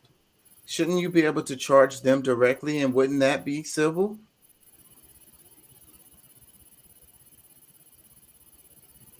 How come they can't do that? And if they charge those people directly with Again, felonies, civil law and corporate law are different. They're suing the corporation. so the felonies, how do you charge a corporation with I'm a not. felony? I can't. I don't understand. I'm asking the question because I don't get it. How do you charge a corporation with a felony? That's in the law. Where does it where does it say that? How does that work? I mean, I'm saying I don't know. I'm not a lawyer. I don't know. I don't understand how And that I would work. am. I'm not a lawyer either, but I do understand that there's a difference in the kind of laws. So yeah, but I just don't That's get why it. that's why people don't go to jail for corporate. The corporation doesn't go to jail. The people individually that are proven to do a crime in a corporation might, but a corporation itself won't. Yeah. So, but then how do you charge a See, corporation with a felony? you're again. We're not lawyers. You're asking all of this. It's two different kind of laws. That is the answer.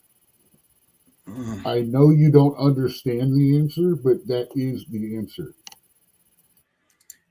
Okay, let me read a couple more comments. It says Purdue claims that OxyContin was safe and effective if taken as directed, but that's inexplicably untrue. They said the medication was supposed to last for 12 hours, knowing that it would wear off after only 8. When the patients would ask the doctors about taking a smaller dosage 3 times a day, the doctors were instructed to urge patients to stick to a 12-hour dosing schedule, but to increase the dosage. The addiction was absolutely by design. Another comment, it says, there's no exact description of what evil on earth must look like. This devious family does, however, do a good job. Another comment, it says, they give them out and now take it away without having a plan for how people will recoup from it. Yeah, so that's what's been happening. So, there has been pressure that has been coming down as a result of the opiate crisis. And it puts people on certain time frames where they can take these drugs. So like it'll be a 6-month, 8-month, 12-month type of period or whatever. Or they'll say you've been taking it too long or whatever the hell.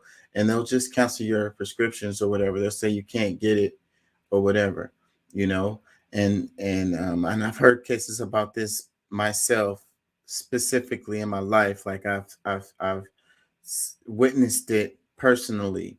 And so, but then what a lot of people do in those situations is, because of course they're addicted, and some of these people have real pain or whatever. They have real situations where they need some kind of, drug, pharmaceutical or whatever to help them with this pain.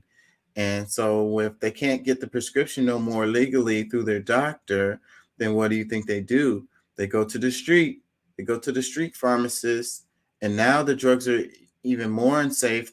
And that's where the fentanyl comes in, because they are mixing the fentanyl in almost everything now because it makes it stronger or whatever, and it's cheaper, and the drug dealers make more money using this. And then also the people want it because it's stronger. They don't know, a lot of times they don't even know it has fentanyl in it, but they want that particular drug because it's stronger and it gets the job done or whatever that they want to get done. So like I say, they turn off the prescription and you can't get it legally anymore. So then you go to the street and you're using much more dangerous drugs.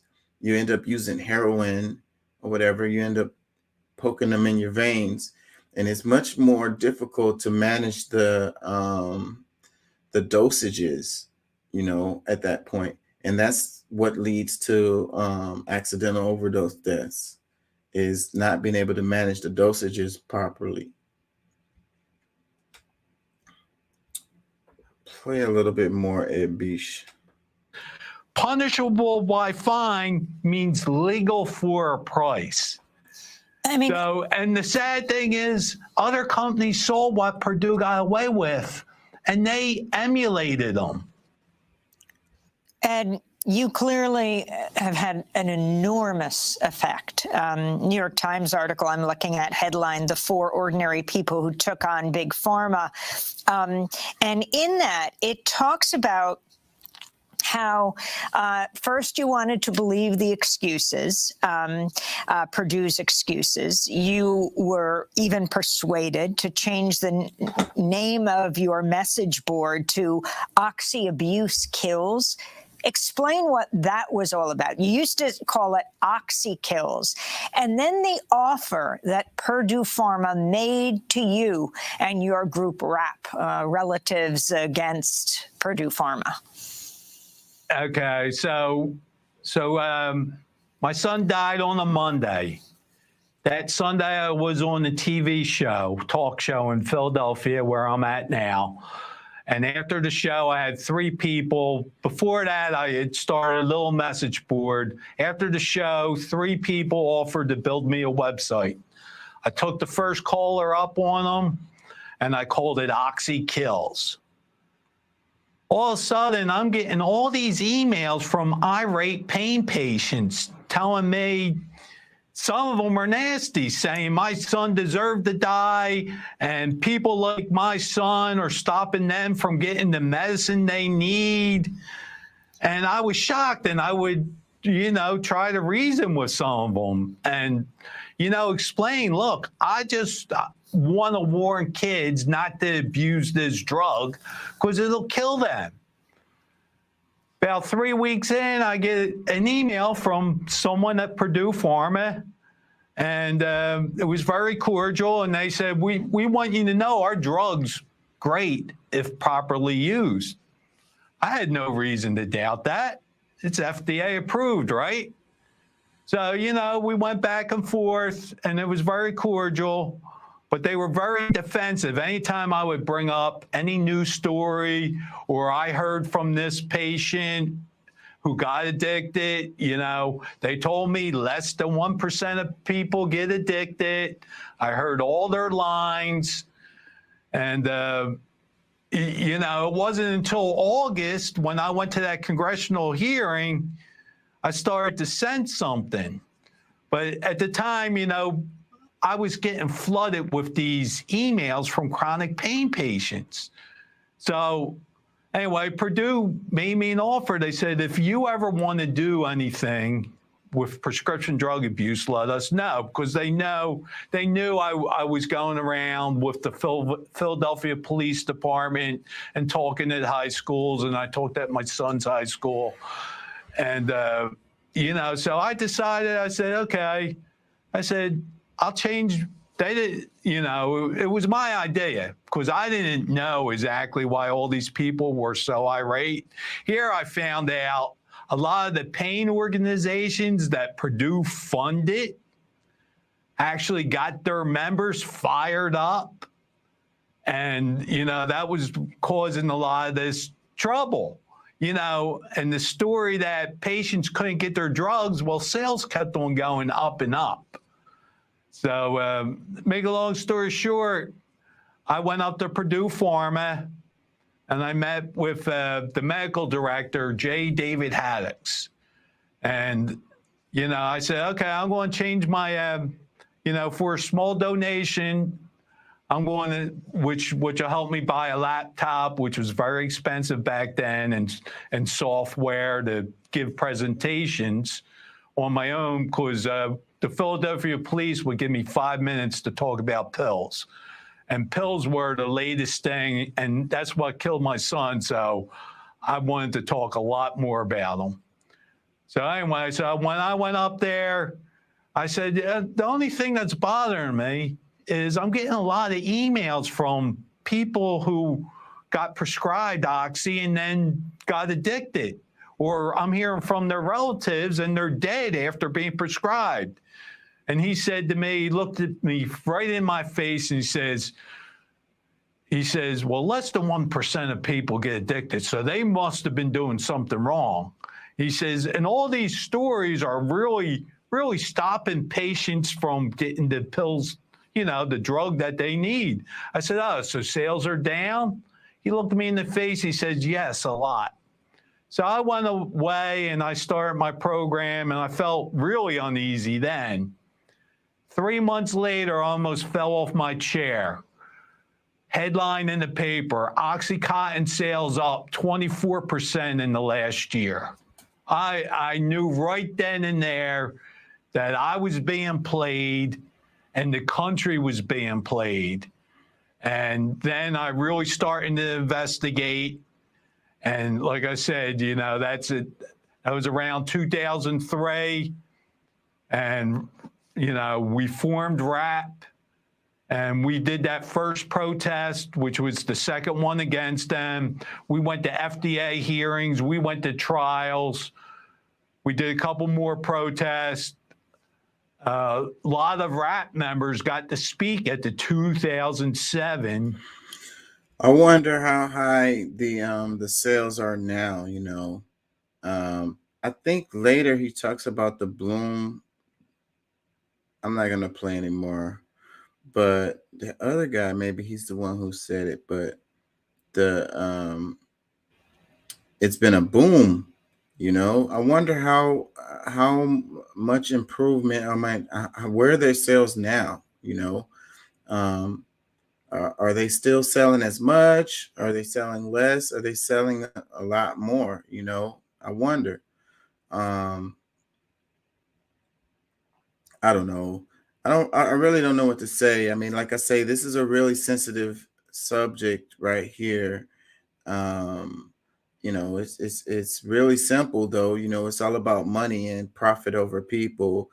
And I tend to preach about profit over people all the time. And until we can get to the point where we value people over profit, you know, things like this are going to continue, you know, across the board in all the industries. You know, and until we can get all the money out of politics and get the lobbying, you know, like we talked about Citizens United, if we can, and until we can get stuff like that under control, you know, I don't see any positive future related to this stuff. I think that it'll just continue to be the same, and that's really, really, really sad. You know. I don't know what you can do about it as an individual, you know. This guy is doing what he can, but the impact that he's having is probably is more and more deaths, more people dying every day, you know. And you know, we're over here arguing about cultural issues. I think that this is the kind of stuff, like I say before, like, you know, people have a valid reason to be upset and frustrated, you know, because it's a lot of stuff that's just not right. But I think that the media is, you know, guiding our frustration in directions that aren't going to have any impact, you know, on the things that really matter. You know, this is life or death right here, like literally, you know. The cultural issues aren't related to people dying directly, really, you know. And I'm tired, so let me see. I want to read a couple more comments. Where did I stop?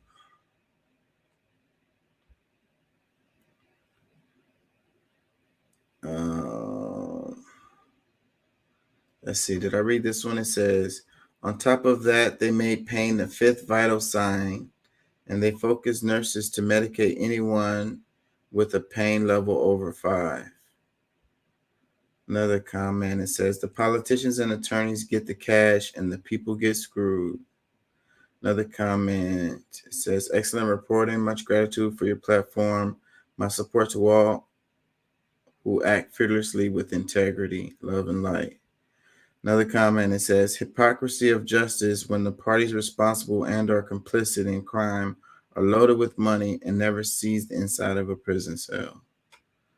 Another comment, it says, I mean, get out the pitchforks and torches.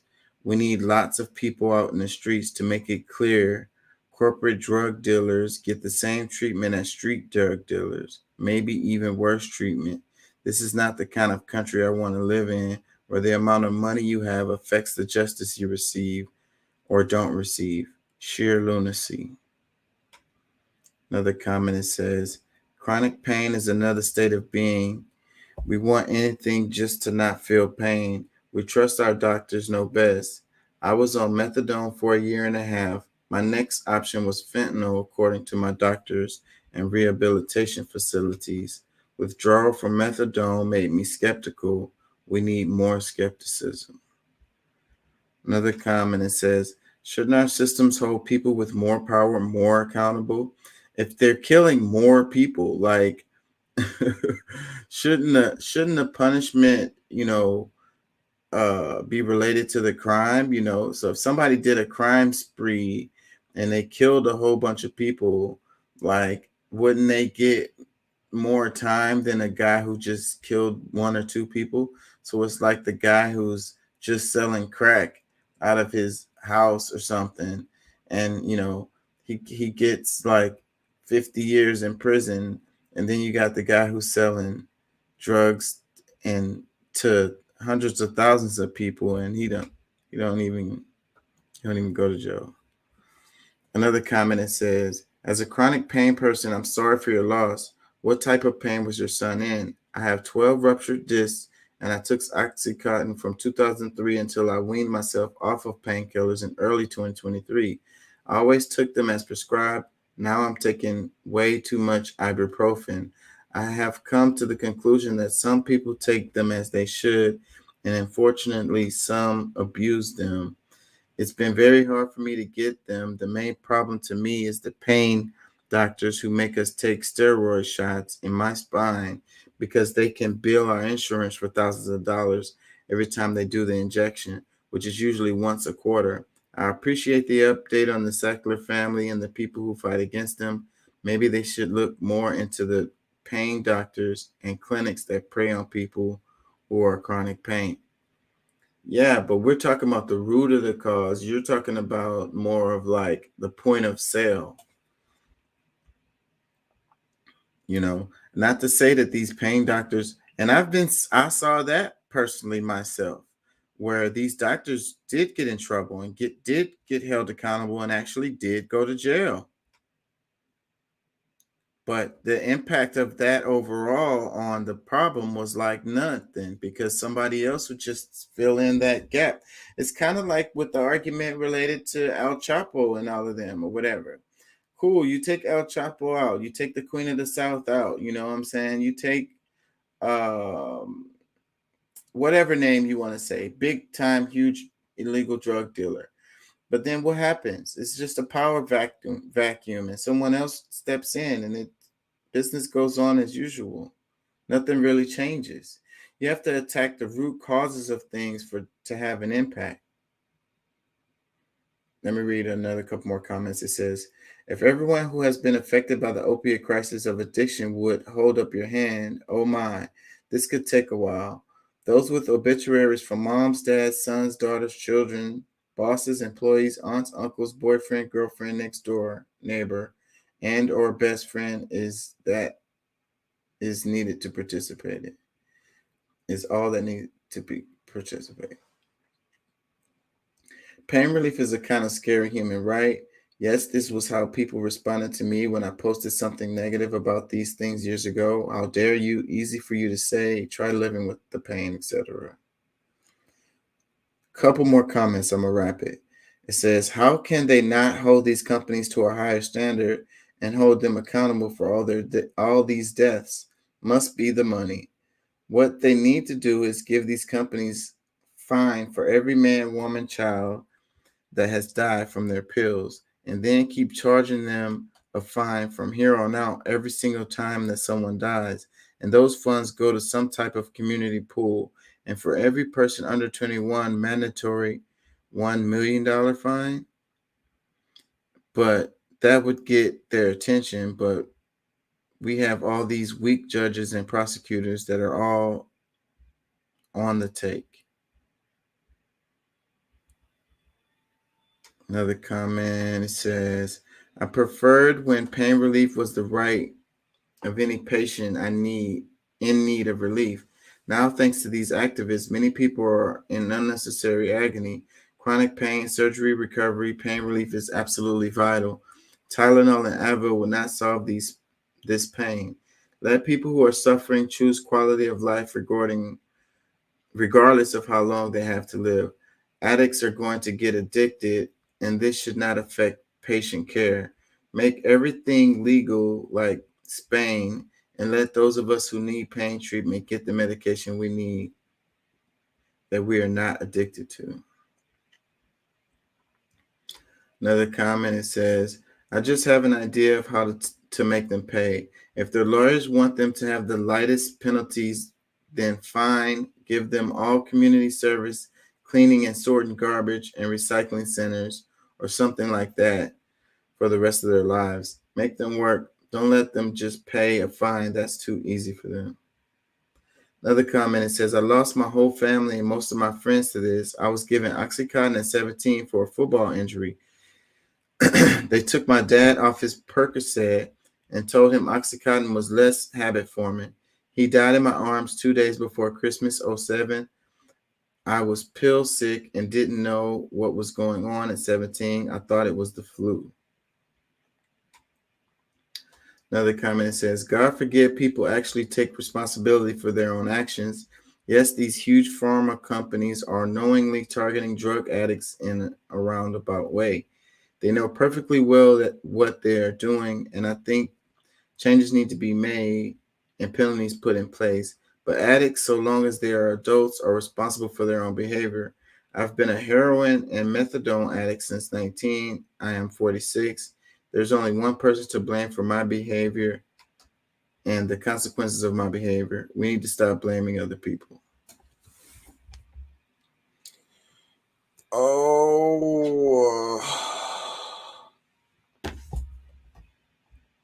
Yeah, I'm toasted, y'all. I am toasted. What the hell? We lost Doc? Anyways, y'all, peace and love. Thank y'all for joining. Thank y'all for listening. We'll be back next week.